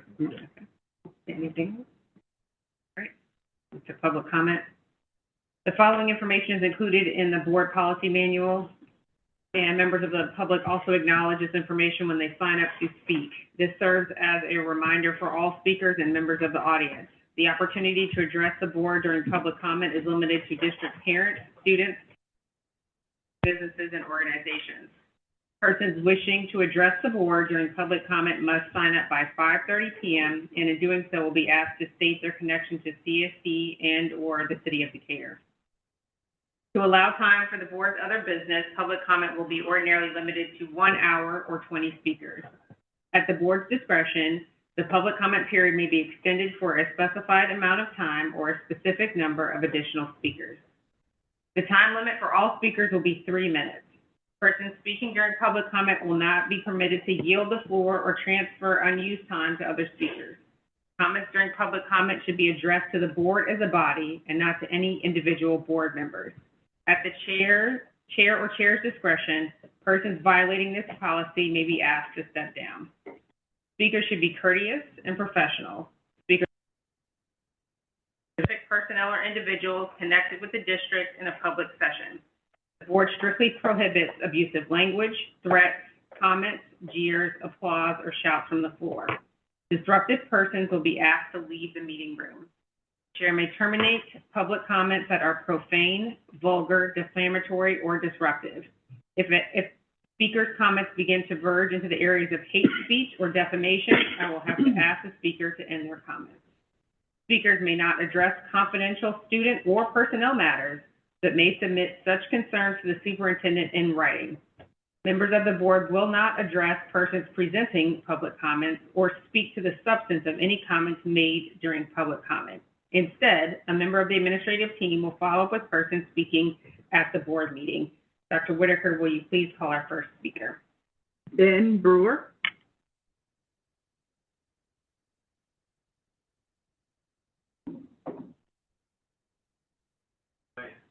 Good to start. All right.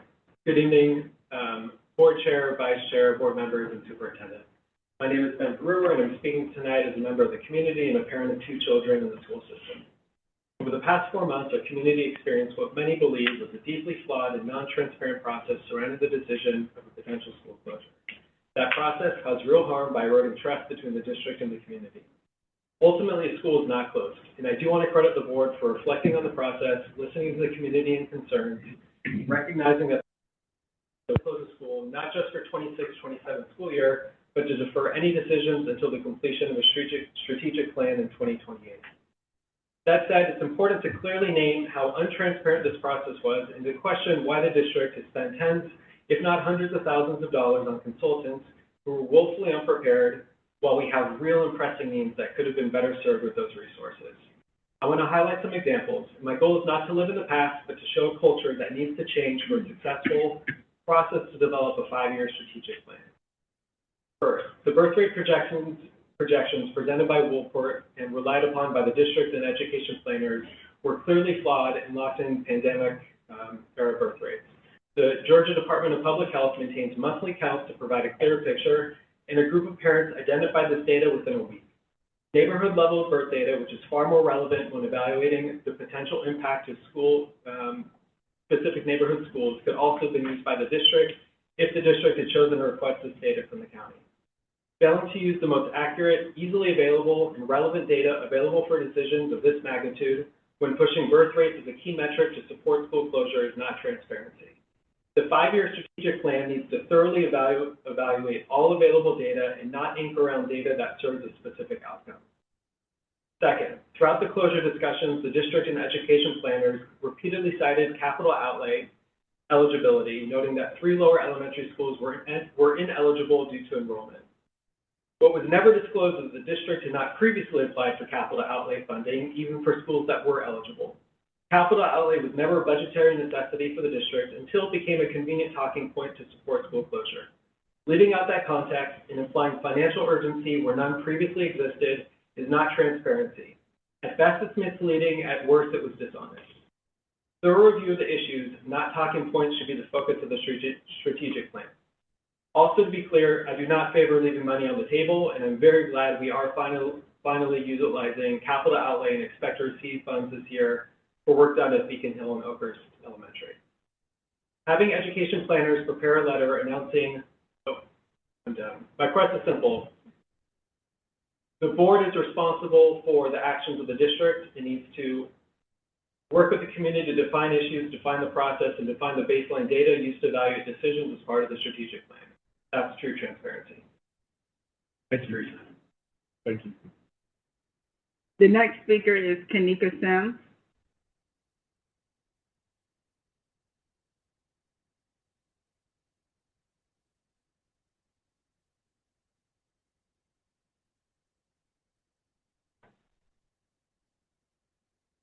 Good evening.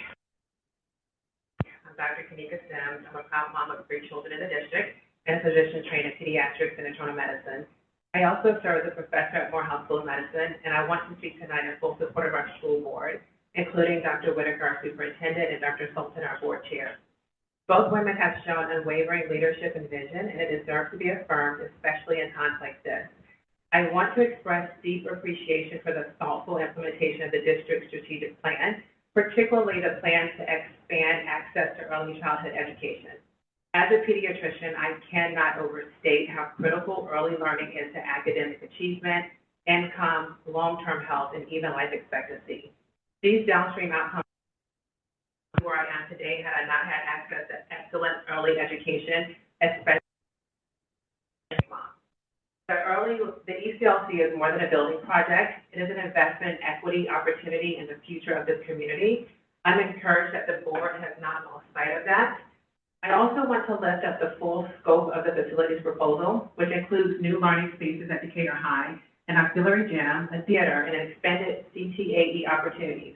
These will provide our high schoolers with meaningful exposure to music, athletics, technical education, all of which are essential parts of well-rounded public education. This board, and Dr. Whitaker in particular, have also advanced academic achievement in concrete, measurable ways. We've seen expanded AP and honors offerings, including the AP Capstone program. We've also seen increases in student growth and mastery across the board. As a parent, I especially want to thank this district for overhauling the grading system. The current model is more transparent, more equitable, and less prone to bias. It allows for retakes, supports mastery, and gives parents a real-time understanding of how our children are doing. That is not performative, that is meaningful. So tonight, I want to be one voice clearly saying thank you all for holding the line. Thank you for staying focused on students, and thank you for doing the work, even when it's hard, and especially when it's loud. I want to encourage the public, don't let a few sensationalist voices online cloud your view of what's happening in our schools. This district is amazing. Our kids are learning, growing, and thriving, and that is enough for the dedication and determination of this current board. We see it, and there are many of us that support you. Thank you. The next speaker is Christy Norman.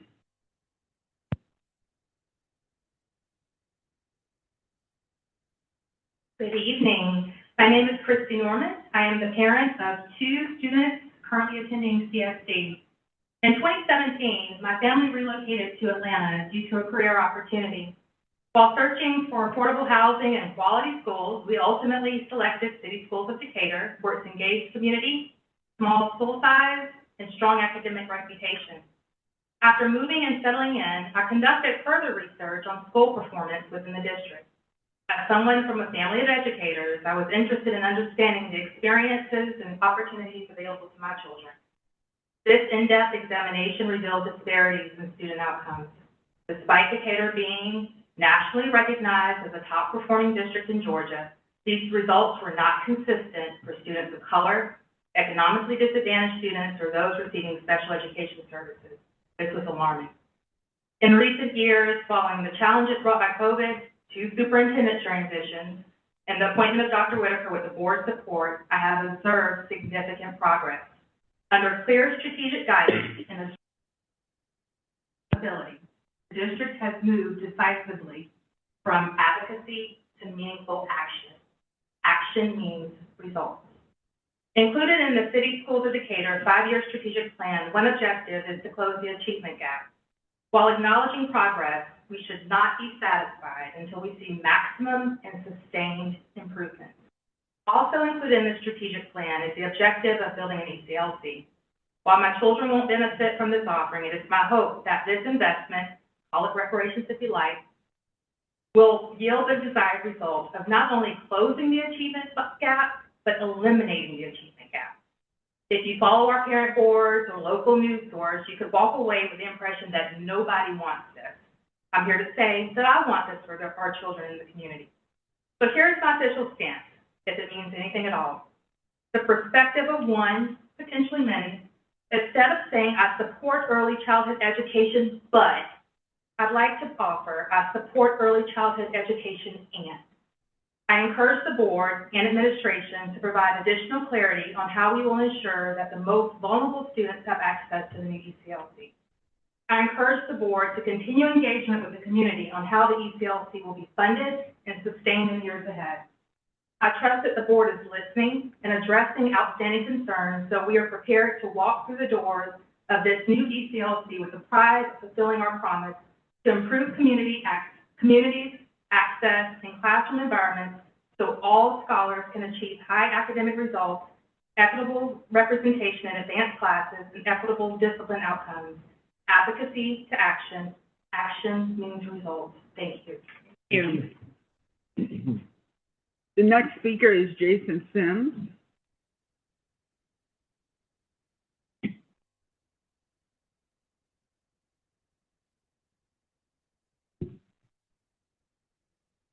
Good evening, everybody. My name is Jason Sims.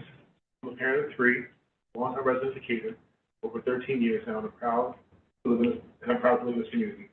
You heard my wife speak earlier, and initially I was asked to come up here simply to just echo her support. But in truth, after doing some research and looking things over very closely, I was very impressed with the results that the district has achieved. And I've realized I want to stand here myself speak directly to you as a neighbor, as a dad, and as a local realtor who's deeply invested in the strength of this community. Because what's happening in City Schools of Decatur deserves to be celebrated. Let me share why. Over the past year, CSD has demonstrated exceptional academic progress that places our schools among the top in the state. And I want to take a moment to just really break that down and celebrate it. CSD now ranks #1 in Georgia for English language arts in grades 3, 3rd, 4th, 6th, and 7th, and 8th. In math, in the state for grades 3 through 8, the top 10 in algebra. When we look at subgroup data in both English and math, most student subgroups are exceeding pre-pandemic levels. That includes our ethnically diverse students and economically disadvantaged students as well. And our students aren't just succeeding on state tests, they're excelling nationally. In 2024, CSD ranked #1 in the state for SAT scores, outperforming the Metro Atlanta area, state of Georgia's national, as well as the state of Georgia's national average. Graduation outcomes show a similar story of growth. Decatur High School's 2025 overall graduation rate included a jump in graduation rates for Black students from 86 to 93%. For economically disadvantaged students, the rate rose from 77 to 90%.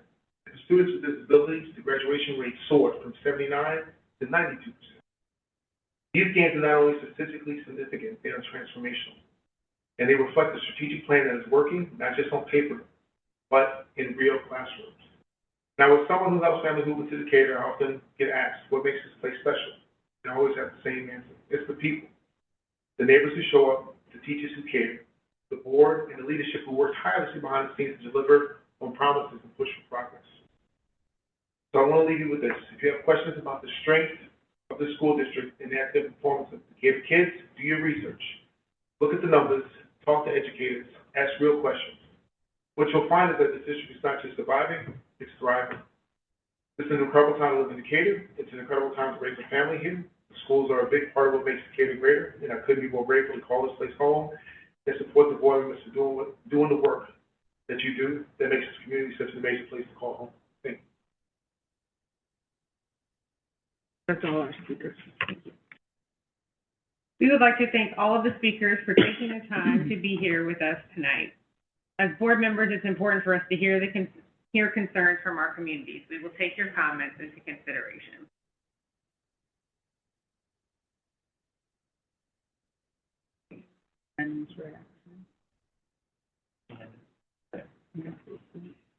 All right, board, we will now move to consent agenda items, which include monthly items such as financial, nutrition, and personnel reports. The first item includes a report. There will be a motion to accept the consent agenda in totality. Dr. Whitaker, do we have a monthly financial report? Yes, Chair Sultan. Good evening. We'll get started again. You want to read it? I can, yeah. You read it. Exactly. It's your favorite agenda item anyway. Okay. It's your number one favorite agenda item. Thank you. Okay, good evening. The December 2025 financial reports and definitions of function codes are located in the Assembly agenda. Do I have a clicker to move on? No, So the Finance Department operates based upon the district's 4 strategic accelerators with a specific focus on Accelerator 4, organizational effectiveness and excellence through financial transparency. For the general fund, as of December, the district, sorry, y'all, this is moving faster than I am. For the general fund, as of December, the district collected 46%, or approximately $7 million of the budgeted revenue, which is the same percentage that was collected this time last year. Expenditures are normal for this time of year. The district had expended 42% of the overall budget, or approximately $9 million this time last year, and the district has expended 41% of the overall budget. The majority of December expenditures are for salaries and benefits, which make up about 86% of the budget. For the month of December, there was a deficit of approximately $2 million, which means the district expenditures for the month were $2 million more than the monthly revenue. Last year, at this time, the deficit was approximately $1.4 million. Approximately $2 million has been deducted from the fund balance, which is normal for this time of year. Overall, year-to-date, there is a surplus of approximately $2.5 million. Last year, this time, there was a surplus of approximately $3.4 million. The surplus of revenue is normal at this time of year. The general fund balance as of December 2025 is $26 million, which includes the current fund balance of $2.5 million and the beginning fund balance of approximately $23.6 million. December revenue for capital funds consisted of approximately $595,000 from SPLOST 6 proceeds and earnings on investments. Approximately $764,000 was expended. $764,000 was expended, which is in line with what was expended last year at this time. The $169,000 deficit was deducted from the fund balance. The district collected 42% of budgeted revenue and expended 48% of budgeted expenditures. Special revenue funds consist mainly of federal, local, and state grants not budgeted in general funds. The district collected 28% of the budgeted revenue and expended 39% of the budgeted expenditures. Reimbursable grants require the district to spend the funds prior to receiving reimbursement. School nutrition revenue and expenditures are trending within the same range as previous years. For the month of December, 41% of the budgeted revenue was received and 37% of the budgeted expenditures were spent. School nutrition operated at a deficit of approximately $41,000, which has been deducted from the fund balance. As of December, the school nutrition fund balance was approximately $1.4 million. This time last year, the fund balance was $1.9 million. I will not be happy to respond to any questions or provide clarification as needed. We will refer that to Dr. Lunita Broom. I can take Is that them it? too. Okay. I can take them too. All right. Thank you, Vice Chair Utz. Any comments or questions from the board? Comments or questions? All right. Hearing none, this item is on to consent. Chair Sultan, may I read the recommendation? Yes, please. I recommend that the City Schools of Decatur Board of Education approve the consent agenda items 1 through 11. Do I have a motion to approve consent agenda items 1 through 11? So moved. Board Member Utz makes the motion. Is there a second? Board Member Earier seconds the motion. Is there any discussion? I'd like to say something. I really appreciated hearing, I always appreciate hearing from the public, which is why I mentioned the number of people who put things in comments. I especially appreciated hearing from the 4 people that spoke tonight, because if I need to synthesize it, my issue earlier and still stands with the construction management. I like the framing of the end. I want to support this, and I want to honor everyone in our community being able to have a voice so that we can make good on this wonderful opportunity. So thank you. anybody, I'm sorry. Oh, I also just wanted to say on that, I, never knew about, the reason for the, choose my words. I thought that, hearing directly, from operations, that presentation about the pricing, and just to summarize, that it was priced to market by square foot, that it's a high-quality facility, on par with, CSC standards, that, of course, there's a lot of inflation recently, and that Parrish specifically has a lot of local expertise. That was really enlightening for me. I just want to make that clear, and I'm really proud of that presentation. Any further discussion on consent agenda? Okay. All those in favor? Aye. Chair votes aye. Any opposed? Me? No. One opposed. The motion carries 4-1. Dr. Whitaker, please introduce the next item. Chair Sultan, I would like to call on Mrs. Amanda Lynch, Chief of Staff, to present 2 policies for second reading. Action. Good evening again, Board Chair Dr. Sultan, Vice Chair Utz, esteemed members of the board, Student Representative Batra, and Superintendent Dr. Gina Whitaker. Tonight we have 2 policies on the agenda for action. These policies are DJE purchasing and DJEA purchasing authority. Both of these policies were revised to lower the threshold for purchases requiring board approval from $100,000 to $75,000. One additional revision has been made to policy DJE purchasing since approved for first read in December. Specifically, the term state administrative rules was included to provide additional specificity in section 4. This section addresses purchases over $100,000 being competitively bid in the exceptions. Policy DJE has been available for public comment since the December board meeting, and policy DJEA has been available for public comment since the January board meeting. There have been no public comments received on either policy. May I read the first recommendation? Yes, please. It is recommended the City Schools of Decatur Board of Education approve policy DJE purchasing for action. Do I have a motion to approve the recommendation of policy DJE purchasing for second read action? So moved. Board Member Utz makes the motion. Is there a second? Second. Board Member Anderson seconds the motion. Is there any discussion? Hearing none. All those in favor? Aye. Chair votes aye. Any opposed? The next recommendation? Yes, please. It is recommended the City Schools of Decatur Board of Education approve policy DJEA purchasing authority for action. Do I have a motion to approve the recommendation of policy DJEA purchasing authority for second read action? So moved. Board Member Utz makes the motion. Is there a second? Second.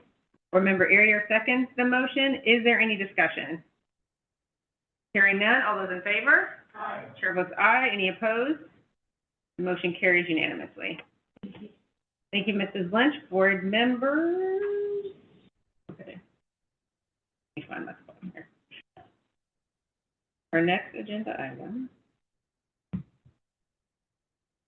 Let's see.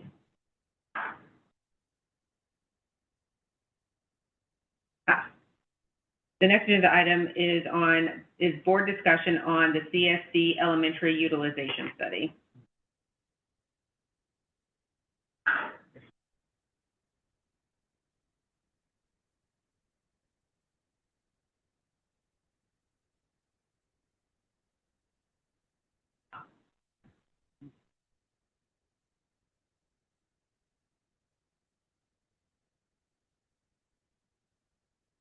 Yeah. What's that? He can come up and facilitate. I'll call on Mr. Adams.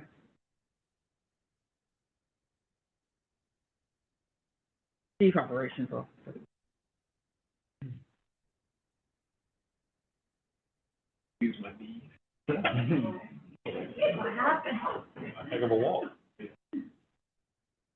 All right, good evening, Board Chair, Dr. Sultan, Vice Chair Utz, esteemed board members, Student Representative Ms. Batra, and Superintendent Dr. Whitaker. Tonight I'm here to discuss the K-2 or elementary utilization study and the next steps. This work really touches all 4 accelerators but it's rooted in accelerated number 4, operational excellence. Excellence in, I'm sorry. Organizational. Back in December, we had an agreed upon problem statement to ensure fiscal responsibility of elementary school utilization by evaluating total and usage and staff resources, all while ensuring sustainability and honoring the unique culture of Decatur's small neighborhoods. That was a problem statement that we agreed upon. What I've done is met with the community, and I've also met with our committee leaders. And what our committee leaders have given me was their true opinion of this process, maybe being rushed, not as transparent, what we heard the speaker say earlier today. And it really caused some pain in the community. And your response was, at first, to the rush, we're going to slow it down, which went over well with the community, which was a wise response. And then your response was, let's define our problem statement, kind of work out some parameters and give some guidance to the committees, which was very wise as well. And I think it went over well, which led me to a committee facilitator meeting. And during that meeting, we had conversations around the building of trust in the city of Decatur. And I took those committee members, those committee facilitators, and dubbed them a name, trust ambassadors. And there's a time where there's some healing that needs to take place in the city of Decatur, inside of the community. And there's a time where we have to build trust. And at the last community meeting, it was very wise very wise comment came out that this is not part of our current strategic plan. And our current strategic plan is a full plan. 16 objectives that take a lot of resources to do well. And as what we heard today, and that's what we know, those 16 objectives are really projecting city schools of Decatur to a wonderful height. So as we finish those 16 objectives in this current strategic plan, there's talk of moving this utilization study to the next strategic plan. And that is the floor or the foundation of tonight's discussion. We discussed what are the next steps.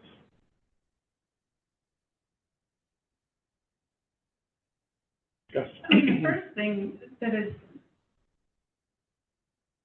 befuddled me is we do a lot of policy liaising. And when you look at our facility expansion program policies, we have 3. One was the naming of facilities in 2022. And I believe it was after I started asking, because of the building of a new facility, where's the 5-year facilities plan? So from the beginning, I've been befuddled by this idea that we would look, we're going to build a facility here, and we're going to study only these facilities, which just a few years ago were facilities housing differently aged students. So I don't understand why we are looking only at K through 2. I have never understood from a long-term facilities planning as we're building a facility and as we have other facilities. So that's my first thought.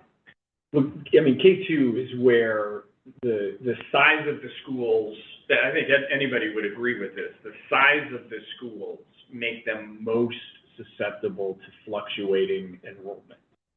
And I think that what we've heard pretty clearly from the community, and I think we were beginning to ask questions along these lines as well, how comfortable are we that we are looking at the new normal of enrollment versus dealing with a hangover from the pandemic? And I don't think we had clarity on that, right? And I think that the community, as we've heard tonight, one of the community members mentioning the data, birth rate information, and things of that nature, I think that that it's hard to know with where we are right now. Projections are limited by their very nature, and you sort of know projections are going to be wrong when they come out. But I think taking the extra time to one, ensure that we have a very clear process, and I think it's also important to note that as a part of the strategic plan, it will be a board-led process. It is not an administration-led process at that point. It is we are creating the strategic plan, driven kind of by us.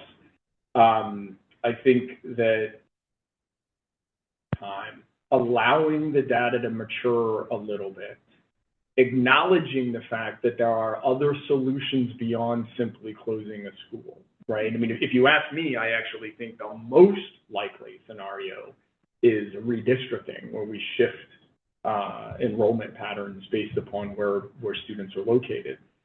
We're already looking into tuition as a backfill, and this is going to be the first year that we've had actually an advertised kind of grown plan. We need to see what happens with that.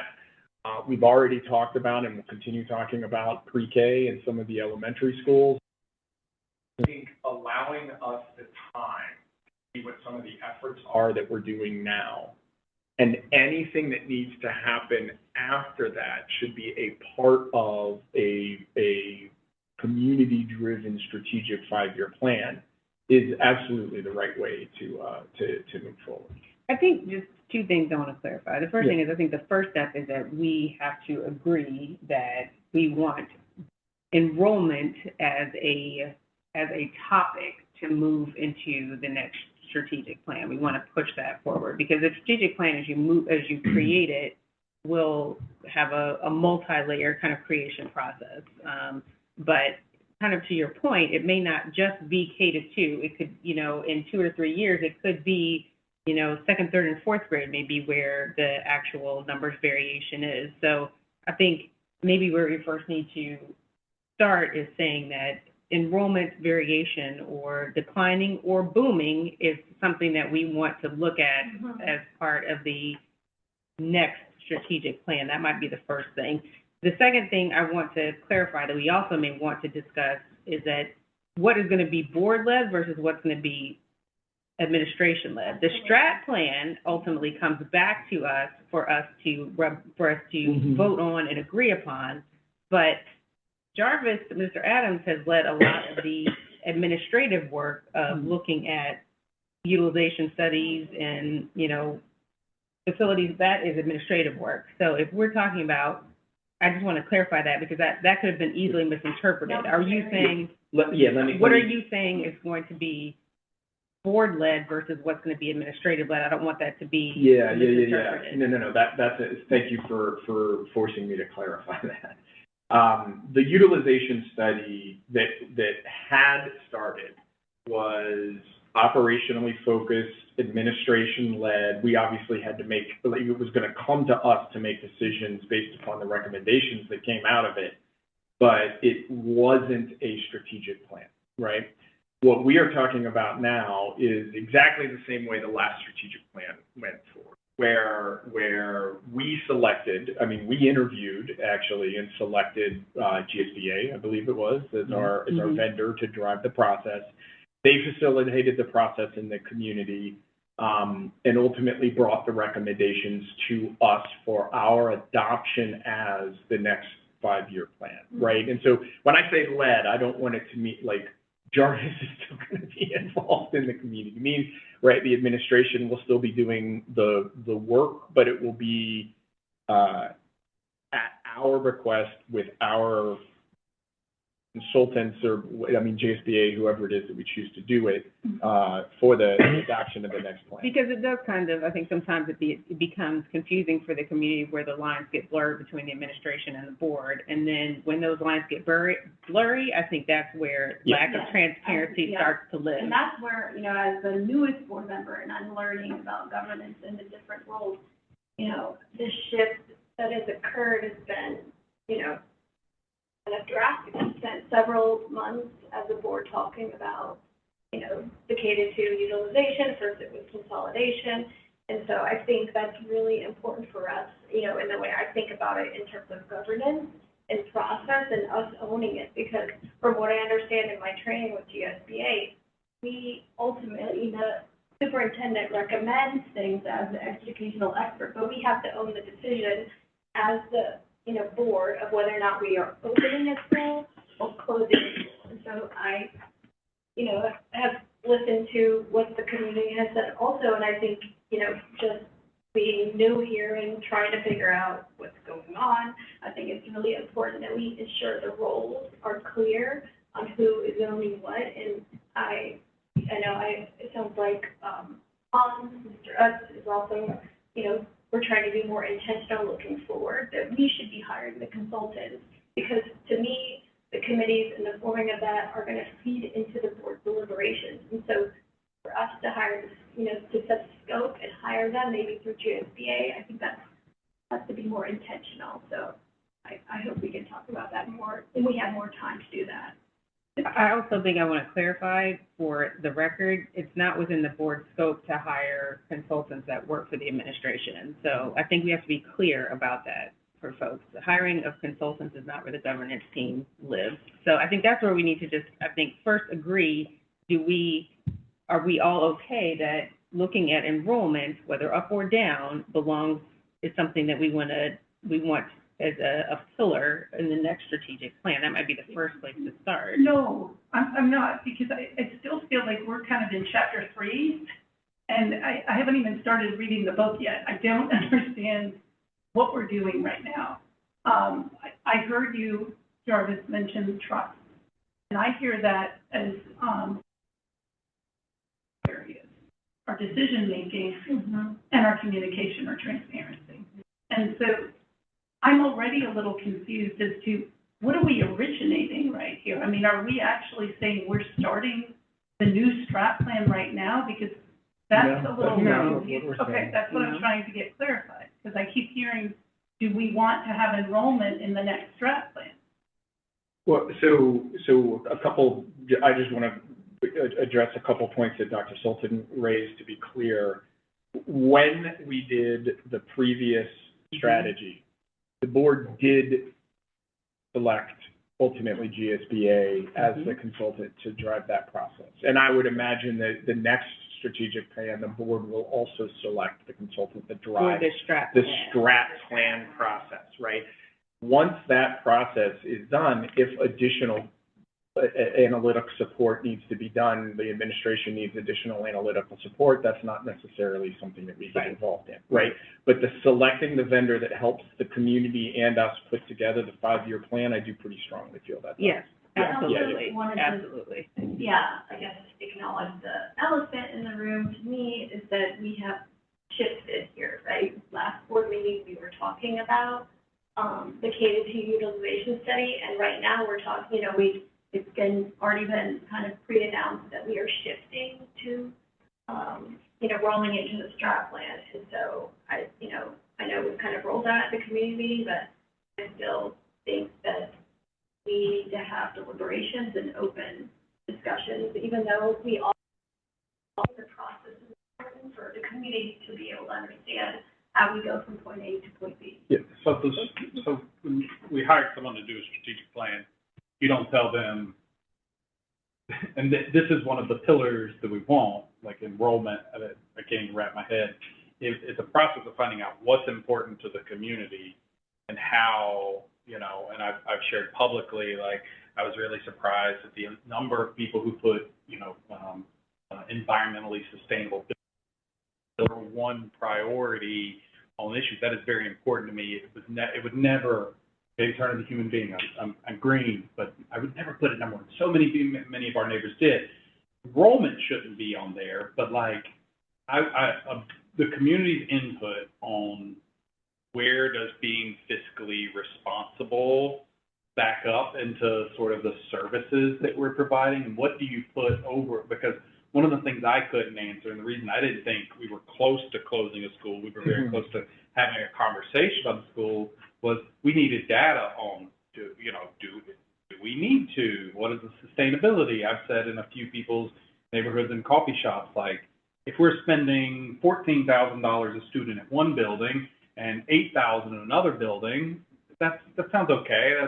What if it's $48,000 at one building and $8,000 in another? I'm not okay with that. I think that starts to make I don't have that number. I'm not prepared to do that number, but like, just the community, where are we? We've had several people speak that are like, we opened Tally and Walkability, like, we were almost intentionally keeping these very small buildings. And no one was like, they're small, so we need to close them. But we do need to, as a board, ask questions about, like, what is efficiency? What is the best bang for our buck? How do we continue to spend $5 million a year to retain the best and brightest teachers? How do we spend more on educational media services? How do we continue to make sure that our athletics are the best and the most well-supported? And it means asking questions about cuts. Dr. Whitaker was not very subtle with it, which is, she was like, you all are saying you want to spend $5 million on teacher salaries. That's gotta come from somewhere. And so I don't know. I would love a strategic plan that almost said, like, the majority of the community thinks these things are worth spending irresponsibly on. These are not, you know. And so when someone complained about, there's a big price if you look at it in that. I'm no parish expert. I'm not breaking down the stuff. There's a bunch of that that is environmental that's built into that, that's a LEED certified building. But if you're building it in Bibb County, where I'm from, none of my neighbors are growing up being like, where are the no flush toilets? It's like not an issue we would spend money on or consider. But I know that as a board member now, having gone through the last strategic plan, that I need to ask those green environmental things. And so, and I've met with people like Mr. Brewer who spoke, was just like, well, part of it is like, we just think as a community it's worth focusing. That's what I would love a strategic plan to do. Where does fiscal responsibility lie? What is the equity gap there? But equity, I'm referencing my example about $48,000 per student in one building versus 8. That's not sustainable. And then just looking communities in the face and saying, like, we've looked at all the alternatives. We were not there. We did not have the data to get there to close a school. I was never going to be comfortable voting to close a school until we got that data. So let's take a step back. All right, strategic plan. What is important to the community? What do we put above and below the fiscal responsibility line? I personally like mental health, that's above the community line. I'm willing to fund that above and beyond what the state provides, you know, but that's me. I would like a strategic plan that says, here's what the rest of the community thinks as well, that's worth funding and overfunding. But I wouldn't go in and say, like, we want enrollment to be decided. That I'm not as comfortable with. Yeah, I'm going to agree with you on that. And I'm going to second that perspective that I know that there was a lot of concern in the community about this, but certainly from my perspective, we were never close to closing a school. We never had the data that would have supported. I was personally probably way too flippant with, like, not watching my language to be like, we need to have the K2 closure conversation. I probably shouldn't have said that out loud. That's very easy to misinterpret, and I apologize for that, and we'll continue to do so. But that's how it started. Agreed. I think that that's a major misstep, and there have been several members that are like, I noticed the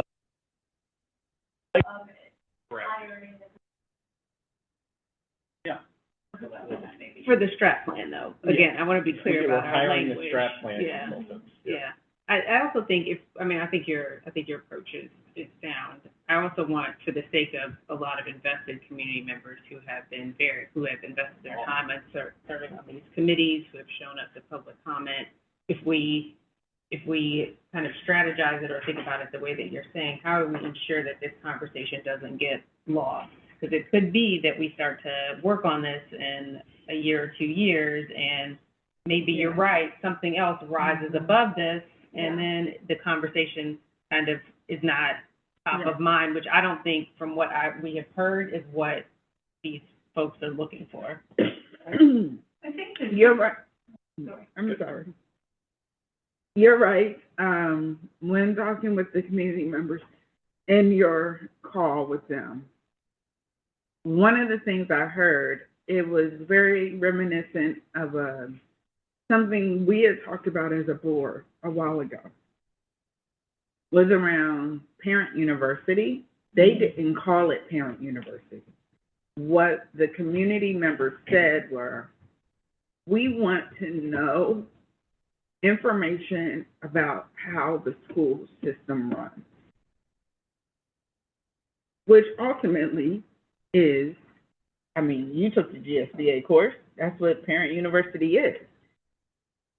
So if the community has an interest in learning how the school system runs,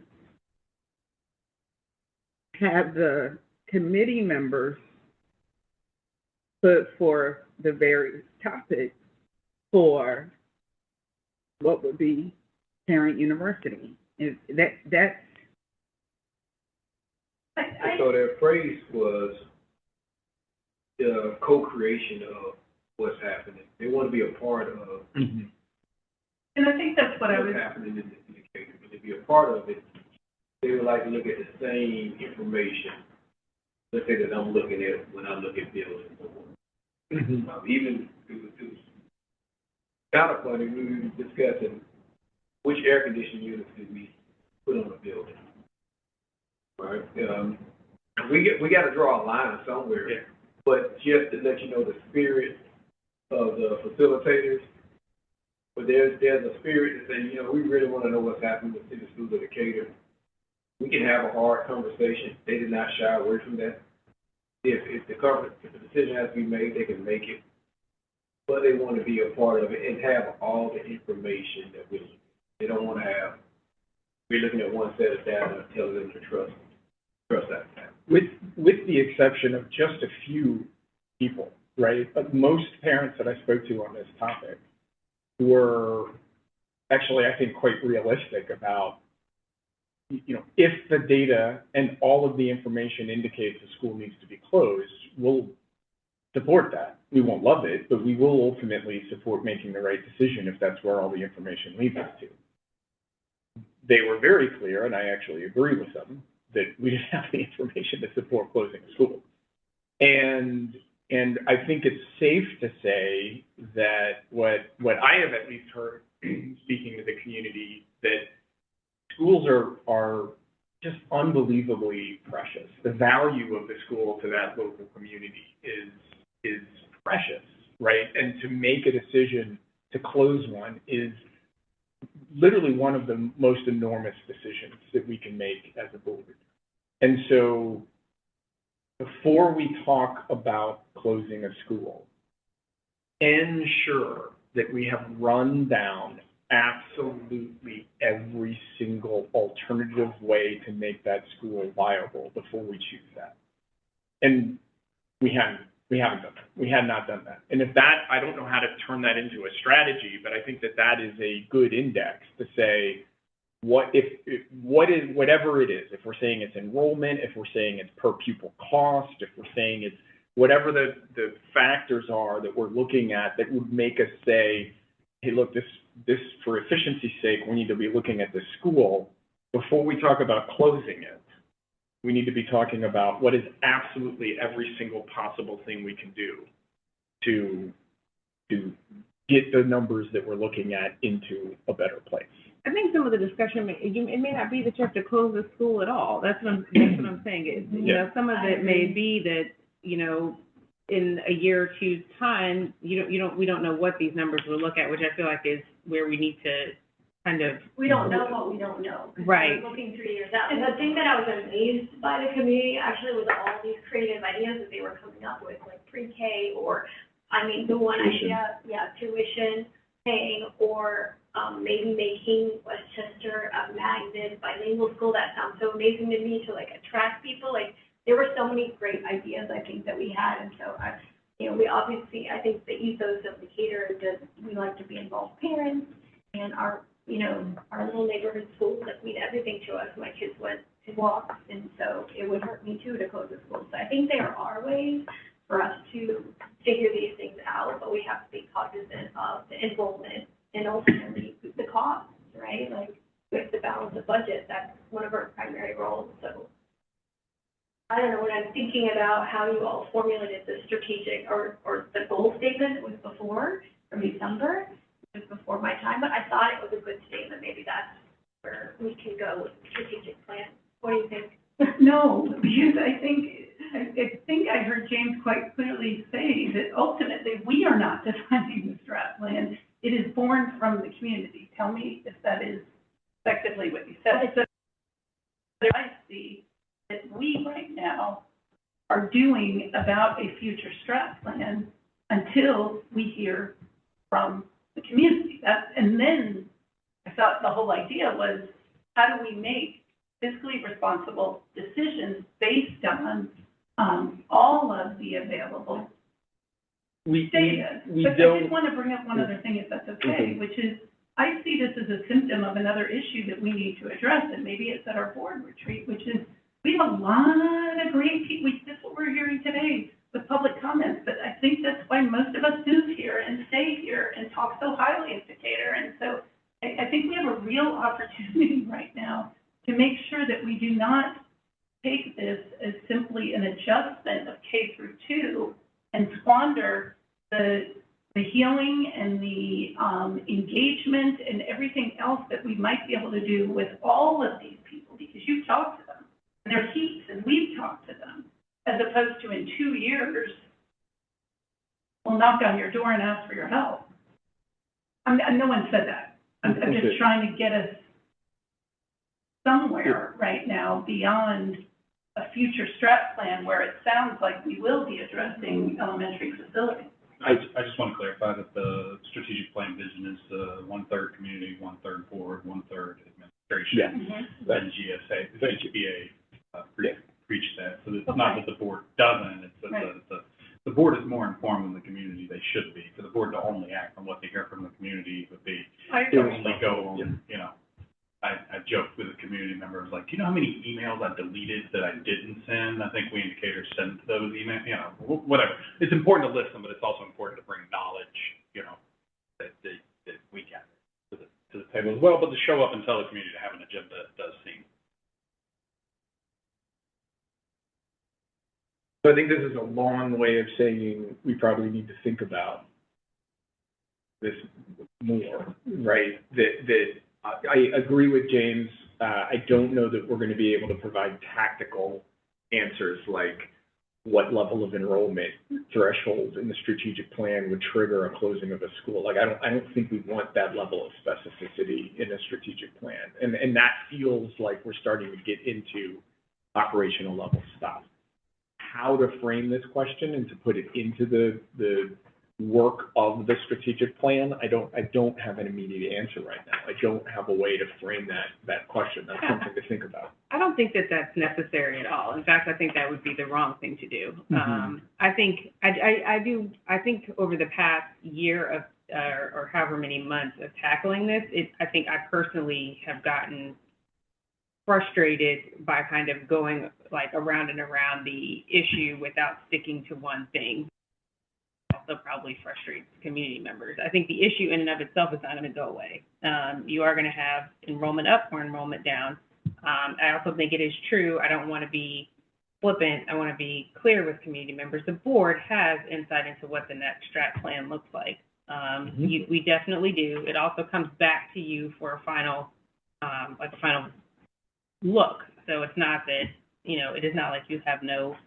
I think if we just keep saying, yes, we'll do this, or, then we'll do that, and then we just don't give people anything with any solid clarity, I think then they get really frustrated. And I think whatever we decide, we don't need to get into the weeds of what data systems we're going to look at and what the execution looks like. I think we just need to settle on kind of a general pathway forward. Even if it is a year or 2 years, I think that's okay, but I think we need to provide some clear reassurance to people that we're not going to lose sight of this. It's not going to fall off our radar. It's not going to get lumped in with something else. And we're going to give it the time and the dedication that it deserves. I think that's what I think that would provide some reassurance. There's some stuff that was on that community list that they are working on that I would love for them to continue to work on, though. That's exactly right. So, like, the ones that jump out and they're like, what is the standard for birth rate that we should be using? What are the studies on that? Like, Ms. Norman, or Dr. Norman, she's a chair of that big working group that sent us an email, and like, here are all of the things that they're continuing. If they continue to work on that and we were armed with that information going into a strategic plan process, I think that would be very cool. If the energy is there for that. Is there a way maybe to arrive at the next steps that brings together both what Board Member Herndon and Dr. Sultan said, as well as what Board Member Anderson said about keeping the community engaged?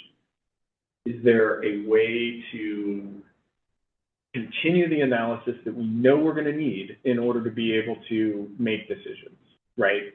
Like the kind of data that we said we wanted and never really got out of ed planners. I think the community has the capability of providing that.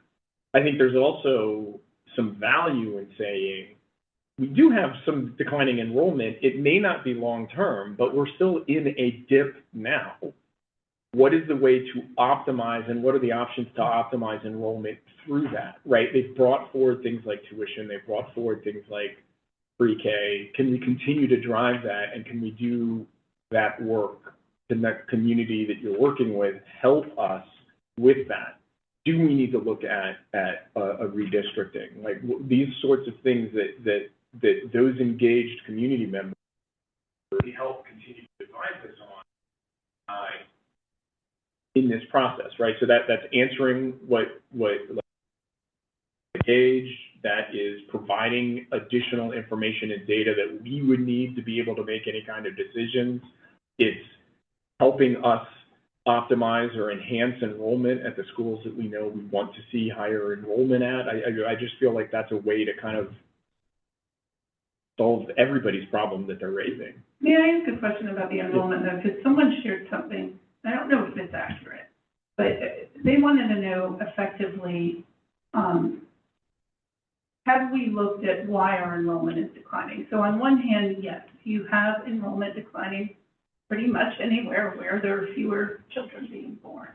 I think they claim Marietta City's enrollment had actually increased. So besides the fact, so I'm back to kind of wanting to understand a little bit more about the data we are using so that while our enrollment has declined, conceivably because maybe there are fewer, houses with children, have we looked at all at the children who may live in Decatur but are not attending CSD schools? Like, do we have a number on that? Because that may be another thing that we just really haven't focused on. Well, I think framing it without an answer, like saying why has enrollment declined, is actually a really great question to get an answer to, right? And I think that this is, there has been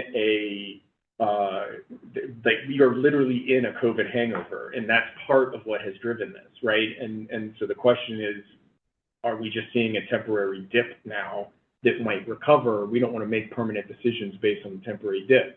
To your point, if they do the investigation and find, yeah, there's a problem with X and Y program, maybe we need to rethink, adjust. I mean, there could be any number of answers that come out of that would drive us to a policy decision. So I think asking the question, why has enrollment declined? And not just saying, hey, there's a 1% decline in birth rates across the country, and we're experiencing that. Now, like, what is the very specific local reason that we're experiencing enrollment decline? And there might be several, I think, would help us in points to answers, or solutions, I should say. Yes, I'm confused now on what the strat plan in the future will do, because it sounds like we pause this, the decision to pause the K-2 utilization and move it into the strat plan, but I don't quite get what the question would be in the strat plan then.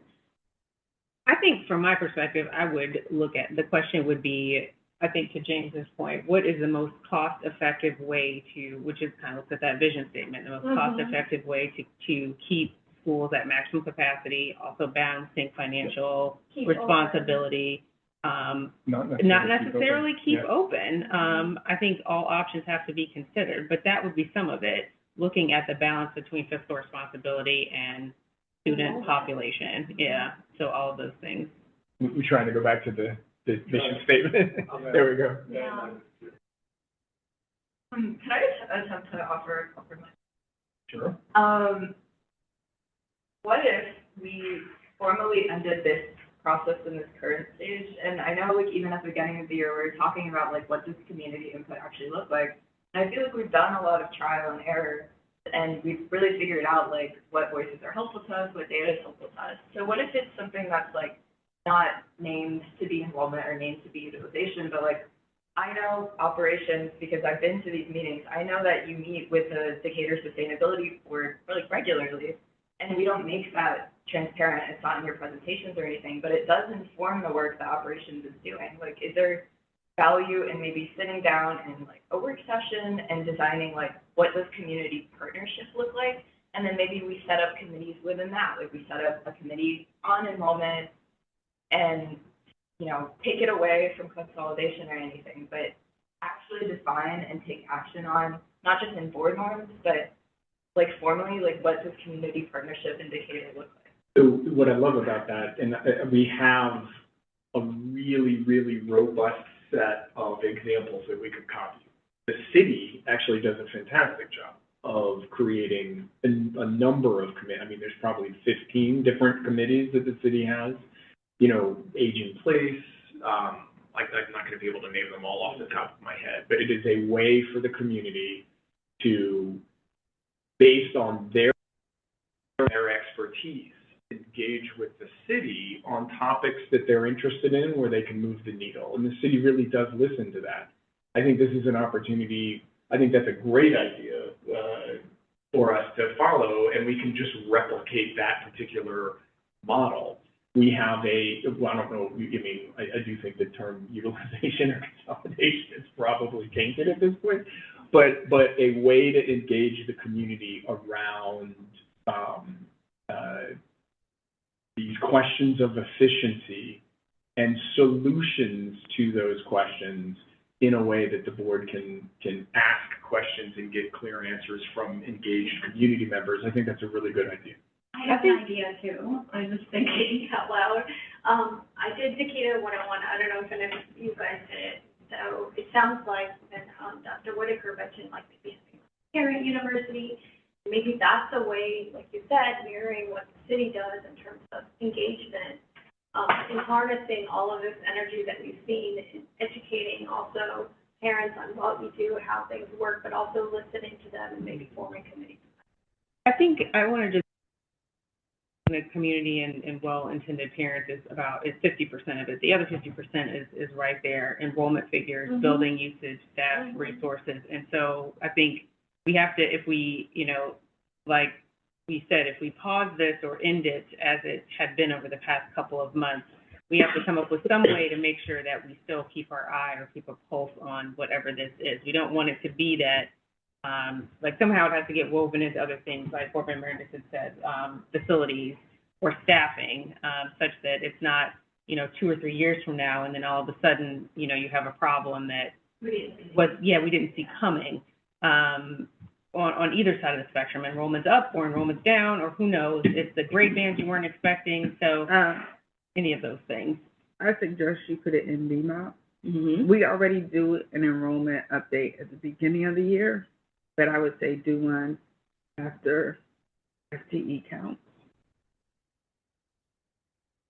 I do like the idea of a school utilization committee that is a standing committee, not a one-time and not to a particular end, but that is meeting on a routine basis, that's capable of looking at all schools, that's capable of engaging with a level of expertise on this particular topic, that is able to serve as an advisor to us, that gives the community an outlet to engage here based on their interests. And I know you don't love the word utilization, but I think that one, at least it does, the charge would be this. Like, that would be the charge of that committee. And maybe we expand it, but at a minimum, this would be the charge of the committee.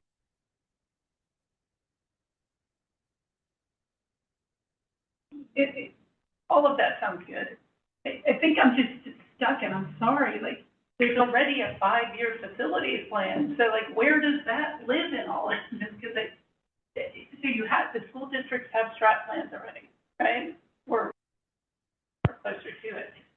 We instituted a 5-year facilities plan in November, so sometimes I feel like we're coming up with some really good suggestions, but ultimately, what are the processes we already have in place? So, as a board, we studied community engagement, I think, for a year and a half now. And so, are we talking about just using the parents and community members who, let's face it, I mean, I would like to think they just showed up because they're good-natured, but they were terrified. And so what are the other things that we're not hearing at times because we're not using a process right now that allows us to know that? So I'm still stuck on what are we doing with our 5-year facilities plan? Well, I mean, so Deciding which buildings to maintain, upkeep, and prioritize. Yeah, that is not a closure question. Five-year facilities plan is a whole different thing around the timing of what capital gets deployed to keep the buildings in good shape. It's different than what we're talking about here. But the end of your point, which I agree with, I mean, maybe that's how you roll it into the strategic plan. Like, what are these? The city has a dozen committees, long-term standing chaired committees of community members that provide engagement, expertise, and access for communication on a range of topics that the city needs help on, right?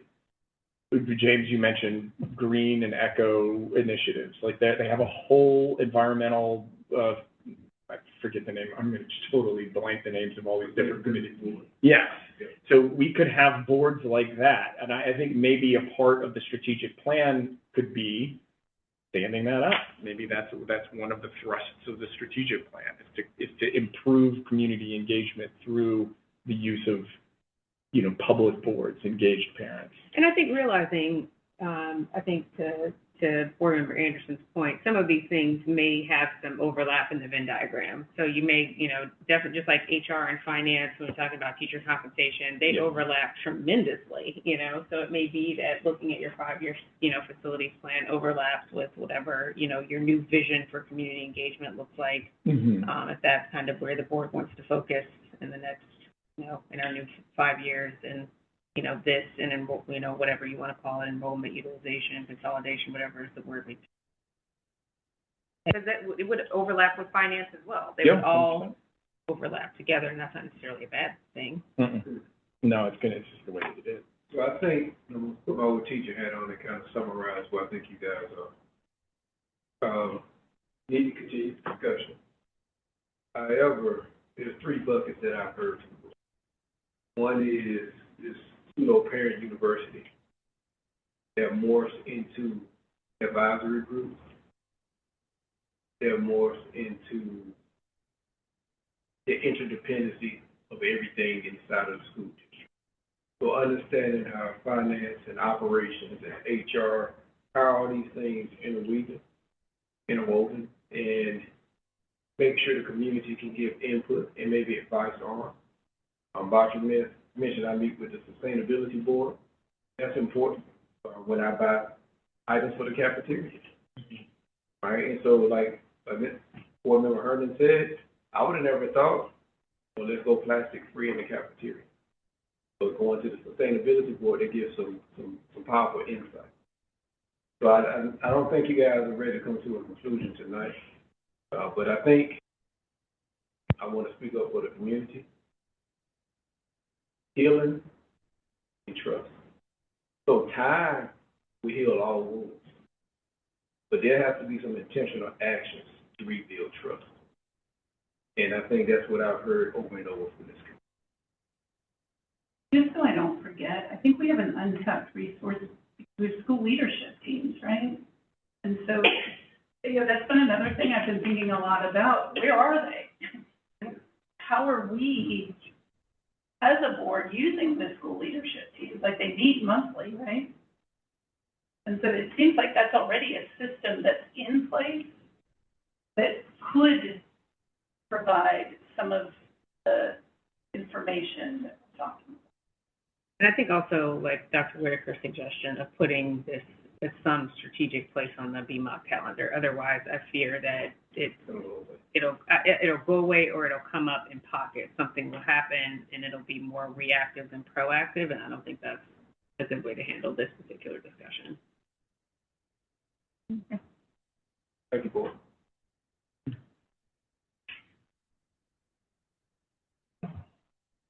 I